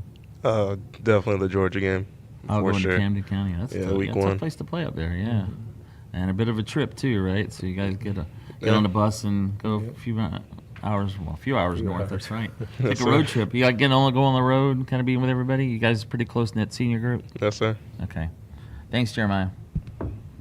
Alex Baramov. Yes, sir. Senior receiver, and same question really for you is what have you been working on this season to get ready? I've just been throwing my quarterback, getting closer as a team with all the other receivers, and just improving. So Eli just became quarterback last year, was this one? Yes, sir. So how was your season working with him last year? It was good. It was a lot of growth, I feel like. I mean, we were both new to starting on varsity, so it was just a lot of improving. Where do you think this team has improved from maybe last year? We definitely got a little older. I feel like we're just better ready for the season. I feel like we're going to go into the games ready, more improved, just ready to go.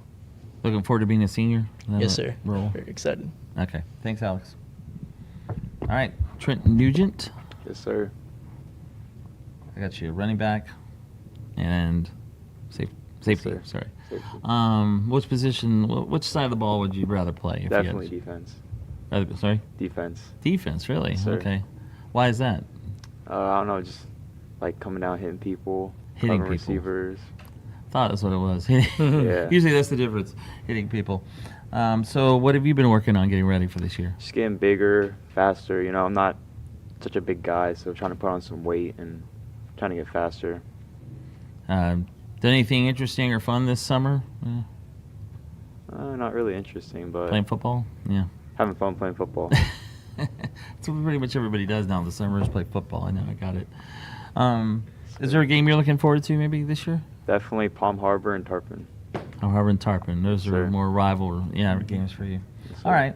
Appreciate it, Trent. And finally, Of course. Jacob Taylor, running back and linebacker. And Jacob, a senior year for you as well. And how do you think this team can do this year coming off a year ago?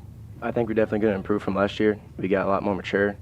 And one thing we still need to work on, though, is growing together as a team. You know, less individuals and more just coming together as a team and trusting the coaches. So I think we'll do a lot better. Is there a game you're looking forward to? Definitely Palm Harbor. Last year, still has a bitter taste in our mouth from what happened last year. So definitely ready to go into Palm Harbor and take care of business this year. You play linebacker too, Yes, sir. running back. Offense or defense? Which one? Would it be? Defense, 100%. Hitting people. I love again? coming downhill, hitting people. I love defense. All right. Thanks very much, Jacob. Well, Coach, season coming up for you and for your team. I know it's right around the corner, but I'm sure that you're looking forward after last year and looking forward to a better season than maybe a year ago. For sure. And I think there's a lot to look forward to. Talked about off season. We talked a lot about discipline, kind of doing the little things right all the time, coming together as a team, and then playing for each other. That's the biggest thing, especially some of our youth nowadays, they get a lot with social media and everything is a lot about me. So playing for that name on the jersey is our biggest thing, and I think we've seen a lot of growth this summer, and we're excited. Okay. So. Appreciate it, Coach. Appreciate you guys for coming. The East Lake Eagles here with us this afternoon, and we'll be back in just a few moments with more teams here from One Buck Place.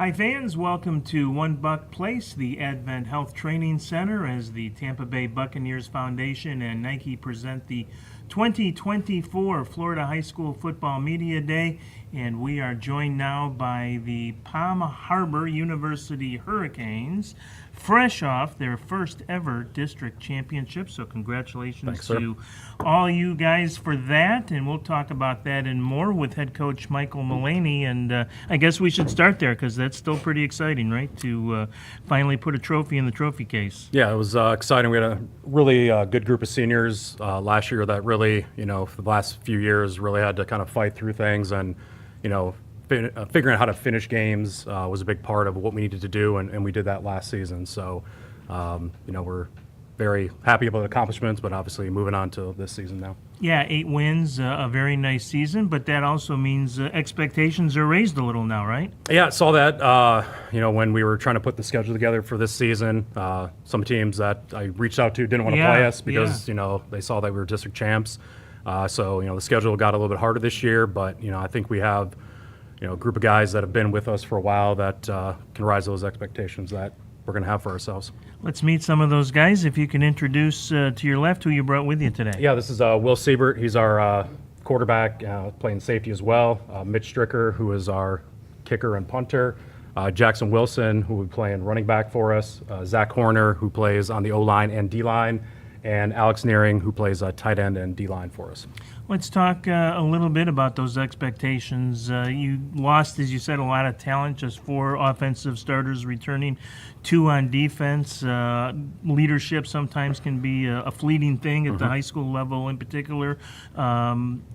In that regard, how do you see things shaping up for 2024? Well, the good thing is, having this guy next to me back, Will going in as his third year as the starting quarterback, being a team captain, and all the things that go along with that. So, that part of it helps. And we have a lot of the guys who, Zach's been basically a part of our varsity team for 4 years.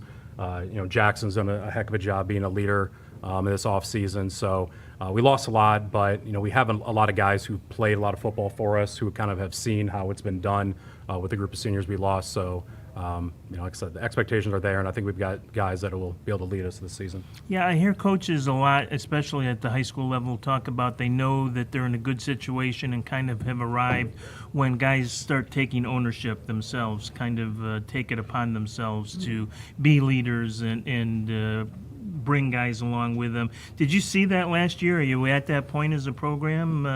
And is that kind of what you're hoping for this year? Yeah, last year it was very little on the coaching staff, and they always say if your best leaders are your players, your chances of success go up tremendously. And with again the guys I just talked about, with Will, his brother was a captain for us, and when he came in as a freshman, and just seeing how those guys just took it upon themselves, how they prepared for practice, and how they just kind of continue to fight during games, gives us reason to feel that we're going to have more success this season.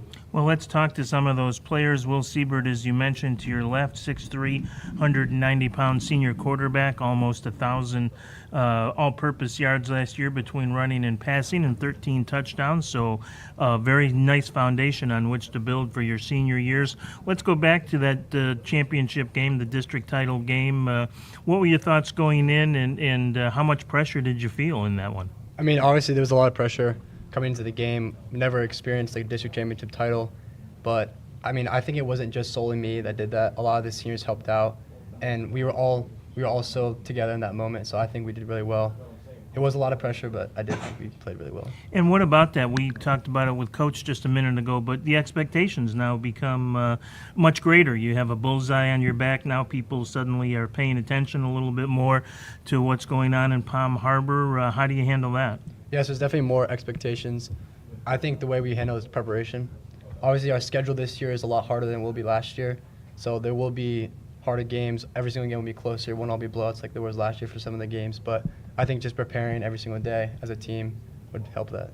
3-year starter at quarterback. Yes, sir. What is the most important thing you've learned over the last couple of seasons that you bring into your final year? Trusting my teammates.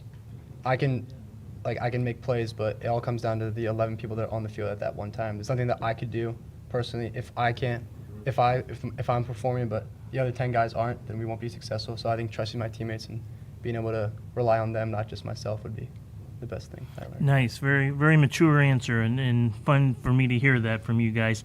Also fun, the guy to your left, it's fun because we don't get a lot of kickers up here on the podium, and at the high school game, it's like having a great pitcher in baseball, or they can be real weapons, and you kind of view yourself as that, as a guy that can, it doesn't happen much in football that you can single-handedly turn the momentum around, but as a kicker, you get that chance. Is that kind of fun? It is, and I'm actually very fortunate because my coaches instill trust in me, and they put me in opportunities that I can actually be successful in.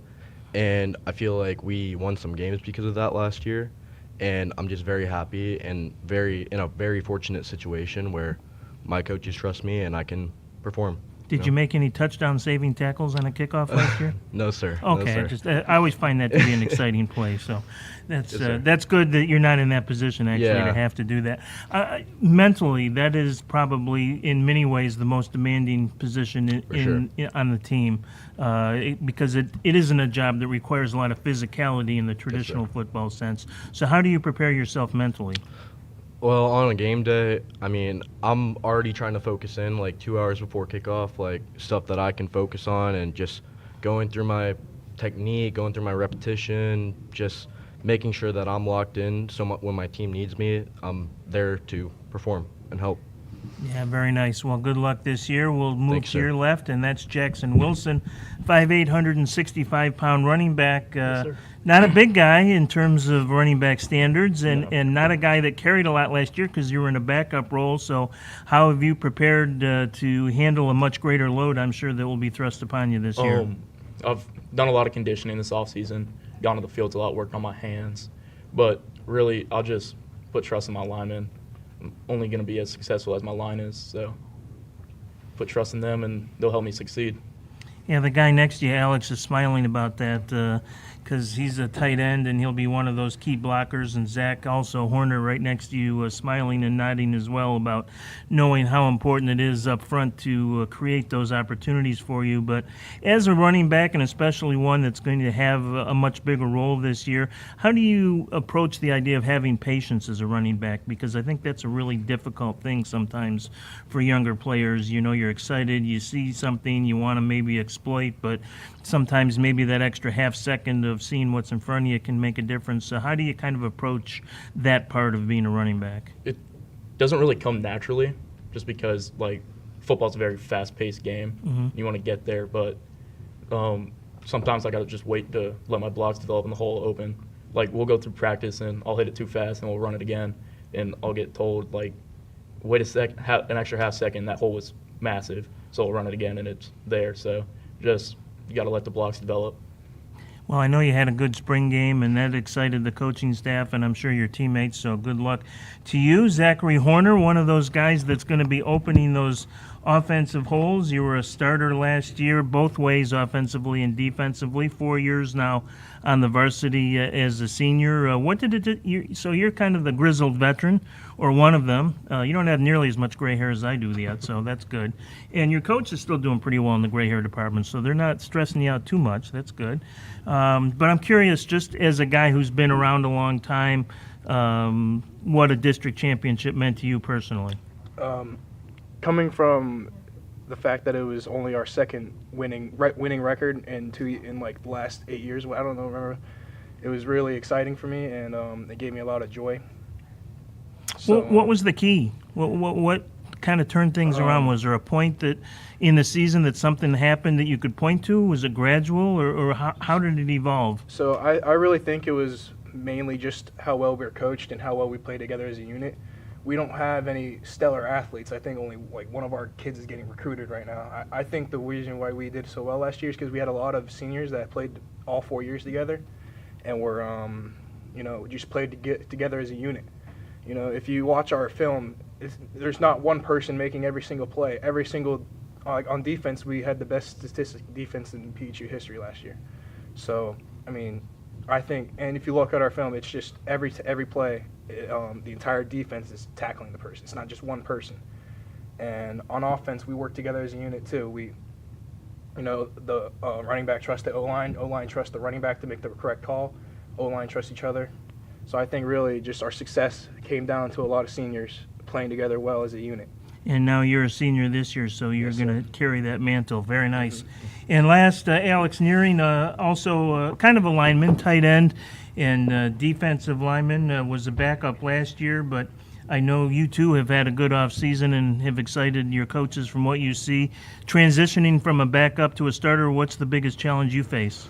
Definitely just to play well, not mess up, but also like not worry about it mentally and just make a play. Yeah, I'm curious because, we think of football as such a physical sport, but I think the mental side is as important, sometimes even more important. And stepping into a bigger role, how are you approaching your mental outlook to the season? Just try not to like worry about messing up as much. Just like go out there and do it. Yeah, and you're going to be a tight end this year, so what's exciting about that in terms of, I know you probably have to block a lot, but what's your goal for catching passes? Probably scoring like 3 touchdowns. That'd be nice. Yeah. That would be good. Mm-hmm. All right. Well, good luck to you, Alex. Coach, let's bring it back to you. Let's talk a little bit. We mentioned you've had some performances in the spring and through the summer now that have caught your attention and excited you. So tell us about how things have gone over the last few months and what the expectation you have for 2024 is. Yeah, spring, obviously, you're starting all over again, especially with as youthful as we are, especially on the defensive side. So, very curious kind of how we would perform on the spring game, and I think we shocked a lot of people with our performance, with the amount of kids that we lost from the previous class, and transition into a good summer. One of the things I never worry about at Palm Harbor is our kids will come to workouts every day. They work hard. They're disciplined that way. This week we just got back from team camp, which I think is an important part of getting ready for the season. 3 days in the heat, and we performed really well there. So, looking forward to getting started here on the 29th and, see where it goes. We may have touched on this, but I think it's probably worth delving into just a little bit more. That is the schedule this year. In the fact that you do have a bullseye on your back a little bit, the fact that on paper it looks to be a really tough schedule. How do you approach that as a coach? Because that can be maybe a little daunting if you try and look too far ahead. Yeah, I mean, there's good and bad about that. The bad is, you don't have those weeks sometimes where maybe you can rest some guys or you can hide some things. With the schedule we have, we're going to have to probably show our cards a little bit more early on and some of the stuff that we like to hold on to later in the season. But, when the kids know that and they actually do know it's a tough schedule, that keeps that mindset, at a certain point for the entire season. Because, last year I think we did have a couple dips here and there when they thought maybe they, would be a little bit easier this week, and it's just not going to be the case this year. So, and that's good. And as a coach, you want them to be ready to play all the time, and you got to be smart in practice about having a little tougher schedule and a lot of the banging because we love to run the football and be as physical as we can. But like I said, we're excited, and we'll see what happens. Well, no resting on their laurels. The first district title in school history last year for Palm Harbor University with an 8-win season, and the arrow is definitely pointing up for the Hurricanes. Thanks, Coach. Thanks, guys. Good luck in 2024. Exciting times over in Palm Harbor, and we appreciate them coming and being part of our festivities today. The 2024 Florida High School Media Day brought to you by the Tampa Bay Buccaneers Foundation and Nike. We'll be back with more schools in just a minute.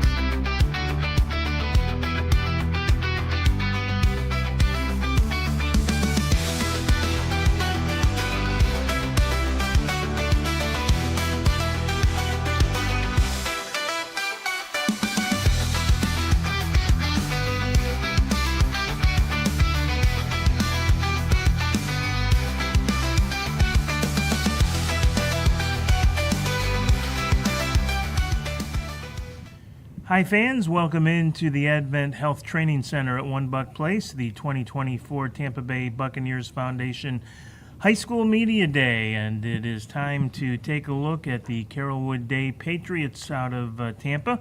Coach Marshall McDuffie here in his 4th year as head coach of the Patriots. And Coach, congratulations first on a fine season last year, 11-2, going to the regional finals.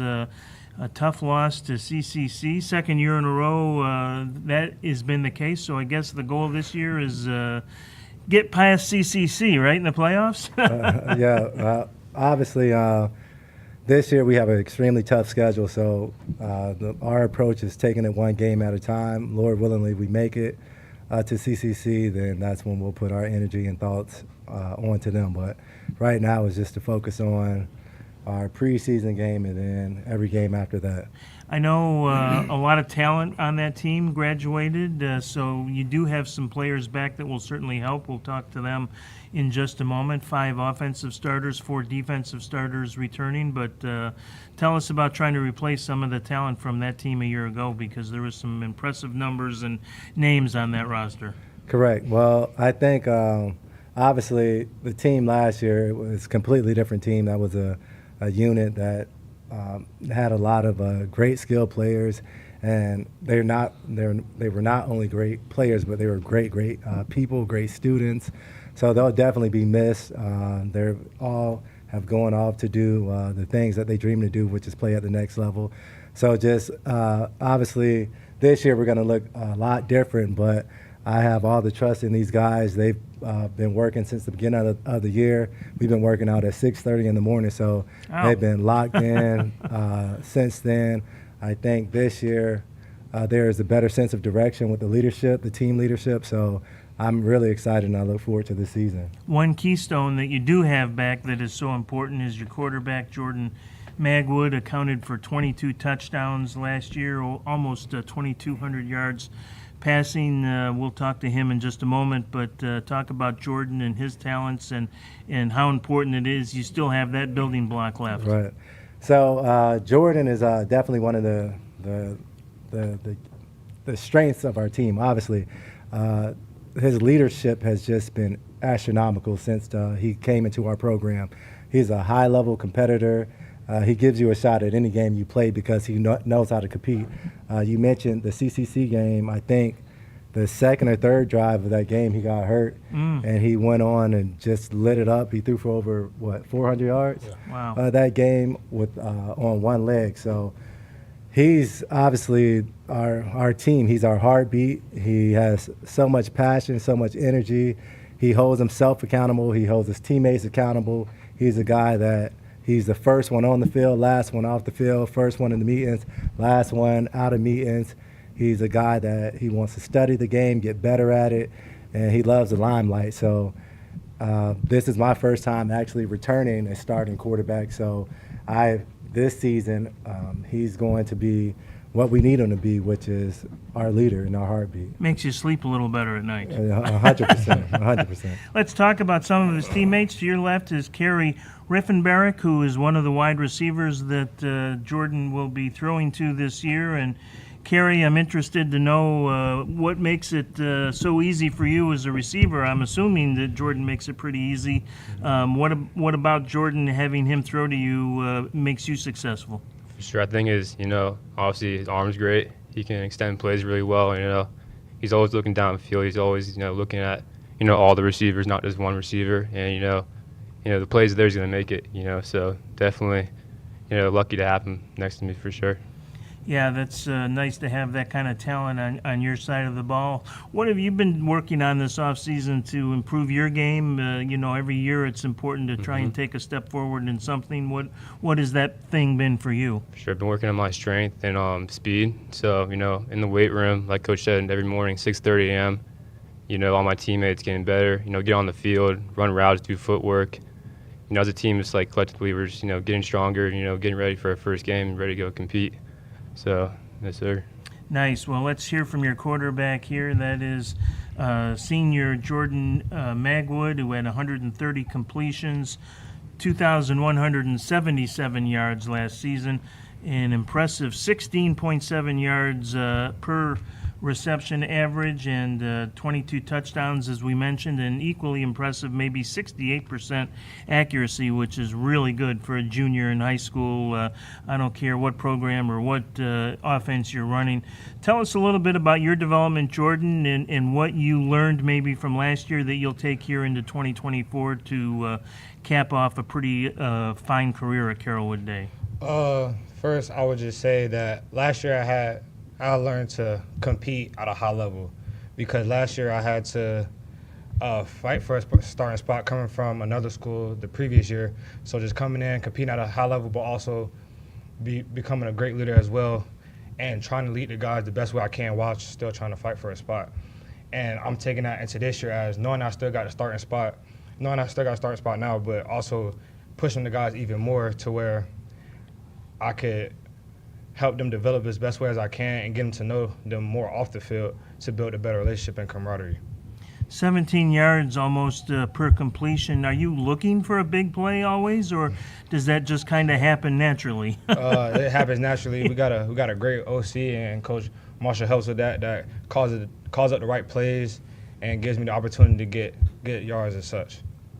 All right, well, let's turn things over to your teammate, Xavier Goldburn, who is a linebacker and running back, a great football body at 6'2", 215 pounds. And we always like to ask the two-way guys, Xavier, do they like offense or defense better? Do you like hitting guys or running them over better? Personally, I like running people over better. But I love playing both sides of the ball. It's tough, but I have to do that for my team, step up, be the leader I am, and just go both sides without stopping. So. When you have such a prolific passer on your offense, as a running back, are you always looking to maybe be a receiver as well? And is it difficult sometimes, or do you have an appreciation for the importance of having a good running game, how that helps him be a better passer?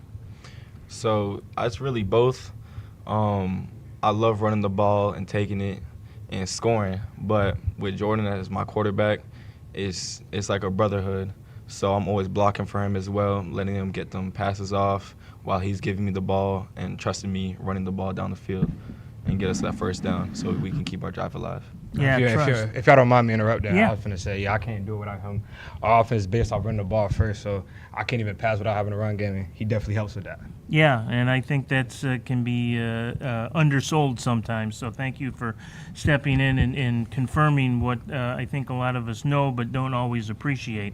Another one of the key receivers this year, DJ Williams, also a defensive back. He's a junior, and DJ, welcome here to One Buck, and exciting times for Carrollwood Day. I'm going to ask you kind of the same question. What makes being a receiver for a quarterback like Jordan so easy, if you will?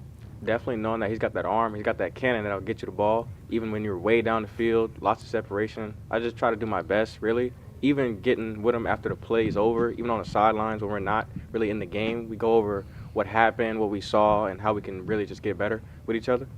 Are you aware of his big play ability, and is that something that when you're running a route you may try and take advantage of more than some people might think, and that knowing that he has the ability to get the ball downfield? Absolutely. I know that he can get it to me wherever I'm at, really. So really just knowing that just gives me a level of confidence, knowing that I have such a great quarterback like that. Don't let him fool y'all. He a great wide receiver. He creates enough separation where it makes my job easy. I don't even have to make the plays all the time. He can just run his routes, get open, and I give him the ball. And that's how you do get 16 yards of play when you got receivers like him to create separation and go get the ball and make plays downfield. Yeah, it does help to have talent at both ends. And the guy that I'll make an argument makes it all happen is up front, because you got to have a good offensive line first and foremost to give the quarterback time to pass and give the receivers time to run their routes and give the running backs holes to run through. And Alec Maxton, you're a senior offensive lineman. Tell us a little bit about the line and how you guys have come together, the continuity, the communication, the things that make a good offensive line, how you've been able to tap into that. It's really been kind of hard a little bit because we lost 4 of our starters last year. All of our starters were seniors last year. I'm the only returning. So it was kind of hard at first, but I've tried to grow as a leader and take my team and build our bond together so we can just get this job done together, because this is all we need to do. We just need to come together as a unit, as an O-line, and get our job done. At the end of the day, that's what makes this team run the way it does. So being the veteran on the offensive line, what are you doing to try then to assimilate the rest of the new linemen into your kind of train of thought and into the way that things need to happen up front in order to have success? Just knowing, like, I need to know what my job is on a play. I need to know what everybody's job is on a play, so no one messes up. I need to know that everybody's on the same page, that we all hitting our assignments correctly. We all know what every play is, what every person's job is during the play.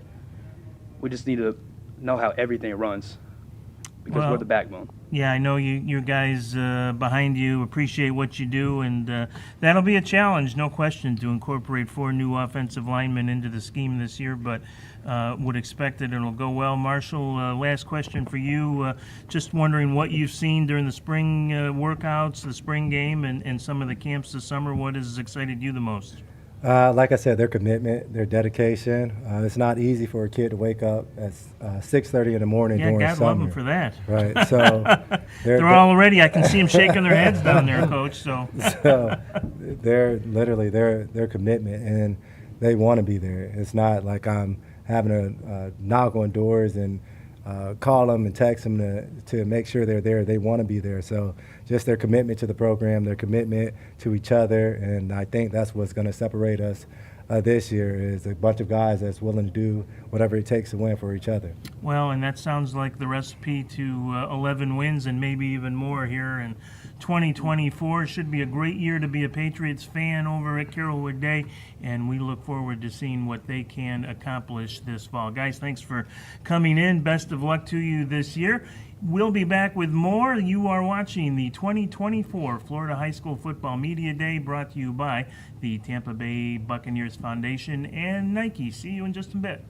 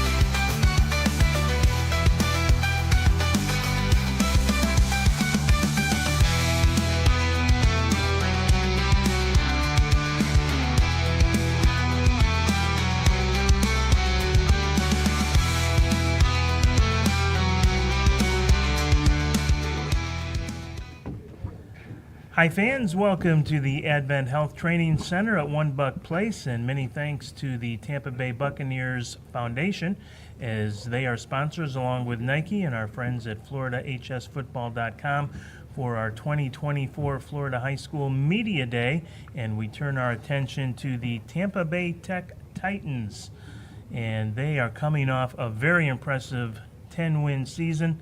And Coach Jason Roberts is with us, along with several of his top players. And first of all, Coach was reviewing. We always ask the teams to send in some notes, and that helps us to ask questions. And the thing that jumped off the page at me is you weren't shy in saying that you feel this could be your best team ever. Yeah. Why do you feel that? I think this might be the deepest collection of talent that we've had in the past 13 seasons, as well as just probably the most close-knit team that we've had, which, you know, talent can only take you so far, but when you have a bunch of guys that actually care about what they're doing and care about the guy they're playing next to, you know, those are the things that put you over the top. And I just feel like the talent, along with our kids and their camaraderie, is what's going to be the difference this season and how we're going to, get it done and win that elusive state title. Yeah, and what's interesting to me as a guy who's covered high school sports for decades, most times coaches will just kind of soft sell. Yeah, we're going to be okay. You know, we'll be all right. You know, we're just going to play every game and see what happens. So your confidence level, I mean, publicly, you're saying you think this team has what it takes to at least take one or two steps beyond where it's been. Yeah, I do. We've adopted the moniker that the standard is the standard, and you know, they know that the standard is set high for them. For us, expectations are high, and we got to do what we need to do to live up to the standard. Yeah, well, I think that's refreshing, and I think it's exciting for you guys, the Titans rather, with a lot of talent coming back as well. 6 starters on offense, 8 on defense, and that's a reason I would guess for a lot of confidence as well. Correct. Let's talk a little bit about that offense. Some really impressive talent coming back there. What excites you most about that side of the ball here for 2024? I'll tell you what, the thing that probably excites me the most wouldn't be what most people would point to, which would be, you know, all of the skill position talent that we have coming back, which we have probably one of, if not the deepest receiver room in the state of Florida. A host of talented running backs and some very capable guys at quarterback. But for me, it's the guys that starts up front. Our offensive line, I think, is going to be the reason why we're going to be very good on offense is because the combination of size and experience and athletic ability that we have up front is going to be what carries us through, to wherever we go this season. Well, definitely some top-level talent that we'll be talking to here in just a moment. We're going to start out with your offensive tackle, Cannon Pickett, 6'5", 290 senior, a 4-star recruit. And Cannon, how excited are you heading into the 2024 season, knowing what the expectations are that the coach has put on you guys? Oh, well, I'm actually a junior, first of all. Oh, I'm sorry, my bad. It's all good. But I'm very excited for this team. I know we got a lot of weapons on both sides of the ball. I'm excited to just pave the way for the offense and take us as far as we can go in the playoffs, hopefully state championship. And what particular, where do you play on the line? I play left tackle. Left tackle, so a critical position to be sure. We think of linemen as being big physical specimens. You certainly are at 6'5", 290, but I also believe that we don't pay enough attention to the mental part of the game and how you prepare as an offensive lineman. So tell me about that from your perspective, how you prepare mentally to go into a game as an offensive lineman. Well, mentally, I know that nobody I line up against is better than me or can even compete with me. So I just gotta know that in my head. Also, there's a film part of it. Watching film, studying your opponent, and knowing what's coming makes the game so much easier. Yeah, that's impressive to hear you say that, because that's not the glamorous stuff that you think about sitting in the classroom watching film and doing that. So hats off to you for that. Next to you is another one of your linemen that you I know rely heavily on, and that is Stacy Hubbard, and I'm assuming you're a senior, Stacy, because that's what my notes say. Yes, sir. Okay, good. I just wanted to make sure. And first team all-conference, and you're a guard, left guard or right guard? Yes, sir, left guard. Left guard. So same question to you. I'm interested mentally in how you approach your position because, again, I think it's a uncharted territory, especially for linemen that we see all the physical play but don't think about the other aspects. Well, how I get mentally prepared is it start off with the food. First of all, I got to make sure I get some good food in my body. That get me straight for the game before the game even start, you know what I'm saying? And then my coach, I got a coach named AD. He always get me right. He tell me, we don't care who you is, what skin color you is, how many stars you got. You line up in front of me, we're going to kill you, and it ain't nothing you can do about it. That's just the mentality my offensive line going to have this year. As a senior, and knowing the expectations, are you trying to take maybe a more active leadership role up front or overall, but knowing this is your last kick at the can, if you will? Oh, yes, sir. I'm the captain of the team and the O-line. So it's a bigger part on my behalf, lead my team to a state title this year. Nice. Well, good luck in that because such an important aspect of any successful team, the offensive line. Next to you is Sion Sheffield, outside linebacker, 6 foot, 200 pounds, team defensive MVP last year. I take it you like to hit guys. Yes, sir. I love it. Well, your grandfather, Gary, liked to hit things, baseballs more specifically, but interested to know from your perspective, 68 tackles last year. You had a couple of interceptions as well. What's the goal this year? Is a 100 tackle season within reason something you think you can accomplish? Yes, sir. I think I could accomplish anything that I put my mind to. What have you been working on in the off season to reach that kind of a goal? More break it down and know what my opponents are going to do. In terms of their abilities. Yeah, okay. I'm curious too with your grandfather, being an elite pro level athlete in his day. What kind of advice does he give you in terms of being an athlete and a young one that's still growing, obviously, and has pretty much his whole life and career ahead of him? But what kind of, if any, advice do you get from him? He tell me, don't get distracted. Don't worry about females. And always do good in school. Make sure you bring the best grades. And always work hard. Sounds like all great advice. So good to know. And to your left is wide receiver Dallas Wilson. And Coach Roberts talked about how deep and talented the wide receiver room is at Tampa Bay Tech. And I think it's fair to say that probably starts with Dallas Wilson, 6'3", 195-pound senior who is an Oregon commit. That's a long way to go to play football. Yeah, I get that a lot. The good news is it's not as cold out there as people think, though. Yeah, at all. It's no wind when you get out there, so it just be like dry cold. So it just be cool. Well, welcome to the Big Ten, by the way, so when you get there next year. I'm an Ohio State grad, so I can't be rooting for you guys. I apologize. It's cool. It's cool right now. Tell me about wide receiver, how you approach your game philosophically, what your strengths are, and how you've been able to blossom into such a top-level talent. I think it starts with the people around you at first. You build around great people, good athletes, good wide receivers. You build as a player and as a person. I think we have a pretty outstanding coach, Coach Peterson. He knows what he's doing with a wide receiver. He knows how to coach him. He knows the in and outs, and he been at the top of the level before. So it comes quick with him. He knows what to teach all the receivers. Like, we all don't get taught the same thing because we all have different skill sets. So he great at what he's doing, and he just opens up the wide receiver and just make them 10 times better than what they was when they started. Well, despite the fact you'll be playing against Ohio State, good luck to you this year and in your future endeavors. Obviously a great program that you'll be joining. And to your left, a defensive specialist, no question about that. That would be Rakeem Stroud, 6 foot, 160-pound cornerback, a commit to the University of Central Florida, so they're going to be pretty happy to have you as part of the program. 6 interceptions last year, including 2 that you returned for touchdowns. Yes, What's the key to being such a good ball hawk? Well, really, like, when you go out there and step on the field, you just got to know that you better than the guy that's in front of you, and you ain't going to let him beat you. And you got to have that mentality when you're on the field. So when you got that, you can do anything. So to you, the mental part of the game is even more important than the physical part. Yes, sir. Did you kind of learn that over time, or is that something you've always had with you? It's something I always had with me. And where does that come from? Just me. It's a Florida thing. Just by going out and proving it on the field, Yes, game sir. in and game out. Every day.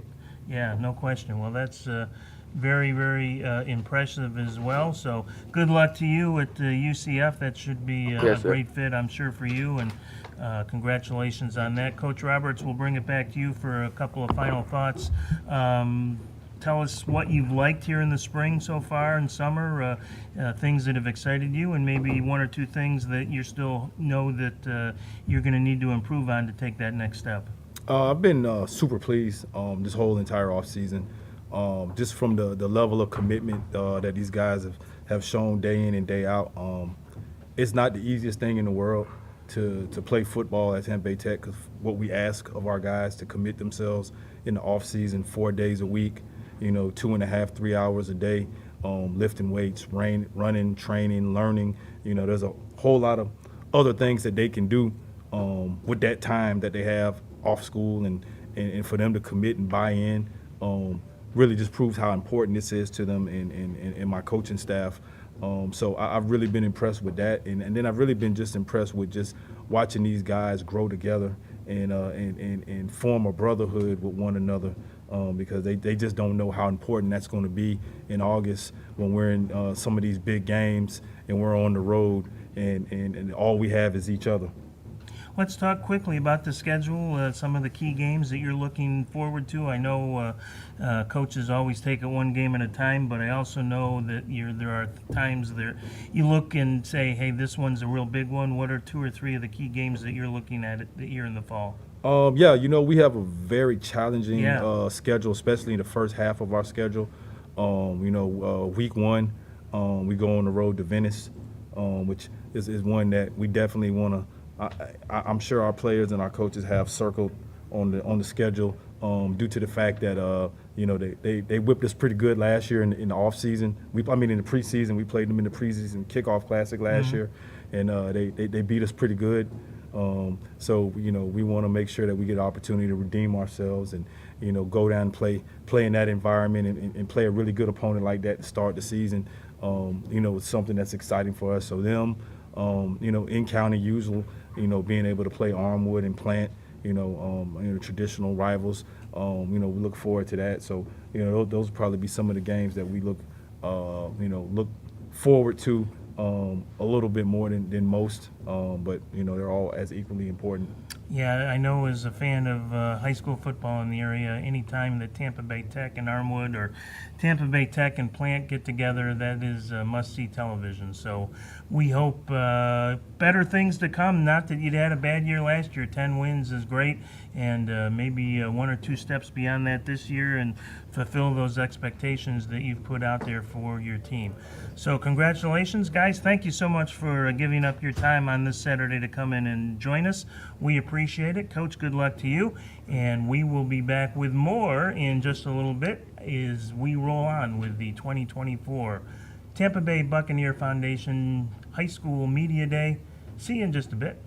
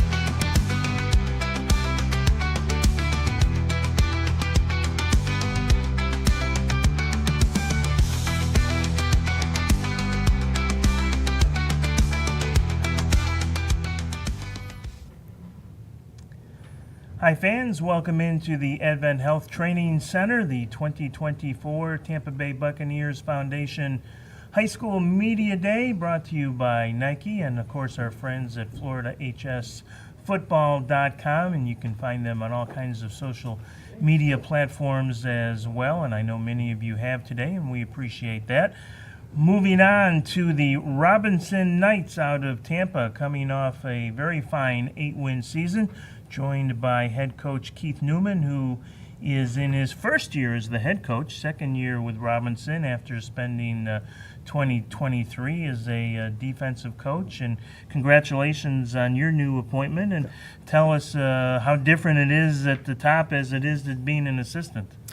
The only difference for me is pretty much I'm in charge of the whole team instead of 1/3 of the team, which was a defense, which I was in charge of last year. But I'm thoroughly enjoying, being in charge of the entire program. I'm embracing it, I'm enjoying it, and I think the kids are enjoying it and embracing it as well. Good, which is very important.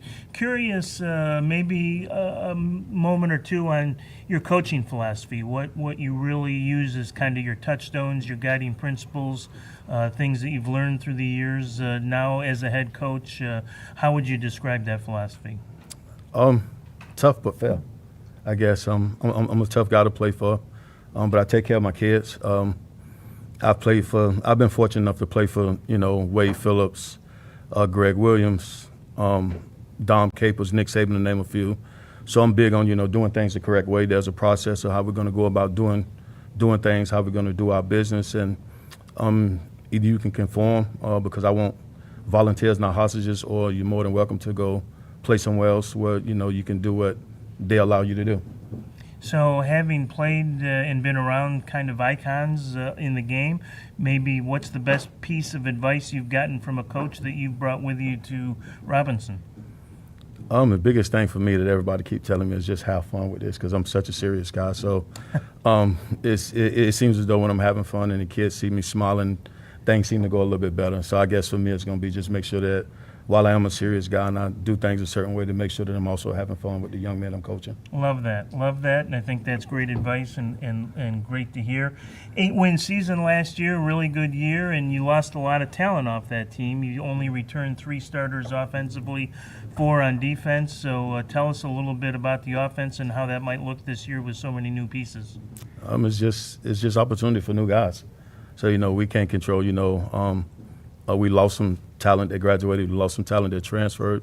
We can't control, who's there and who's not. All we can do is, control the opportunity that's presented in front of us. And I think the young men have done an excellent job of that this spring. They've done an excellent job of that this summer, not worrying about who's there, who's not there, just worrying about what we have and moving forward. What's the offensive look? Is it run and gun? Is it more traditional?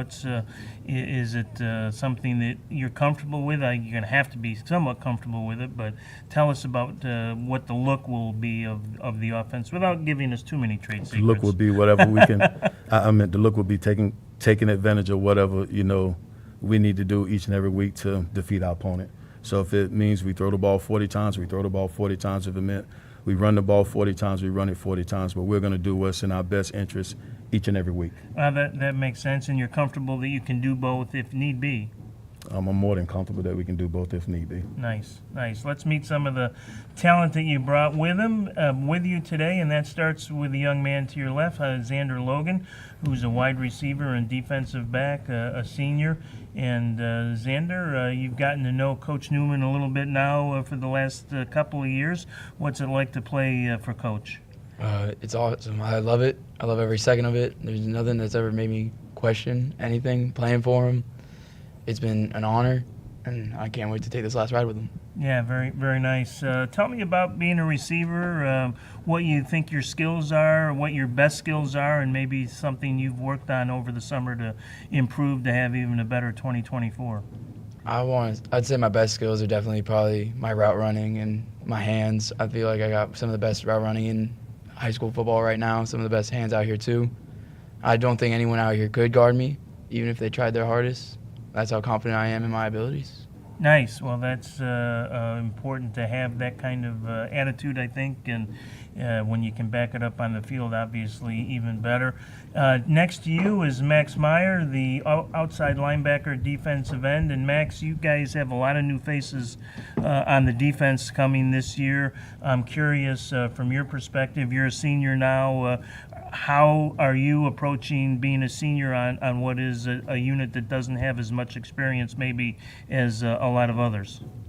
Well, I'm going to focus on being the best leader I can be, and I'm going to help make sure that everybody can contribute and, know their job. So that's, with having new faces, we're obviously, they're already being trained this summer and learning, but I think they show a lot of promise already, and I think they're going to help us a lot. And I'm going to, keep them in check and keep them ready for this season. For you, what does that leadership look like exactly? We're caressing everyone's best. Everyone gives 100%. We're running sprints that nobody falls out or anything like that and doesn't give up in the weight room. Would you consider yourself more of a do-as-I-do leader, or are you a vocal leader as well? I would say I'm a vocal leader too. Yeah, definitely. Cool. Well, one of the leaders offensively also will be Luke Steele, the quarterback. And Luke, always a bullseye on the quarterback's back. You're just a junior. Tell me a little bit about yourself and how you see yourself as a quarterback and your strengths. Well, I see my strengths as being able to lead and having people follow by example. And if that's, going 100% on sprints or on air, having people kind of follow that so everyone is prepared. What are your expectations for the offense in 2024? I would say it's boom or bust, so I want a state championship, and that's what everyone else wants. Nice. Well, you might as well certainly set your sights high, and 8 wins is a good foundation on which to build from last year. And to your left, Jalen Hallman, and he is a running back. And Jalen, tell me a little bit about yourself and your style, if you will, as a running back. My style as a running back is basically just run hard and head down. Don't think too much about when you're playing. Next play mentality, you make a mistake. It's a mistake. Just don't think about your mistakes too much and just move on to the next play. How about the idea of having patience as a running back? You're still kind of young, a junior, and that isn't always easy to wait that extra maybe half second to see if the hole's going to get a little bigger, or you should hit an A gap instead of a B gap, or whatever it may be. How do you find your mental approach and your patience as a running back? It's definitely just staying calm throughout the whole game. Just don't get ahead of yourself. Just play your game. Don't think too much in the backfield. Good deal. And to your left, Tiberius Royce, linebacker, kind of the linchpin, if you will, of the defense. And Tiberius, just interested in your perspective mentally as a linebacker on the field, how you prepare yourself for each game. I prepare myself each game by watching film and trying to find an edge I can use, like a key that the offense gives me to exploit and be able to know what they're going to do, so I can relay it to the rest of the defense, so we can, if it's a run pass tip, play run if that's the tip, and if it's right 100% of the time. And as a junior, are you finding yourself still, because of the position you play, needing to be more of a leader? And if so, how does that look in your case? I would say I am a vocal and I lead by example. I'm going to give everyone 100% at all times. If that's my coach, my teammates, I'm always going to give them 100%, no matter if I've had a good day or a bad day. Yeah, very nice. Well, that's a great philosophy to carry on to the football field, and we appreciate you sharing your thoughts. Coach, spring ball, 7-on-7 camps, drills this summer. Tell us what you've liked so far, and maybe 1 or 2 areas where you think you can improve upon. Oh, well, what I like is the kids, they've done everything that I've asked them to do.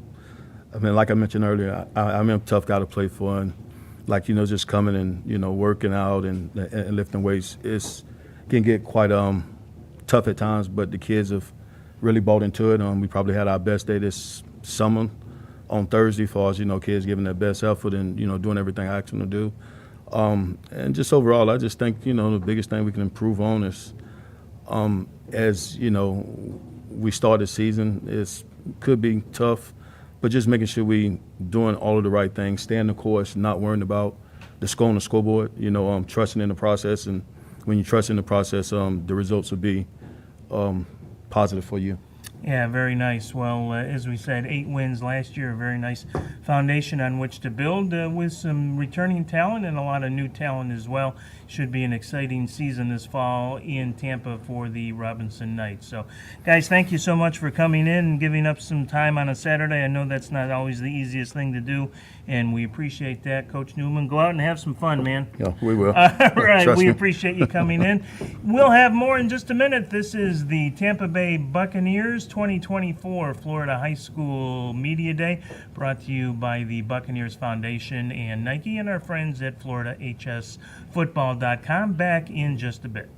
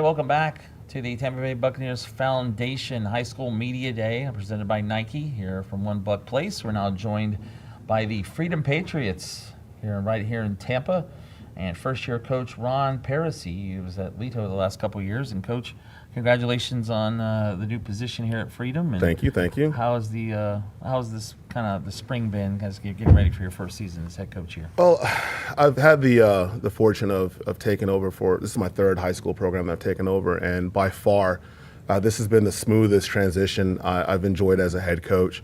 The kids really start to buy in early.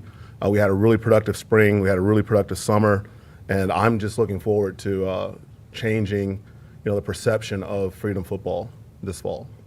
Yeah, I know.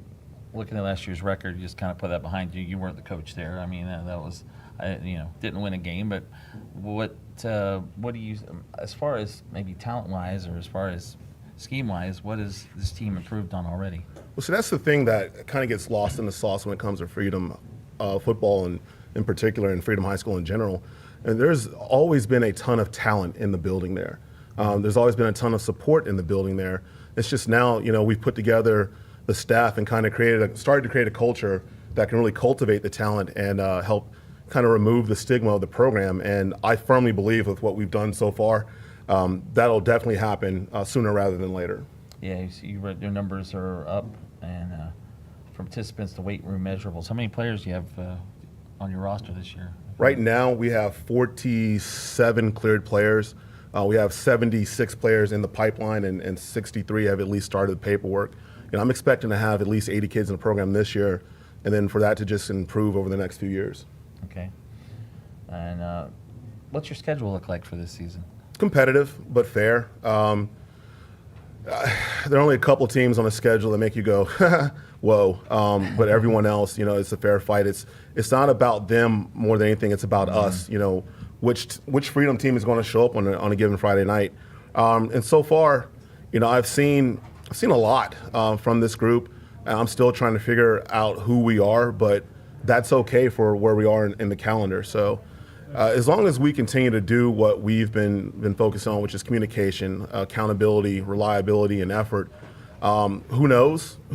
And it's not about the wins and losses right now. It's just the development and us getting better as a person, as a position group, as a unit, as a program every day. You have 10 starters, at least I see, returning 6 on offense, 4 on defense. Would you say this team is one side's a little ahead of the other, or are they both pretty even offense and defense?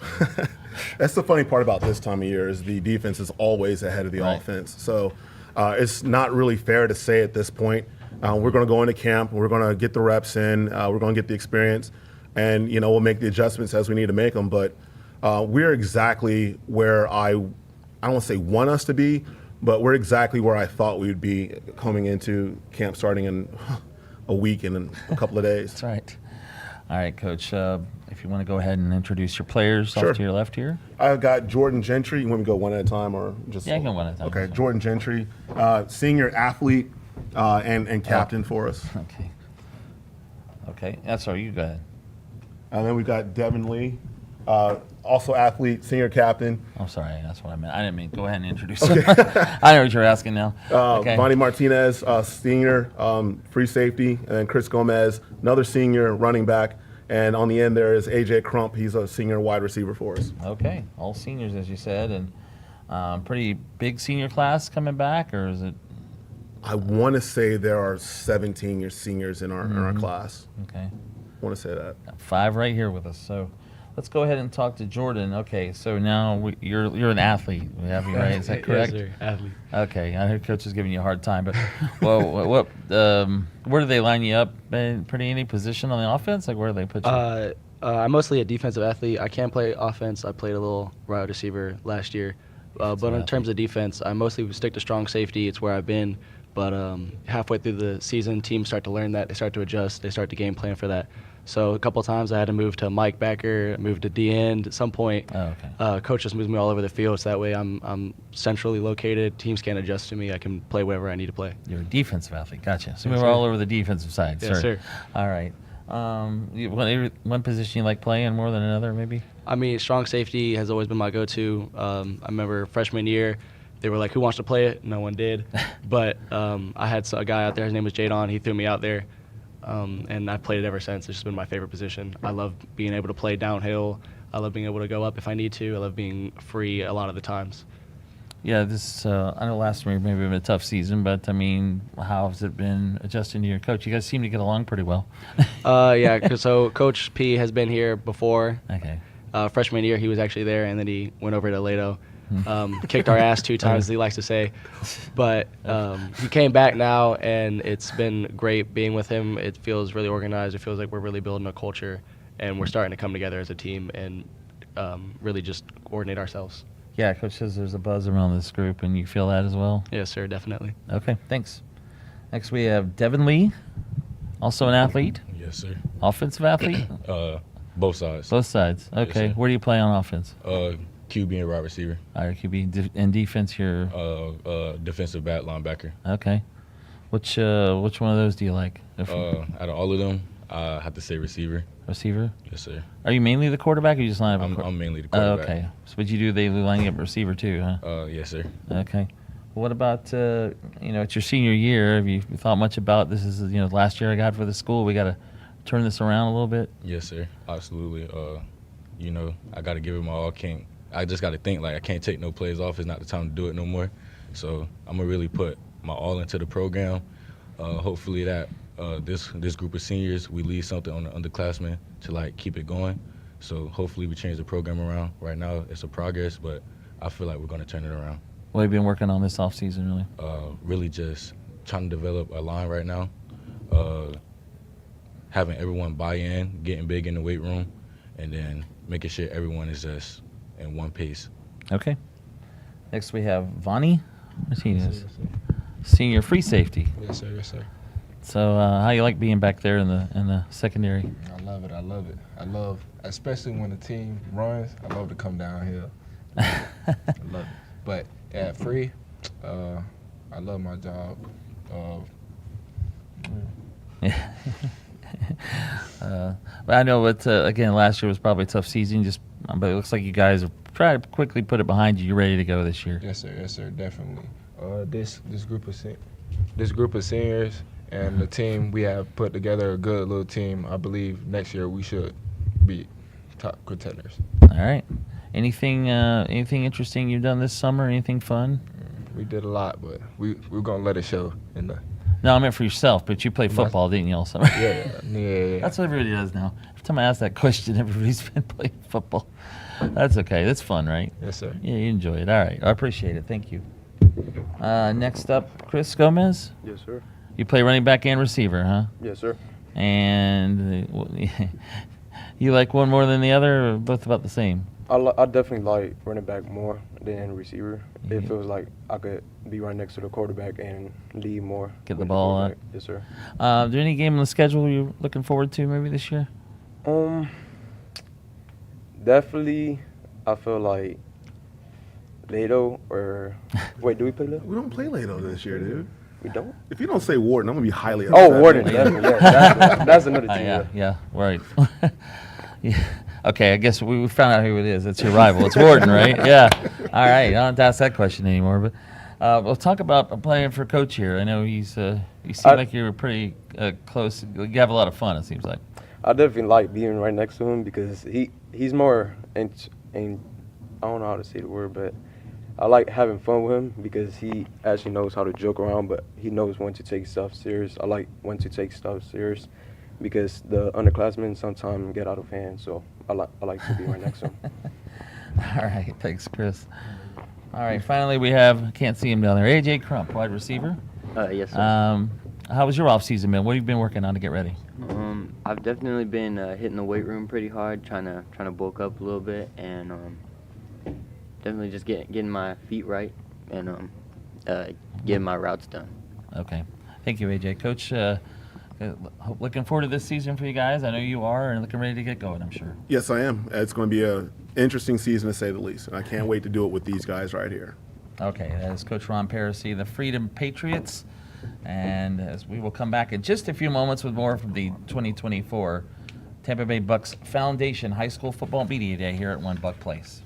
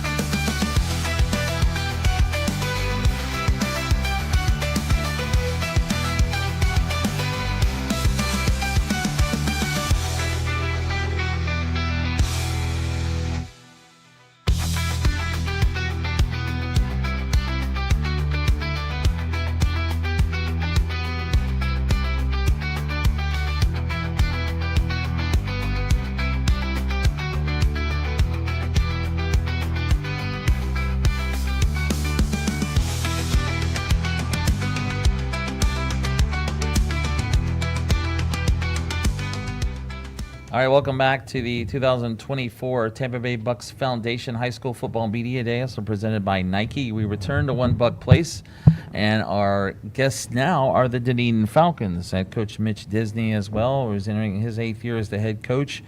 And Coach, obviously last year kind of a tough season, 1 win, but what did you take out of last season? What did the team seem to be improving on maybe some as it got towards the end of the season?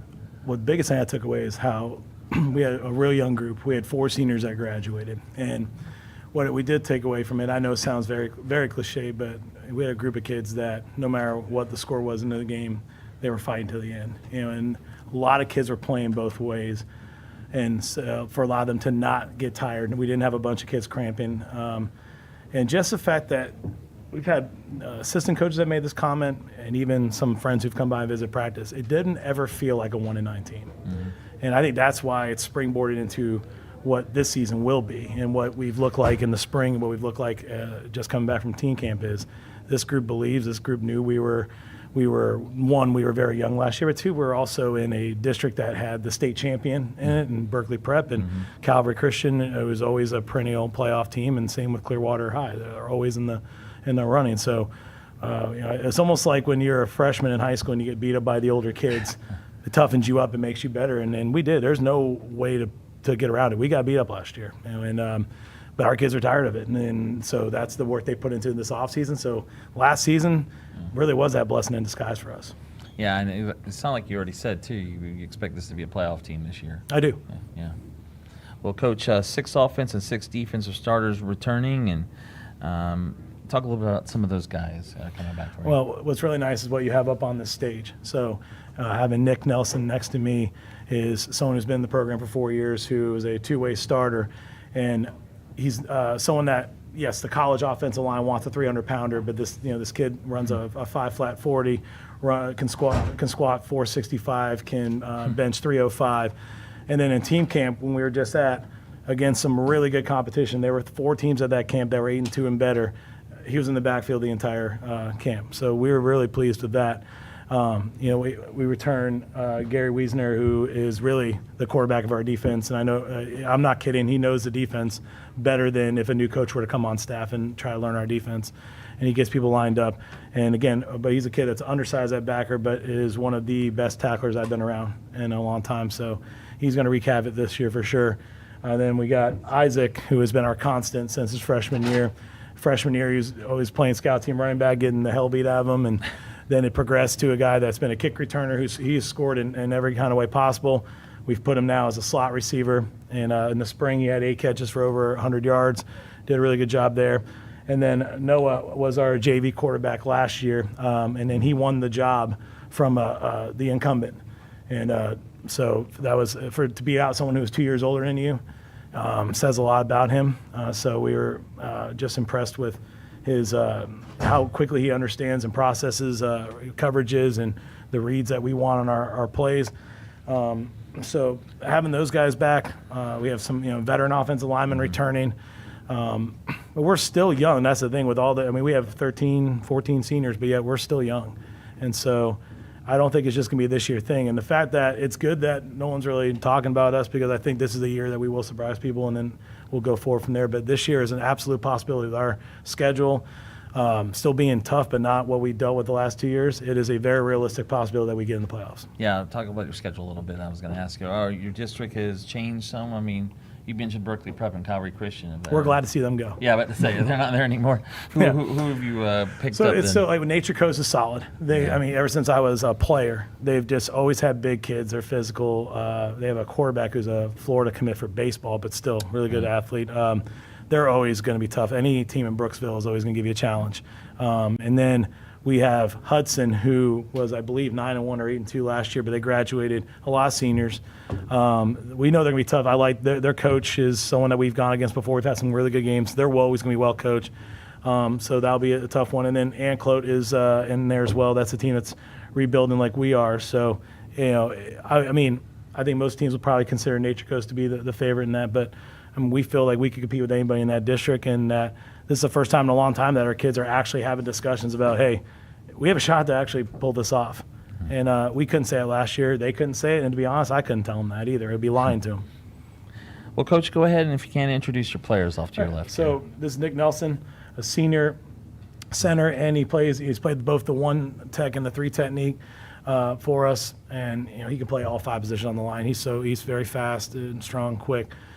So he's a returning star for us. We have Gary Wiesner, who is a middle linebacker who looks like a safety. He also has the haircut that he looks like a baseball player, but he's not, and he's terrible at baseball. But this kid is one of the best pure tacklers and one of the toughest kids I've been around. And again, he'll be a coach one day. I mean, someone to be that young and know the defense like he does, I might have him call some of the defense on JV, just because he's that good. So having him here is huge. And then the one with the goofy smile on his face over there is Noah Walston. That's our quarterback. But someone who is only going to he's 15 years old, and he handles coaching well. We throw a lot at him. He handles it well. He takes criticism well because we're not very quiet when it comes to being on our players, and he handles it well. He's also slowly becoming a leader, which is hard to do when you got seniors looking at you in a huddle. But he's doing a good job of that. So we're excited to have all these guys help this team, and they're going to surprise people, and that's all I can promise. Let's start down here with Nick. We'll get with you. We'll ask you a few questions here. Oh, you got Mike. Yeah, you can I'll keep this. Use that one.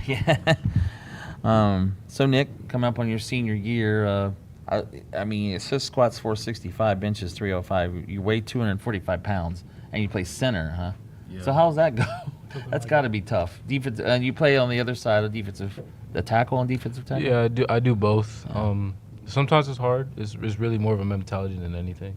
And I've lost 10 pounds since that, so I'm even lighter now. No. So it's really just a mentality and how I have to handle myself. It's not time. I can't be a baby anymore. I have to grow up. I have to just do my job.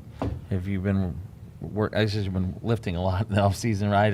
Was these just recently you did these and had these numbers? I say about a solid month ago, maybe. Okay, so things go up. So looking to improve always. What do you think this team has improved on most, maybe from last year already, before the season starts? I want to say a lot of the guys, like the ones sitting next to me right now, carry themselves higher than we did last year.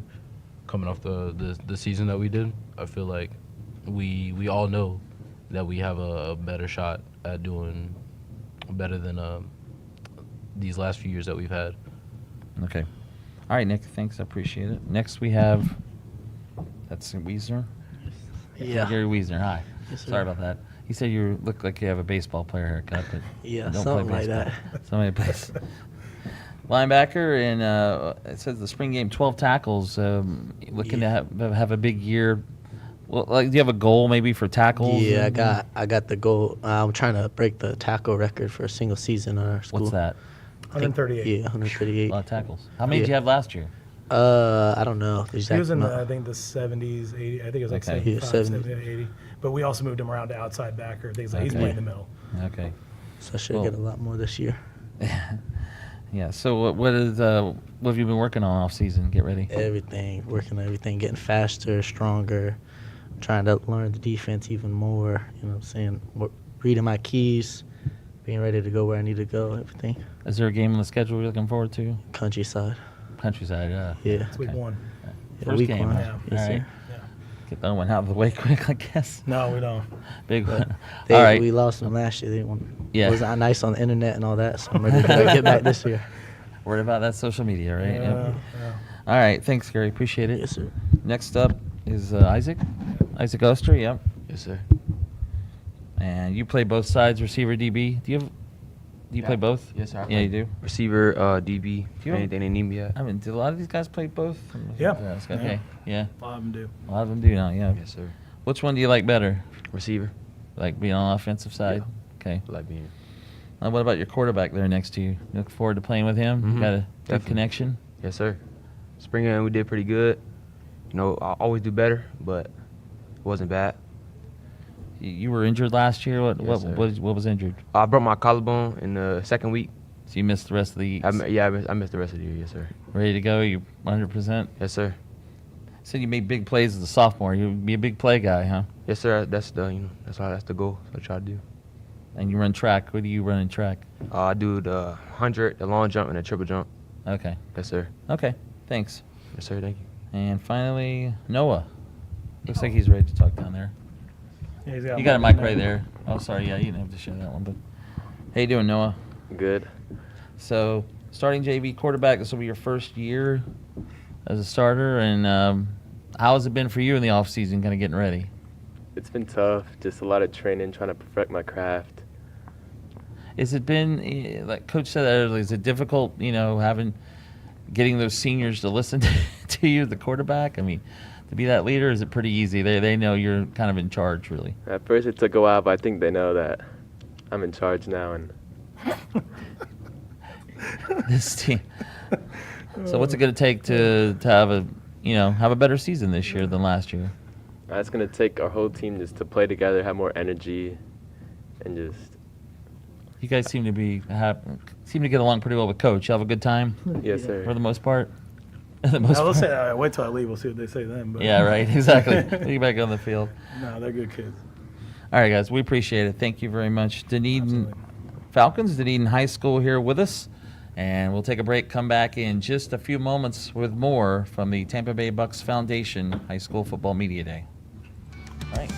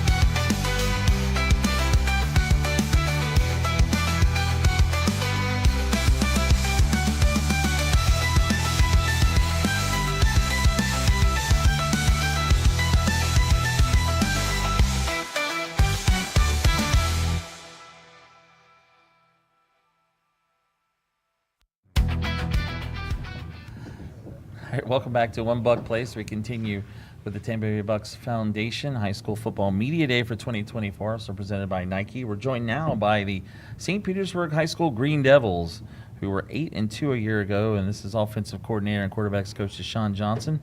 And Coach, good to have you guys here. Appreciate it. Ready to get going on the season again? Yeah, man. Ready to go. Ready to go.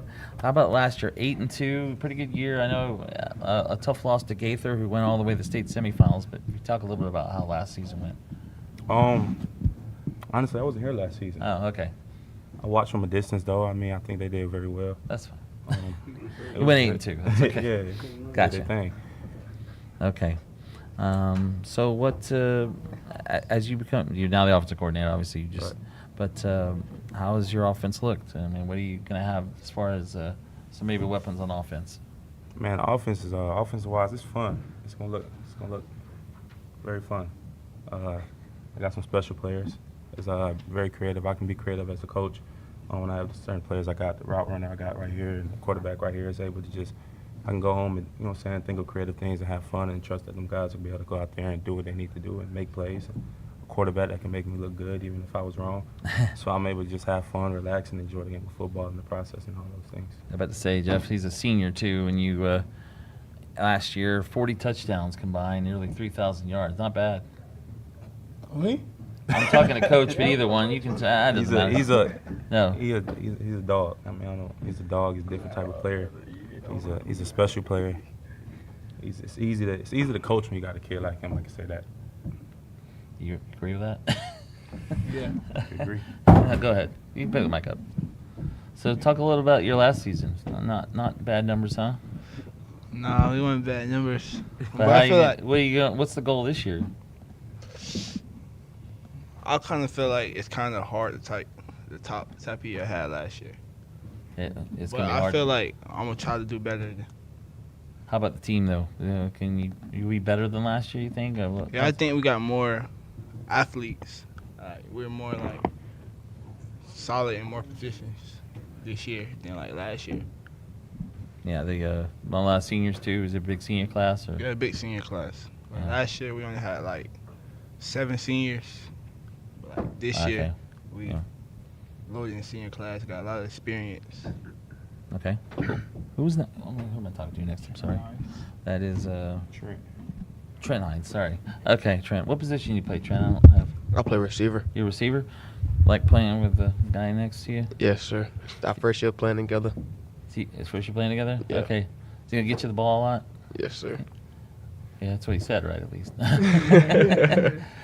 So this is your first year playing with him? You said First year playing. Is it your first year at the school, or is That's my second year at the school. I was supposed to play last year, but some things had came up, so I couldn't. Yeah. Well, and you're a senior now, right? Yes, sir. So, hey, this is it, right? One more year. What do you got? What have you been working on in the off season to get ready for this year? I mean, got to get in that weight room. I've been working on my releases and stuff. Okay. He's won several MVPs. He's not gonna tell you. He went to a couple camps and won MVP. All right. This off season here. Good summer, huh? Yeah. Are there any game you're looking forward to, maybe on your schedule? I got a few actually. I got Lakewood, Bogey, Calvary. Okay, a few of them, huh? Yeah. Yeah. Not bad. Yeah, Coach, I was going to ask you, your district, you got in the district, how that may look? How the district look? 4A, 11, yeah, who's in there with you? I think we got Northeast, we got Southeast, and we got Osceola. So, pretty challenging, it sounds. Yeah, it'd be a challenge. Whole schedule's a challenge, but I mean, that's the reason we play. That's right. Okay, who's next down there? Sorry. Clifton Stone, gotcha. And defensive tackle, over 80 tackles, 30 tackles for loss last year. What's your goal this year? Get more than that. Get more than that, yeah. Get more than that. 6, yeah, better, more than 6 sacks too. Get the quarterback a little more. Oh yeah, most definitely. We gonna shock y'all on that one. So, how's your defense gonna look this year? We looking good. We ready to put that seatbelt on everybody. That's about it. What is there a game you're looking forward to? All of them. All of them. Okay. All of them. All right, who we got next? That is Jalen Calvin. Yes, okay. You play safety and receiver, free safety? Yeah, I play defensive back. That's my main position. Okay. Do you play receiver? Somehow you're listed as one. Yeah, I play receiver, but the defense is my, You like being back in the secondary back there? Yes, sir. You like being a one-on-one and keeping up with her? Yeah, I don't really see too many wide receivers catching the ball on me. Yeah. Well, that's good too. That's a good. That's good to hear. Senior year for you too. Pretty close with this group. You seniors pretty close. Yeah, I hang with these boys anytime I can, you know. But this senior season, I won't be playing with them because of injury. Oh, you're okay. What's injured? I tore my ACL and my meniscus. Oh, so you had surgery for that already, I guess? No, I haven't had the surgery yet, but surgery is scheduled for August 13th right now. But we're looking for a quicker win. Did you just do that? When did that happen? I did it in spring game. Spring, okay. I'm sorry to hear that. I thought yeah. I didn't realize that, but okay. Finally, we have Jacob Collins. Sir. Averaged 9 tackles a game last year, and what are you gonna do? How can you do better this year? I play middle linebacker. I think I'm gonna do a lot better this year just because I got way stronger in the weight room and just got my. It's all a mindset too. If you have the right mindset for it and just go in the game every game with the same mindset, push yourself hard, you're gonna keep getting a good amount of tackles every game. How far do you think this team can go this year? Pretty far. Definitely farther than last year. Yeah. Definitely farther than last year. How's put together? How do you think your defense is gonna look? I think our defense is gonna look pretty well, except for just figuring out a couple of safety DB spots. But I think down in the trenches we're looking pretty good right now. Is there a game you're looking forward to maybe this year? Bogey. Okay. Yes, sir. Well, guys, we appreciate it, Coach. Thanks for stepping in for head coach here. We appreciate it. And thanks for coming down here today and checking us out. We're the St. Petersburg Green Devils. Sean Johnson, our offensive coordinator, joining us here. We'll take a break. Back in a moment with more from One Buck Place. This is the Tampa Bay Buccaneers Foundation High School Media Day.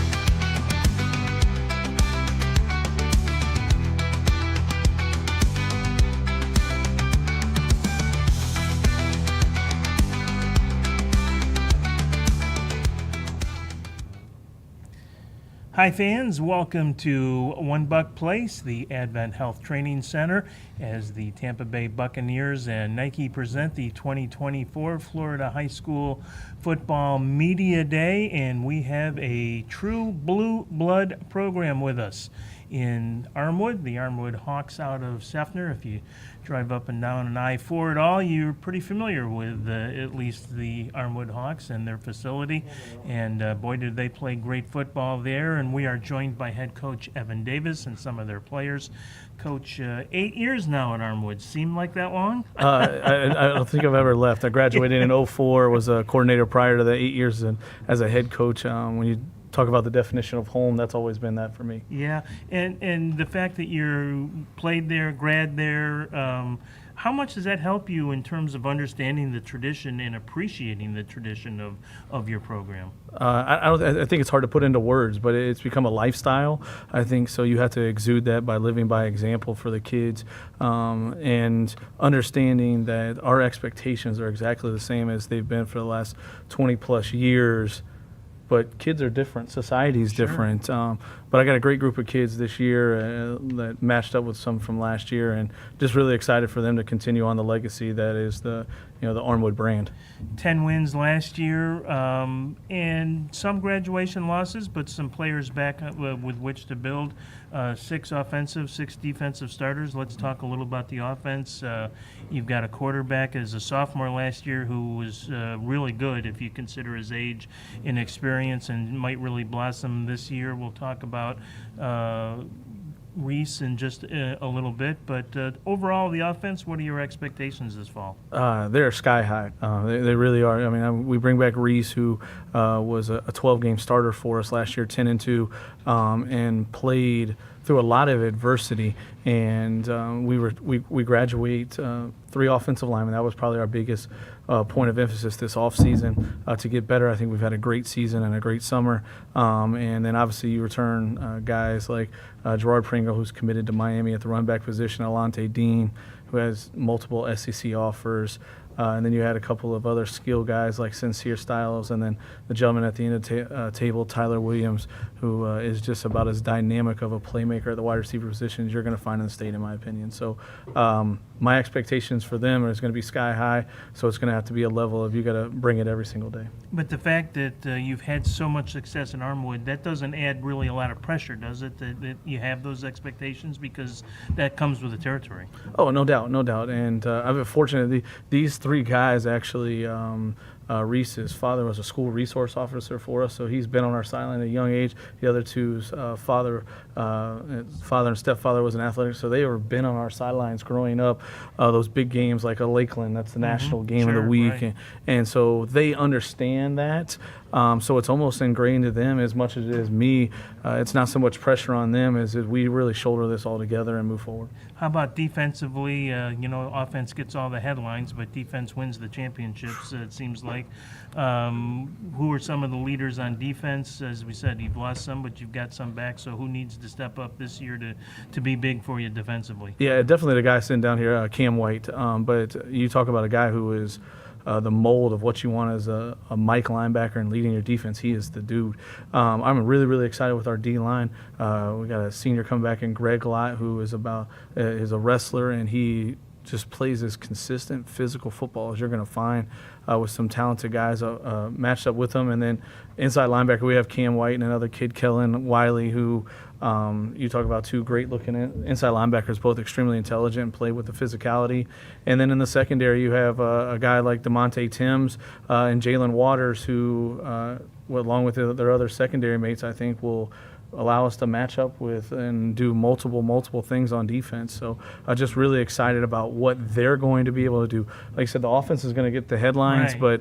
But if we can do what we're supposed to every day, the iron sharpen iron motto, we're going to be a really good football team, because the defense is going to be just as good as our offense. Well, that's sometimes overlooked and exciting for Hawks fans to hear, I'm sure. Let's talk to one of those headline makers. In fact, 3 of those headline makers you have with us, and to your left is the Now, senior quarterback Reese Junior, I'm sorry, yeah. junior quarterback. I was going to say I have sophomore on my card, so yeah, junior quarterback Reese Brush. And Reese, congratulations first on a great sophomore season, over 1,600 yards, 23 touchdown passes, 108 completions. A lot of pressure starting at quarterback at Armwood, and you do it at such a young age. What did you learn last year that either maybe you didn't expect, or something that you'll certainly take into your junior year now that will be big for you? I did play through a lot of adversity, but just knowing that my offense and my team is behind me, even if we were to make mistakes or things don't go our way, that we can bounce back and make sure we can get the job done. What have you really focused on maybe here in this off season between, it's kind of a big year between sophomore and junior year, especially when you've had that kind of experience now to build on. What are the things you've identified, or maybe coaches identified for you that you've really tried to zero in on? I'd probably say the weight room, putting on weight, because I'd say to be a top Division I quarterback, you got to be, they're looking for a certain kind of build, and so I've been just trying to put on weight, eating tons of protein, just putting on weight and getting bigger for the upcoming season. At 6'2", you've got quarterback size and 180, so you're going to fill out some and develop physically, I'm sure, over the next couple of years. So that certainly would make sense. Well, good luck here in 2024. Appreciate it. Next to you is the linebacker Cam White, who will be moving on to UCF, I believe. Is that right? Yes, sir. After your senior season, but we don't want to get too far ahead of things here. You still got a lot of football to play for the Hawks. Such a key position defensively, linebacker, and we talk a lot about the physicality of football, but I think linebackers have to have even a stronger mental approach, because you're out there interpreting what you see and reacting to so many different things. Talk about your mental approach and how you prepare yourself mentally for each game. Really just, film study, that's the most important thing, because if you know what's going to happen before, then you can make the play. You're going to have to play faster. And then just knowing the defense, knowing where everybody on the field is supposed to be, that's going to help you too, because just knowing all that stuff is just help you play fast. And I think just by the nature of the position in linebacker, you're kind of a natural leader. You have to be a leader, whether you want to be or not, on defense. For you personally, how does that leadership look? Being vocal and then leading by example as well. So I'm going to always lead and tell guys, let's go, pick it up. And then, but I'm going to also be the one out there doing it, making plays and putting in that work with them.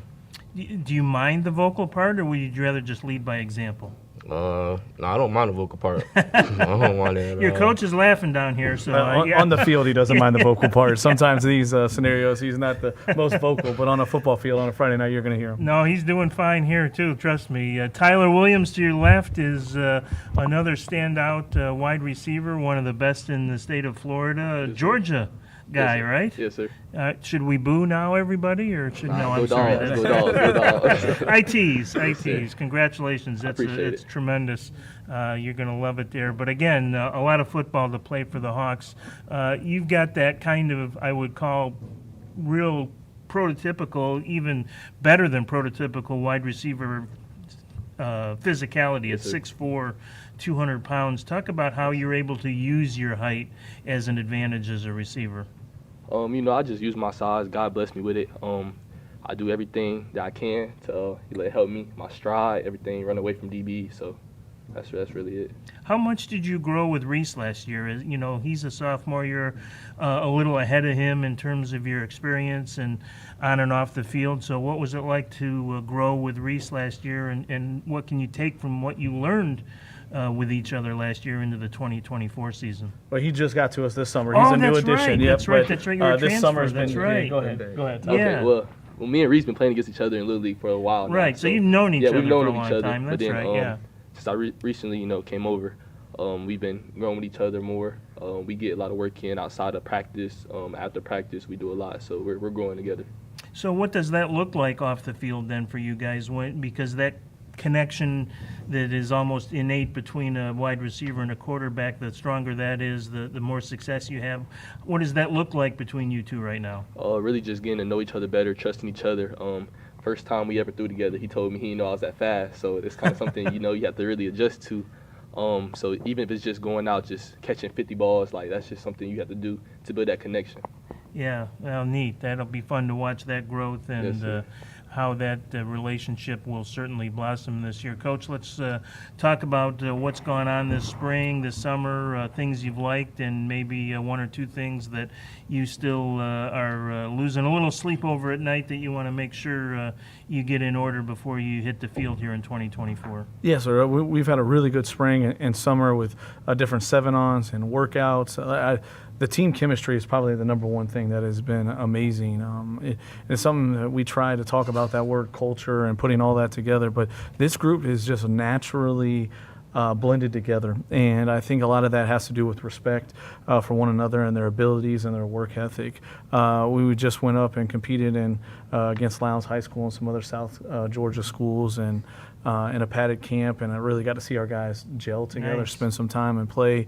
And then, July 29th, we get ready to roll, and we go down to Traz-Pal and open against Miami Northern, probably the best team down in Dade County. So, and then, we still have the likes of Plant and Tampa Bay Tech in this area. So our schedule doesn't make it easy. There are going to be teams that will be able to match up with us talent-wise, but this group of kids is one that's going to play together, and they're going to give you everything they have for 4 quarters. So just really excited for them to continue to grow as a unit. And then, like I said, we get to line up down at Traz-Pal and play Miami Norland on August 17th and get rolling. We'd be remiss, you touched on him, but we really need to spend a moment or two on running back Gerard Pringle Jr., who is going to be such a key for your offense. Couldn't make it today, was scheduled but unable to make it. And so Gerard, we don't want to forget you, even though you're not here. Averaged almost 8 yards a carry, 1,600, almost 1,700 yards last year, 24 touchdowns.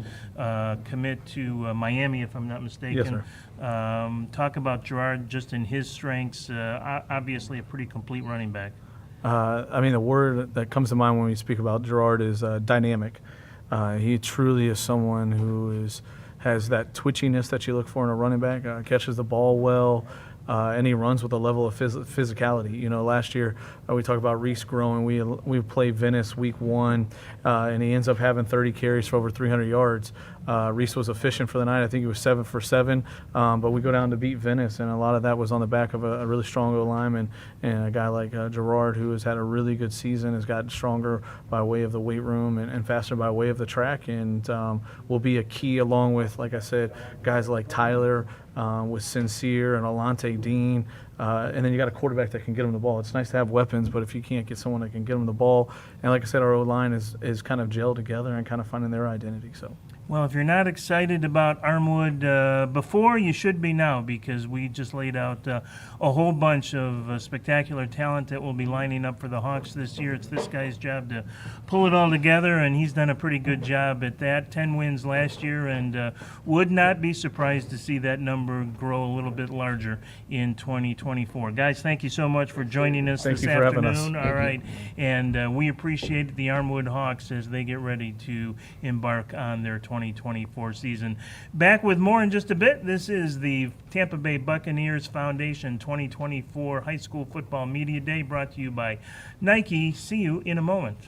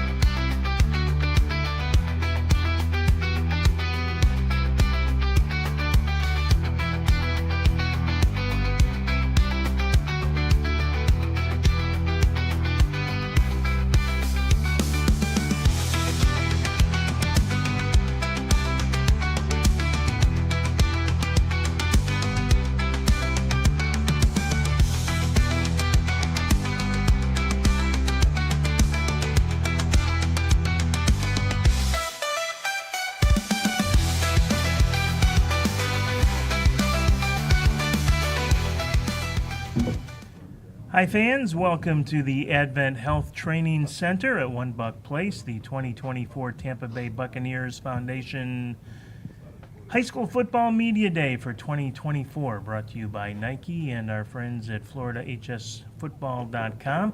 And time to turn the spotlight on one of the independents in our area from St. Petersburg. That is the Hollins Royals, and pinch hitting today for head coach Jason Stokes, who was a victim of yesterday's internet shenanigans and is stuck in New York trying to get back. So Brad Gady, is that right? Did I get it right? All right, yep. Brad, good.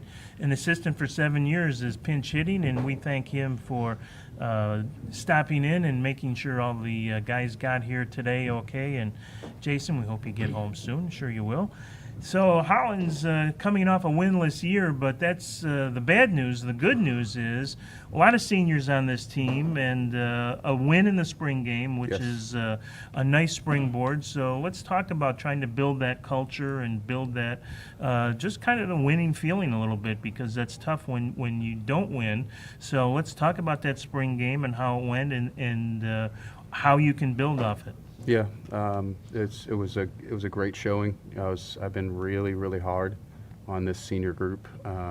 My oldest son is a part of the senior group, Joel, that's here today. So I've known these boys for quite a while.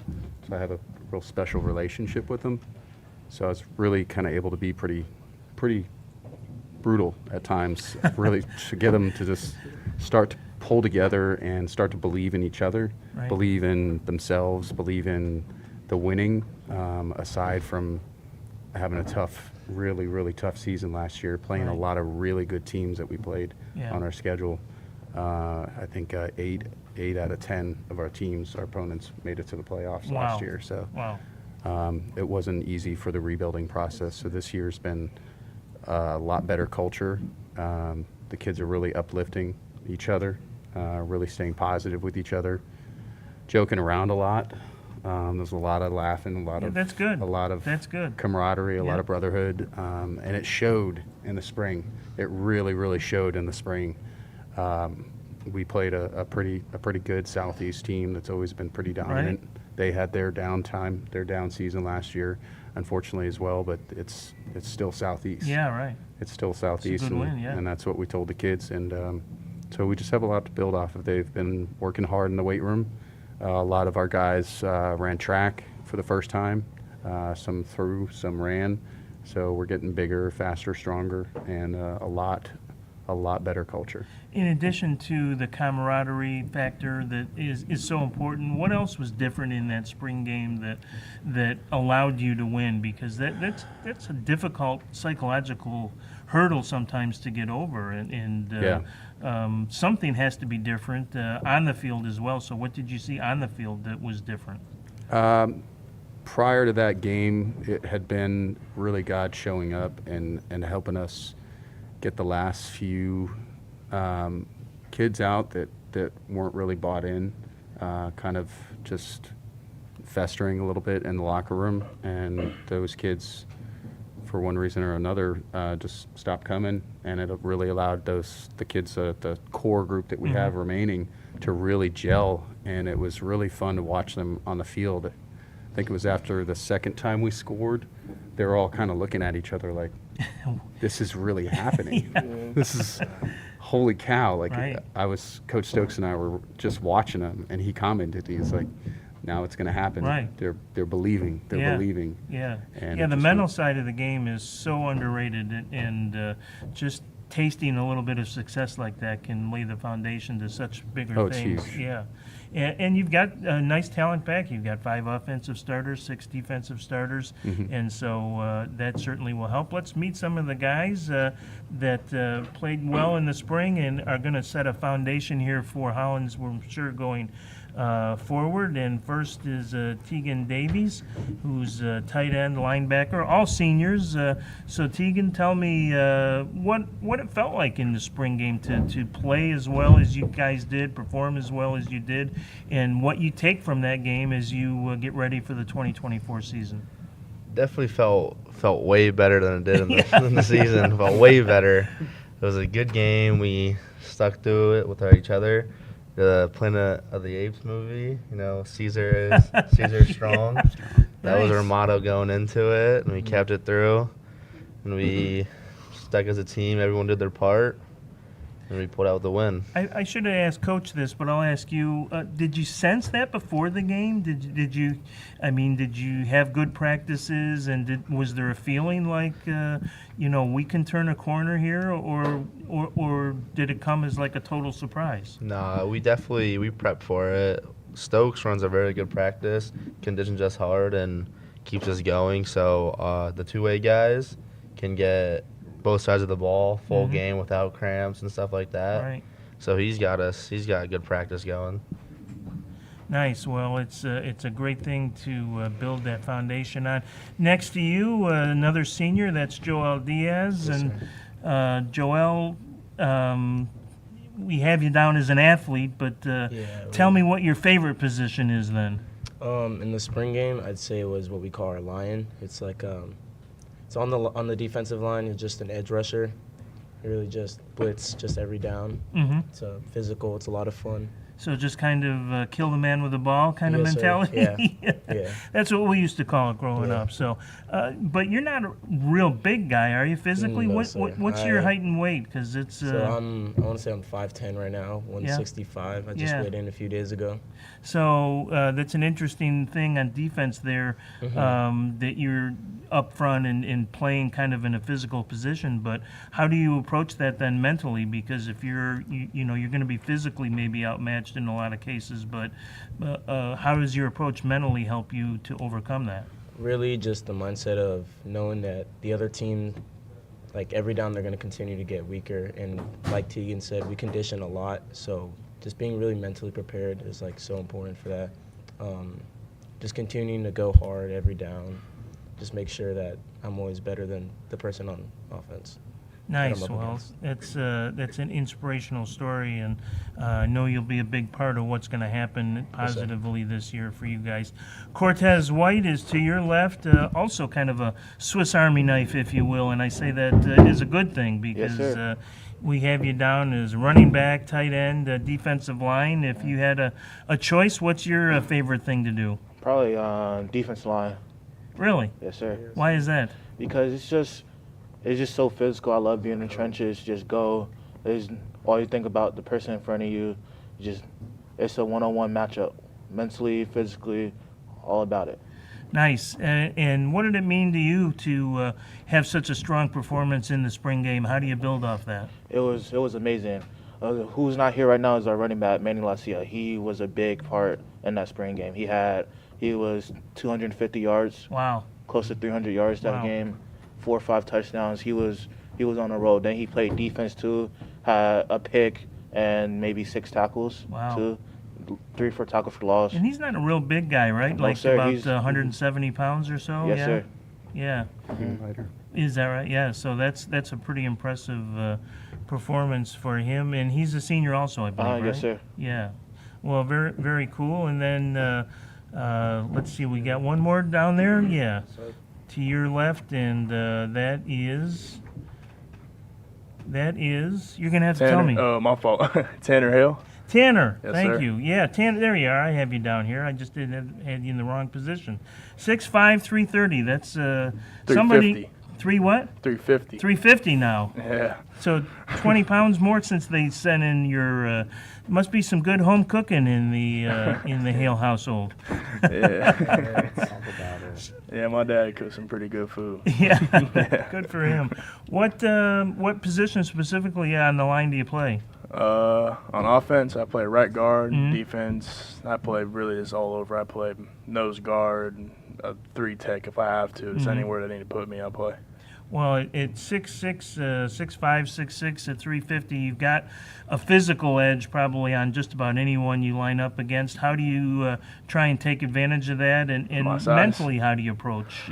Mentally, I approach just mean. I just put something in my mind, image it, just use that. It's my juice. But I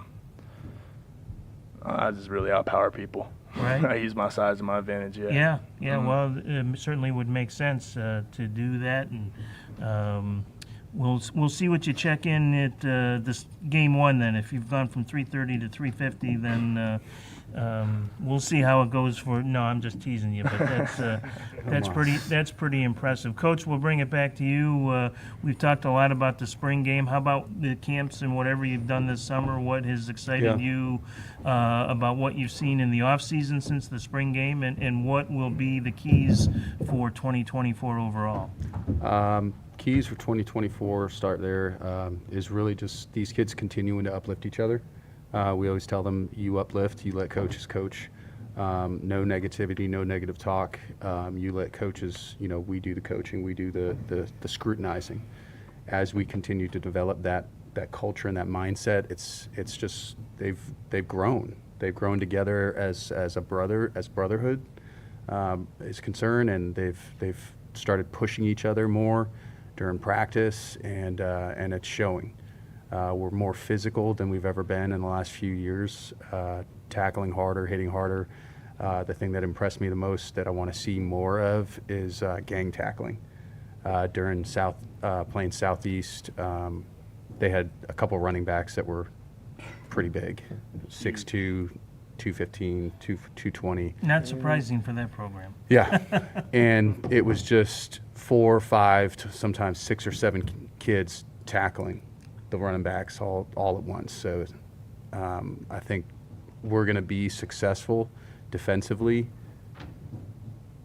when we're gang tackling, and really just trying to punish runners for touching the ball is really the mentality that I'm trying to instill in my defensive line. Right. Is just make a running back not want to carry the ball. Well, love what I've heard from your guys here today. Certainly sounds like the foundation is in place for much brighter days ahead for the Hollins Royals, and we look forward to seeing what you guys can do in 2024. Good luck on this season, guys. We'll keep an eye on the Royals, and I know we're going to see some crooked numbers in the win column this year, and that'll be exciting for everyone in St. Petersburg. So we are winding down. We've got a few more teams left, and we will continue in just a moment on the 2024 High School Football Media Day, brought to you by the Tampa Bay Buccaneers Foundation and Nike. See you in a bit.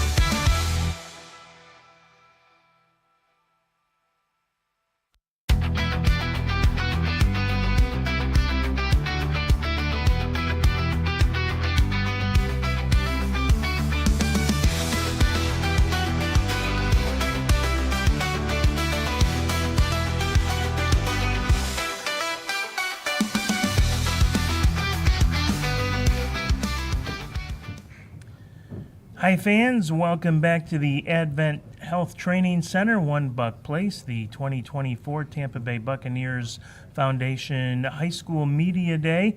And we thank the Buccaneers for all their support of high school football, both boys and girls. Just over our shoulder here in the AdventHealth practice facility. That is where they hosted the girls flag football championships this past spring, record attendance. And so we thank the Buccaneers for all their support of the high school football programs throughout the greater Tampa Bay area. And one of those teams, the Steinbrenner Warriors, with us now. And we have assistant coach Robert Patterson with us, head coach Andres Perez out of town this weekend. So Robert, thank you for joining us. 9 years now with the Warriors, and exciting time for you guys. Only 4 wins last year, which doesn't sound great, but I know it was a pretty good foundation because you've got a lot of players back this year, and that has to be exciting for you and the guys. Yes, it is exciting, and we have about 20 seniors, but we return most of our defense and some key some key positions on offense, so we're excited about it. Yeah, we'll talk about some of that in just a minute. 7 offensive starters back, 7 defensive starters back. You're an offensive assistant, so kind of interested in your philosophy of offense and what that might look like in 2024 on the field for you guys.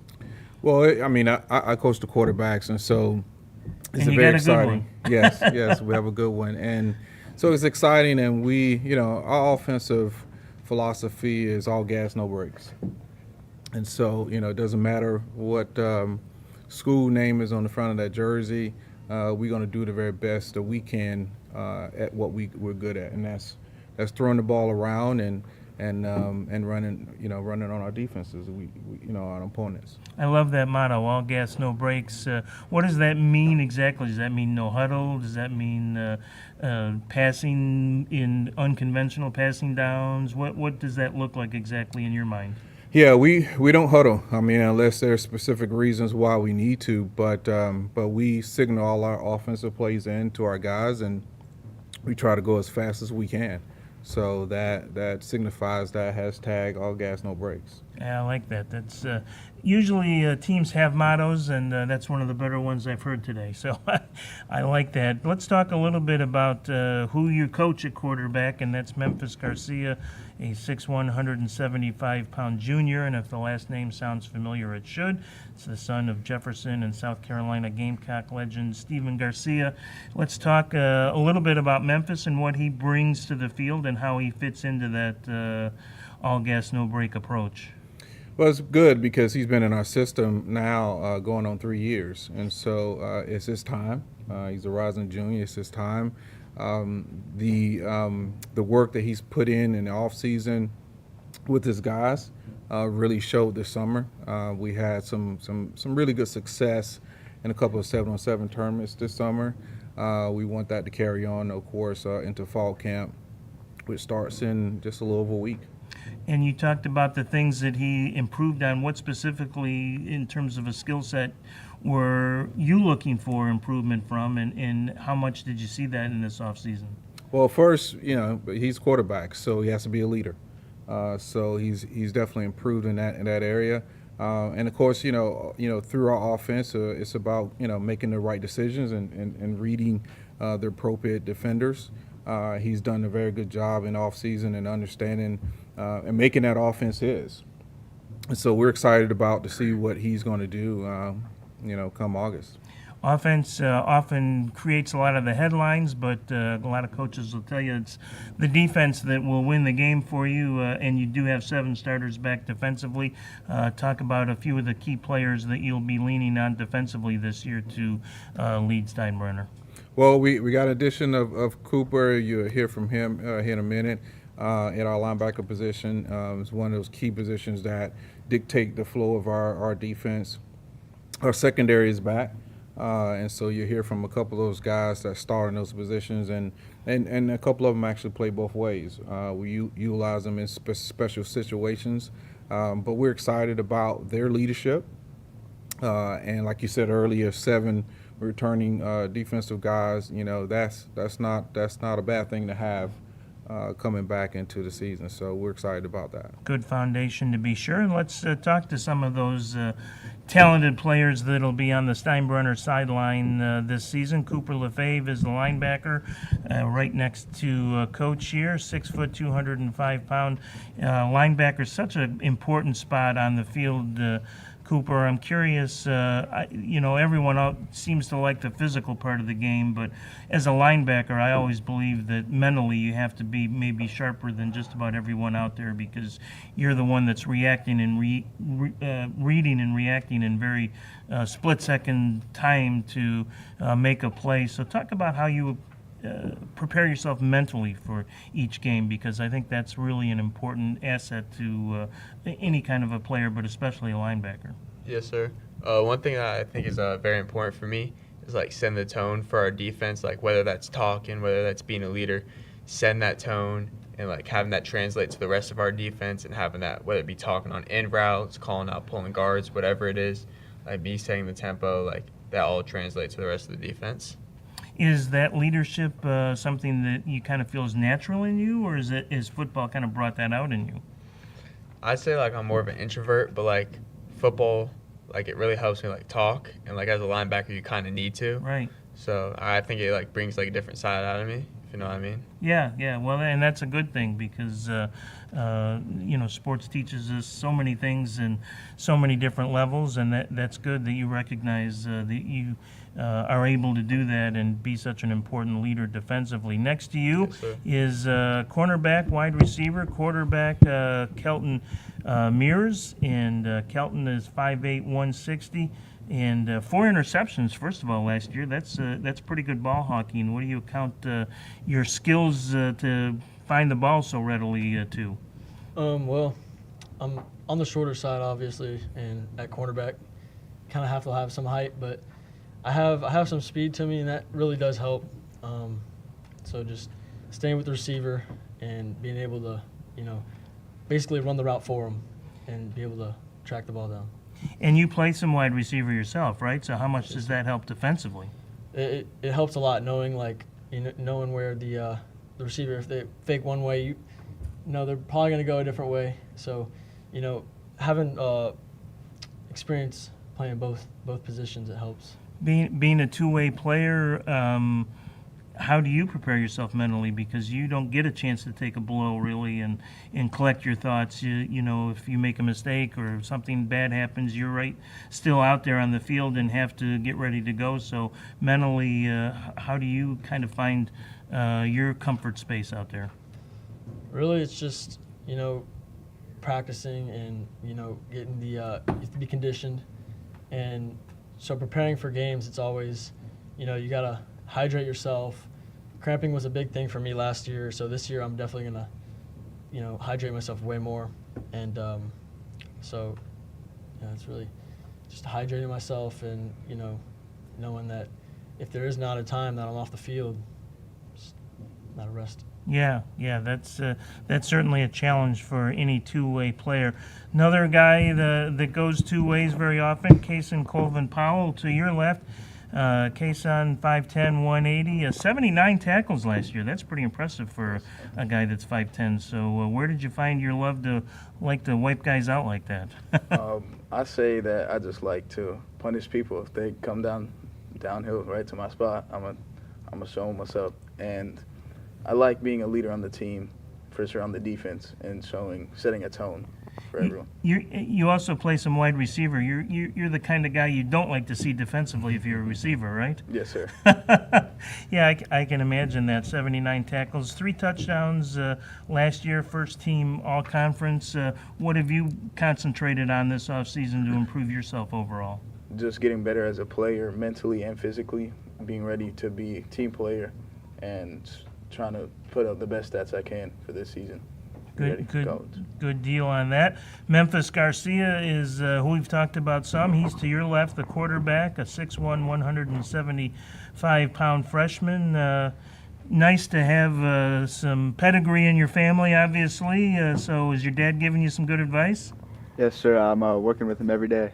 So what's the best single piece of advice he's given you so far? Just about being a leader on the field and off the field. Like, you got to be their quarterback. You got to be the hardest worker. You got to be the leader, smartest in the classroom, all that. Yeah, I know Coach Patterson mentioned about the leadership. Is that something you find comes natural or something you're growing into? No, sir. I think it's something I've completely grown into. Freshman year, I was a little bit quieter, and now every year I've gotten more and more vocal with myself. And I was going to follow up, and last question for you, is your leadership style more do as I do, or is it more do as I say, or a little bit of both?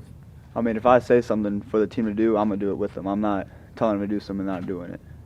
You got to lead by example. Yeah, good philosophy to have. And last down there, one of the most important people in your life right now, one of your offensive linemen, and that is senior Alex Newman, who goes 6 foot 290.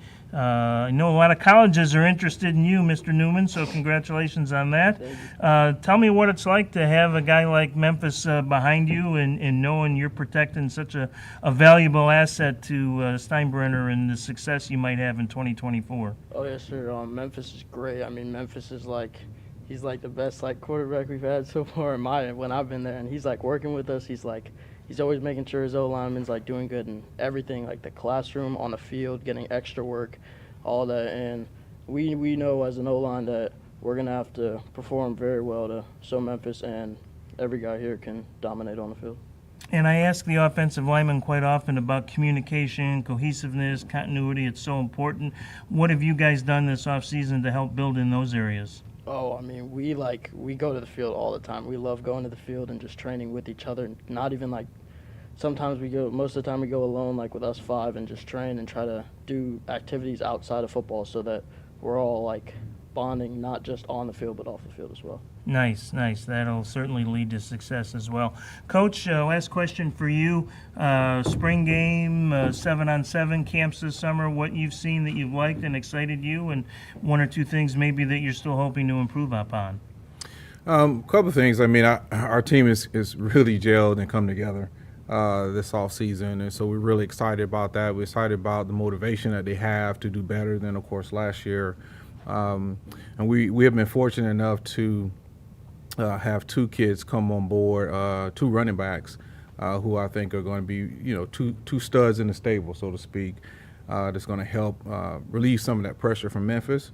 And of course, put some points on the board for our offense and our team. Yeah, that's exciting. So arrow is pointing up definitely for the Warriors here in Hillsborough County, and Steinbrenner could be, I don't want to say a sleeper, but certainly a team that will be better than their 4-6 record. A nice foundation last year, but time to take a couple of steps forward, right? Absolutely. Yeah, good luck with that, and we appreciate, guys, you taking time out on a Saturday to come in and join us. Best of luck in 2024, and send our best to Coach Perez as well. No, he wanted to be here today and wasn't able to, so good luck to the group from Steinbrenner as they get ready to hit the gridiron here in 2024. Back with our next team in just a moment. You're watching the 2024 Tampa Bay Buccaneer Foundation High School Football Media Day. Back in a bit.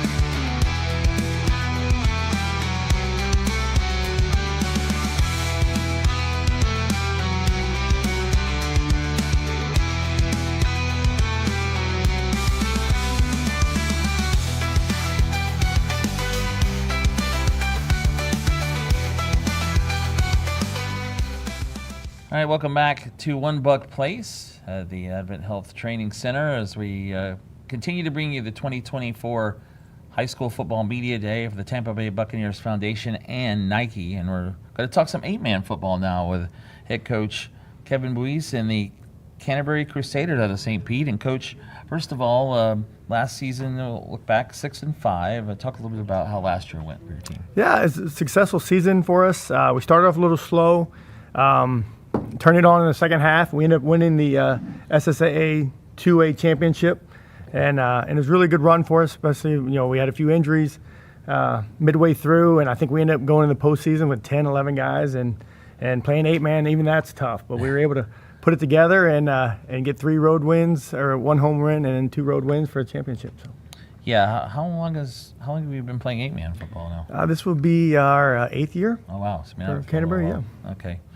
And you mentioned 11 players. How many players do you have this year coming in? Probably about the same, 11 Wow. to 12. So hopefully, that's usually the key for us or the question mark is how many players we're going to have for the season. Okay. Well, Coach, you said, as you said, you're in the SSAA, the golf division. Who else are you going to see in that? We have Shorecrest. They usually are the front runners. Lakeside Christian, a rival of ours, Academy at the Lakes, and I believe Hernando Christian has joined. This will be their first year in 8-man, so we're looking forward to seeing them. Is that pretty much, well, what else is on your schedule? I mean, normal 10-game schedule probably? Yeah, and then we play, so we've added, we have, Real Life is on there. We played them in the postseason last year as well. And, and then obviously our regular season teams. See, 6 offensive starters returning 7 defense. So you have a pretty good amount of players coming back for you this year. Yeah, for sure. And we have 5 seniors. It's probably the most experienced senior class we've had in recent history. So we're looking forward to them to carry the load both offensively and defensively. And looking too, Jordan Battle, he's with you here, over 1,600 yards. And Roman Wilder had nearly 1,000. Boy, a lot of rushing yards for your team last year. We did, and historically, being 8-man, I came from arena football, so we were a throwing team in the past, but last year we really turned the tables and became a rushing team, and those 2 guys, two-headed monsters, and they were able to do some damage. So we're going to do the same thing this year. Arena football's all passing. Yeah, exactly. All right, so Coach, you want to go ahead and you can introduce your players that are here with us today. Yeah, so we have senior captain, number 3, Jordan Battle. He plays running back and linebacker for us. This will be he started since his freshman year, so his 4th year starting. Next to him is Duke Dudley. He's number 4. He's also a starter for us, senior captain, and he also plays linebacker, a little wide receiver, a little running back as well. And then at the end down there is Roman Wilder, number 2. He's a junior. This will be his 2nd year as a starting quarterback, and first year was, like I said, you mentioned he rushed for 1,000 yards. We're really looking for some big things from him this year. Okay, let's start with Jordan. You got the microphone already. That's good. Yes, sir. Got 3 microphones and 3 players. It works out. Well, first of all, Jordan, talk about your season last year. 1,600 yards and 25 touchdowns. Obviously, a really good year for you. Yeah, man. It was just all gas, no brakes. We game by game, just trying to get the job done, trying to fight through adversity with the amount of players we had. Just kept on going, using our teamwork skills, and without them guys pushing me, they pushed me to help me to achieve what I achieved throughout the season. So that's the second time I've heard the all gas, no brakes. Like that saying.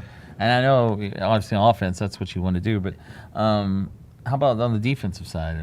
On the defensive side, yeah, man, I was trying to get people in the right spots. Duke, he was a big help also at linebacker, making a lot of stops. Roman, he had a pick at our quarterback had a pick. It was crazy. How many picks you had?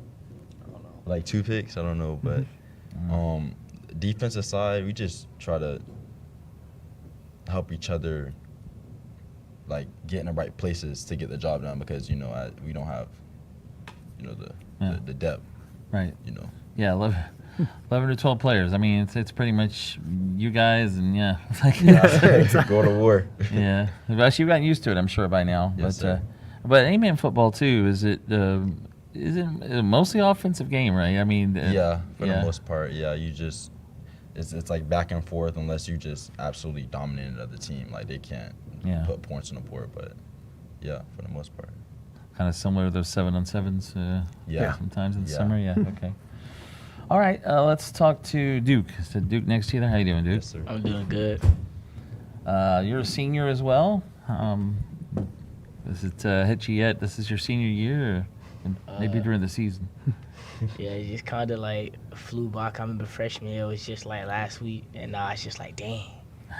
Touching that field, this might be the last time.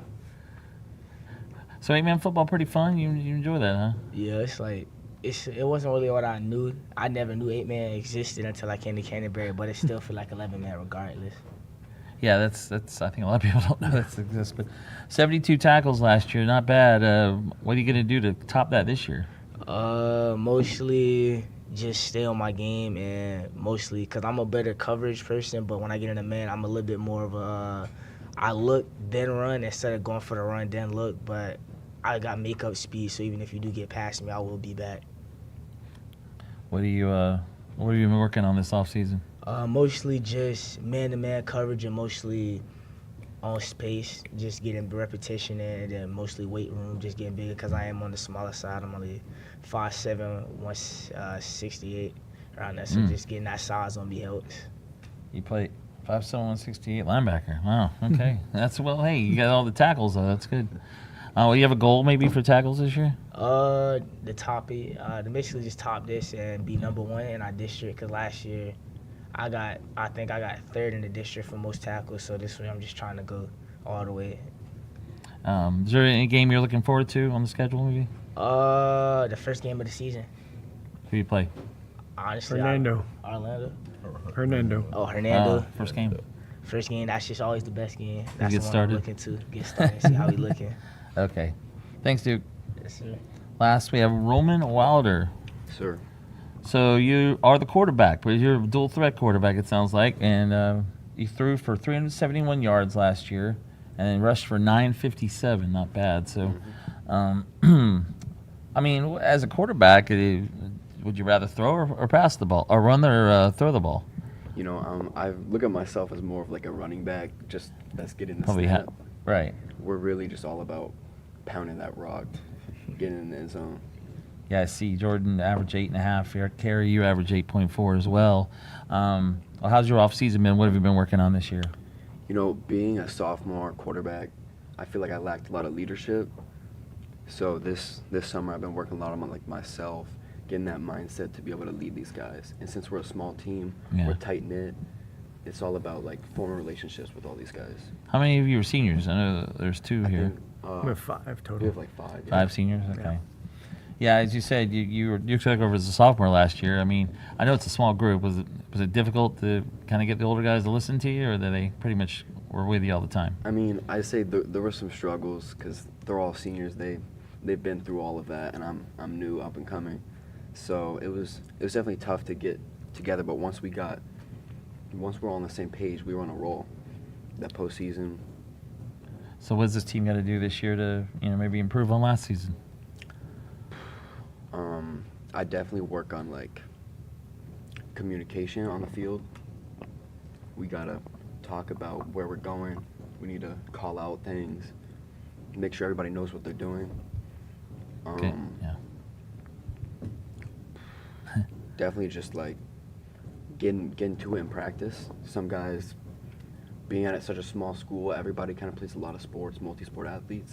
So we got to focus on everybody coming to practice, showing up. Got to be committed. Is there any game you're looking forward to maybe this year? I'm really looking forward to Lakeside Christian. Okay. Last year was a close game. I fumbled the ball to lose the game by 1 point. So I'm looking forward to redemption. You know, Coach, I just thought about that too. Who would you say is the rival for your team? Who would you consider? Obviously, probably Lakeside or Lakeside. Academy at the Lakes. Yeah, I think Lakeside the last 2 years, the game was decided by 1. Okay. And we were on the winning end 2 years ago, and they were last year. So. When you first started coaching 8-man, I mean, was it hard to get players to kind of look at it and go, "What is this?" I mean, a lot of guys never heard of it, probably, right? Yeah, I think exactly right. And like I said, me coming from arena football, like I knew the game, but playing it in the outdoor game, especially at the high school level, there weren't that many teams. But now I think we're maybe 32, so it's grown since at the start of 8-man. So what's it going to take this year to maybe just improve on that record of last year? Yeah, just bodies. We need participation. You know, students coming out want to be part of it. They'll enjoy it. And again, it's not it's a faster paced game. You know, it's high scoring. So that's just getting kids to come out and be part of it.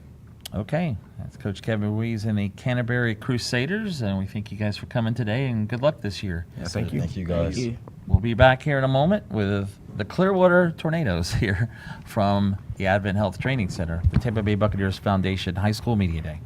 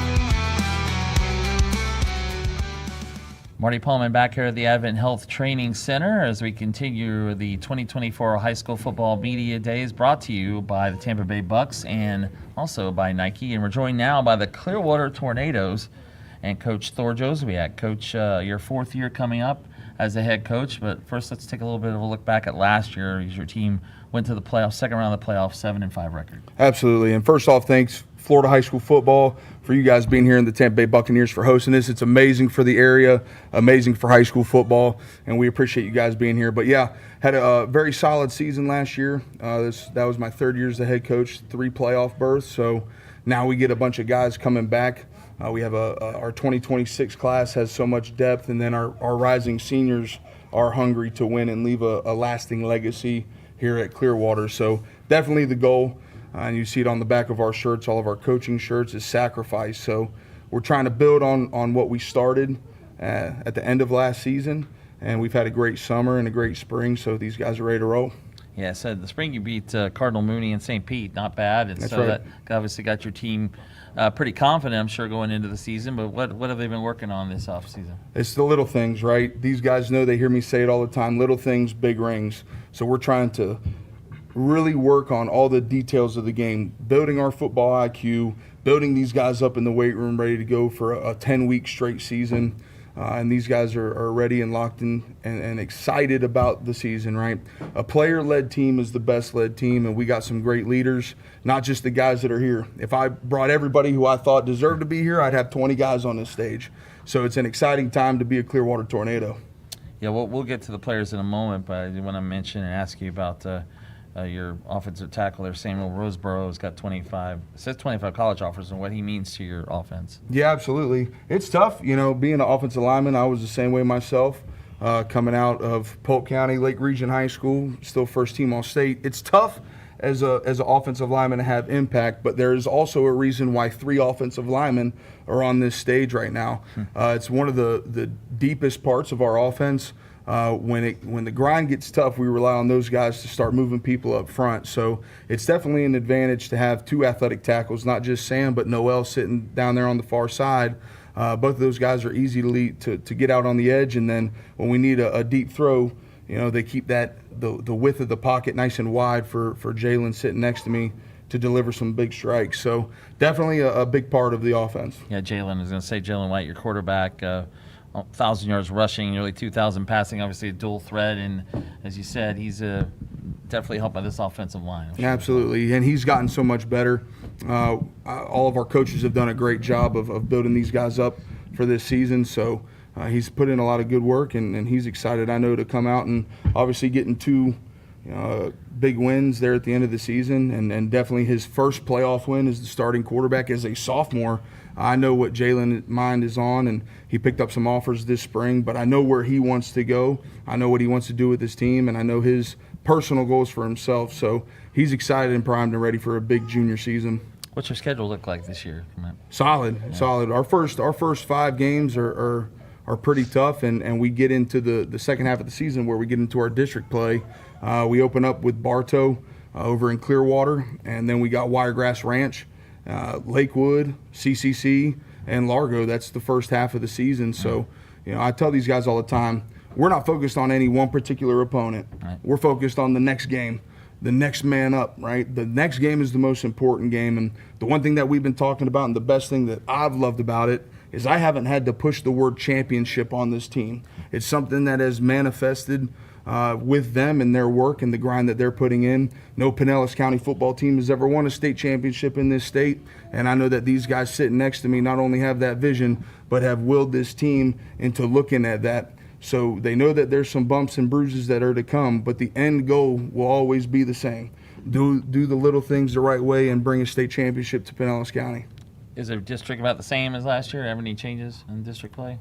Yeah, our district completely changed. Yeah. We got Countryside in our district now.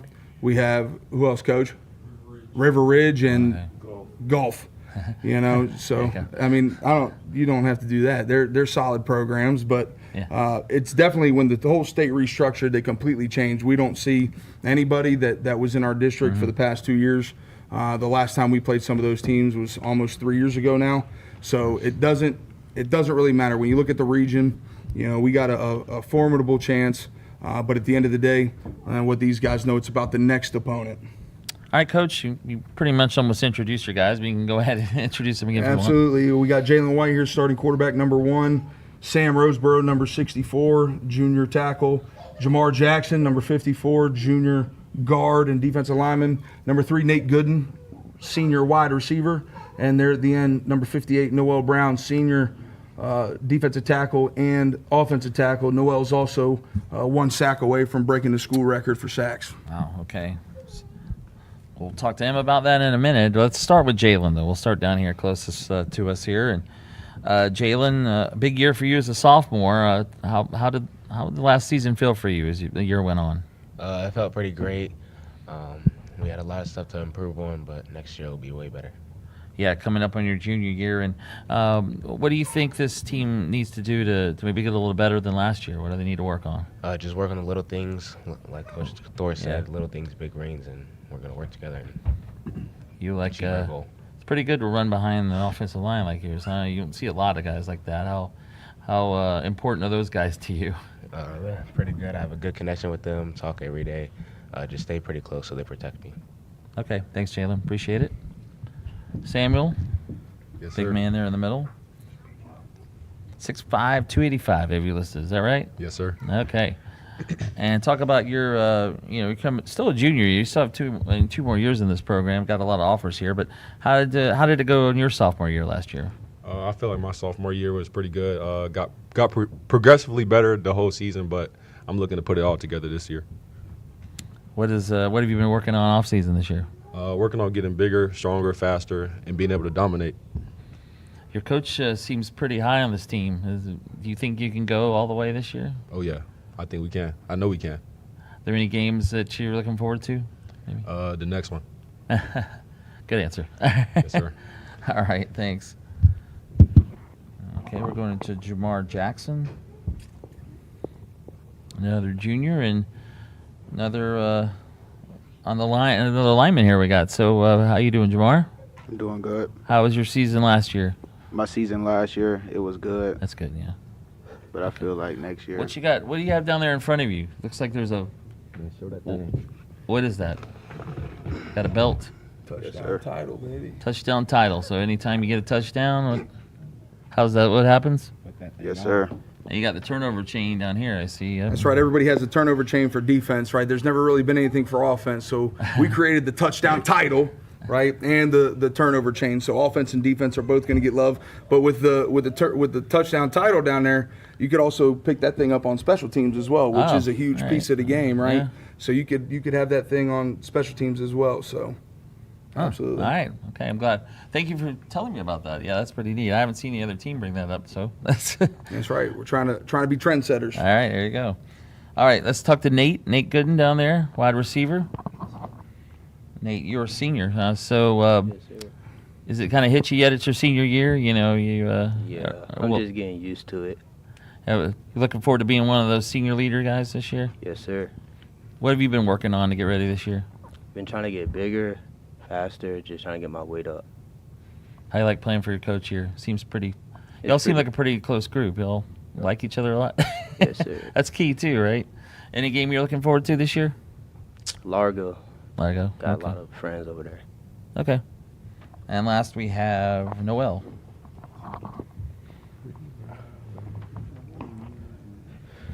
You have 19 sacks your career. Is that what it is, or one? Okay, I was gonna say one season. That's really good. But what is your goal this year? Obviously break that record and just be an all-around leader. Take my team as far as we can go. Do you play both lines? Yes, sir. I'm assuming you like the defensive side better than the. It's kind of even right now. Is it? Yeah, like being on the offensive side, dominating the guys in front of me, but obviously like being on the defensive side, earning the right to pass rush. Yeah, does it kind of hit you? That's your senior year too. Like, you guys. It definitely hit after our playoff loss. Talked to my coach and just had that talk about being that leader next year. Yeah, and this is it. You gotta win it this year, right? Yes, sir. All right. Well, Coach, looks like you're pretty high on this team, and looks like you should be. You got some really talented offensive linemen here. And what does the team really need to as you said, the little things. How about offense and defense? Where are they right now? Yeah, I think the biggest thing after spring, we implemented not a completely new offense, but Coach Knox coming over to us. Our offensive mindset has changed slightly. Still be able to run and gun, but there's more emphasis on actually reading defenses, and Jalen's done a great job with that. Defensively, I thought we played lights out in spring. I'm pretty sure we hold both opponents. We played St. Pete and Cardamooney. We held them to under 200 yards total in both of the halves. So if you look at it as a full game, we put a goose egg up there against St. Pete. They didn't score, and then held Cardamooney, a defending state champion, to a very limited amount of points. So at the end of the day, both sides of the ball have done a great job. So building on that, right? We set the foundation in spring. So that's what this summer has been all about, getting out there and working. Some of these guys went to some college camps, but more so for me, it's been about building this team, and they've done a great job of that. So as they continue to come together, which fall camp is huge for that, anybody that watches football or anybody that's associated with college or even the pros, right, this time, fall camp, is really when a team starts melding together, right? Regardless of guys on camps or throughout summer, you rarely get the full team, there, except for maybe once or twice. So when you all come together every day throughout the week, that's when you really see them come together. And with a very close group like this, I'm excited for everybody to keep building and obviously see the vision, and like on the back of this shirt, continue to sacrifice for each other for the common good. And for us, that is a championship. Well, Coach, we appreciate you guys coming down here today and taking part in this media day. Absolutely. Thank you, guys. Good luck to y'all this year, guys. And the Clearwater Tornadoes, our last team of the day. We'll wrap it up with a media panel here in just a few moments. This is the 2024 High School Football Media Day, brought to you by the Tampa Bay Buccaneers Foundation and Nike. We'll be back in a moment.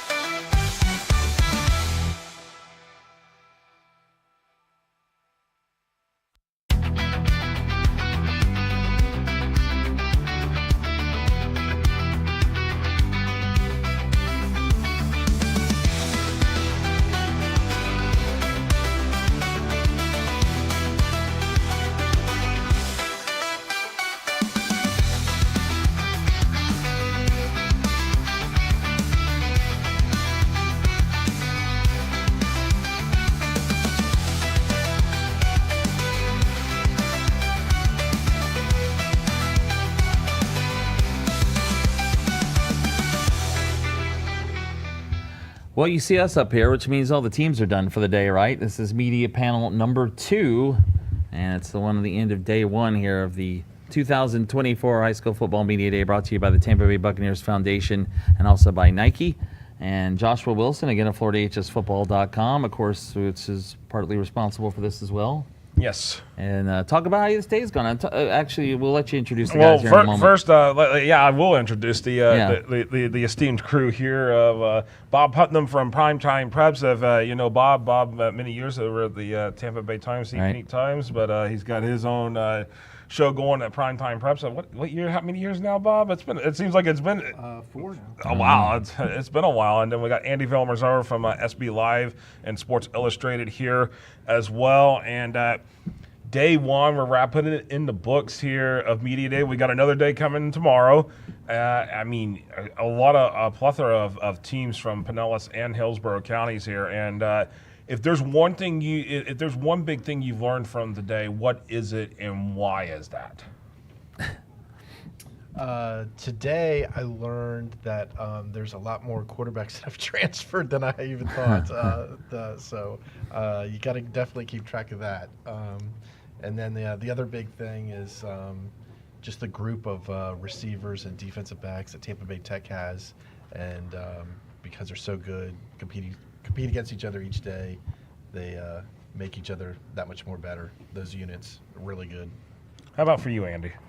I learned that kudos to Bob for coming from a vacation and showing up here today. That was impressive. I would say being able to come here and with little to no sleep and be able to ask these kids. Especially from another country. Yeah, exactly. Wow. That's why I was like, wow. I mean, some of the things that have gone on, I think Bob even found out through me telling him a quarterback had transferred. So that is something that the ever-changing environment, it's like one day a kid's there, next day somewhere else. But I'll say that I learned a lot of kids like Chipotle. I did learn that. They do like to eat there. So Free marketing for Chipotle right this second. Exactly. Yep. Didn't know that. But yeah, ask them what their favorite restaurant is, and they'll more likely tell you where the best spots are. So you know that's a pretty interesting side note there. But you know, when looking at this, there was a lot of big offensive line, defensive linemen that came through today. I mean, some of these teams, I wouldn't want to line up against them on the other side of the ball, regardless. You got a lot of talent really in this area. I mean, you knew that already, but you know, you're right. There's big guys, quarterbacks, just a lot. It was good. I enjoyed just being here talking to these guys today, kind of getting to know them. Yeah, I mean, honestly, I mean, I guess the big thing for this year, you know, when we look at it back from last year, okay, well, because Clearwater Central Catholic will be here tomorrow, but what is it going to take for this region to win another state championship? I mean, it's outside of Shorecrest Prep and 8-man football, no one's really won a state championship here in the last couple of years. So it's been like, okay, what is it going to take? Well, Berkeley Prep did last Well, yes, year. Berkeley Prep. Yeah, Sorry. That broke the streak. Sorry, let me recorrect myself there. Berkeley Prep did, but what about Pinellas County? Because Pinellas County, they're still in that drought. Yeah. What is it going to take for Pinellas County versus Hillsborough County? Well, actually, I should say the Hillsborough County Public Schools to win one. I mean, I think it'll come. I mean, Armwood, Plant, they've been there. It just, it's a matter of being in the right situation at the right time. When Plant played Aquinas a couple of years ago, that was one of the best Aquinas teams that they've ever had. Armwood was really close against a couple of Miami Northwestern and Central teams. And the first couple of years that Evan took over there. As far as Pinellas, I mean, CCC has been there in the last couple of years, but it's just, they ran against one of arguably the top 2 or 3 teams in the state. Unfortunately, they're in the same classification again with them. Right. I mean, Chaminade, yeah. It's just kind of an unfortunate circumstance for them, but at some point, it'll happen. I mean, I can't say when, but at some point, I think it'll happen. I mean, because it just seems like to be something. Because I know Coach George from Clearwater. I mean, they're talking about that or just a bit ago here about that with the they want to win titles, but he mentioned that no school in Pinellas County has won a state title. That team, Clearwater, though, the offensive linemen they have are pretty amazing. That team and their quarterback is a dual threat. They're going to be a team to watch this year. But really, part of the problem Armwood and Plant have had is they run into teams from Miami. It seems like these South Florida teams, and then Berkeley Prep found a way to get past that last year against Norland. But that's kind of what's been happening to Armwood and Plant recently, it seems like. I think the biggest thing that you need, it happened with Jesuit, a couple of years ago when they beat St. Thomas Aquinas in the regular season. That gave them the confidence, to go through, make that run all the way through the year, beat a good Northwestern team. Actually, kind of routed them, really, and then beat. But they had to fight for their lives against that game against Pine Forest. And then it was the same thing last year, with Berkeley Prep. You saw that the week before they beat a really good American Heritage team on the road, so they knew they could not only hang but beat a team from South Florida. I think that went a long way when it came to that championship game. Yeah. I mean, at the end of the day, it really is. You're right. Yeah, I don't think of it. I think when you slow it down a little bit, if you're a Tampa Bay area team, because you can't make it a track meet against these South Florida teams. I mean, getting to see these South Florida teams at the beginning of the year at the Broward County Classic, I mean, the thing that you see is they run with great speed, elite speed, in the heat, in the 100-degree heat, and that kind of melts down any team coming from out of state, outside of a St. John Bosco. I mean, they're going to come here, they're going to face Chaminade in that Classic, and that's going to be a test. Be interesting, yeah. That, and you think of the Tampa Bay area teams like the Armwoods, the Jesuits. I mean, can't forget Tampa Bay Tech. Obviously, Berkeley Prep doing what they did last year was very impressive, but you look at how they did it. They grinded them down. Had the ball like 32 minutes or something, Masterclass in kept coaching. Norland off the field, which again, as you said, you don't get the track meet there. Dom Sayo gave a master class on how to coach. Yeah, that's right. I mean, that was the blueprint right there. They run kind of an unorthodox running scheme, the way they do things that no one really sees a lot, with a lot of jumbo formations, and, unbalanced lines and stuff like that. So, and then being in the heat, like Andy said, that played a huge role too. Well, we got day 2 tomorrow. Another long day. Go ahead, Josh. You got some teams. I mean, we're gonna have some. You saw great teams today. We're gonna have great teams tomorrow. And I mean, we even got with the Catholic schools coming in tomorrow. So. Hey, we got CCC coming in, Tampa Catholic, those guys coming in all tomorrow. But we've got some great teams between, we'll see what Lakewood can talk with Corey Moore later, the Lakewood Spartans, because, usually they're one of the top teams over there in Pinellas County. They had a sluggish year last year, and so, it'll be interesting to see what's going to happen with them. What are they going to be able to grow from? But tomorrow we'll kick it off with the Osceola Warriors and the Riverview Sharks. Those are those first 2 teams that are going to be up for day 2 here at the AdventHealth Training Center for the 2024 Tampa Bay Buccaneers High School Football Media Day, brought to you by the Tampa Bay Buccaneers Foundation and Nike. Take us out, Josh. Go ahead. All right. Well, now that'll do it for us here at the AdventHealth Training Center.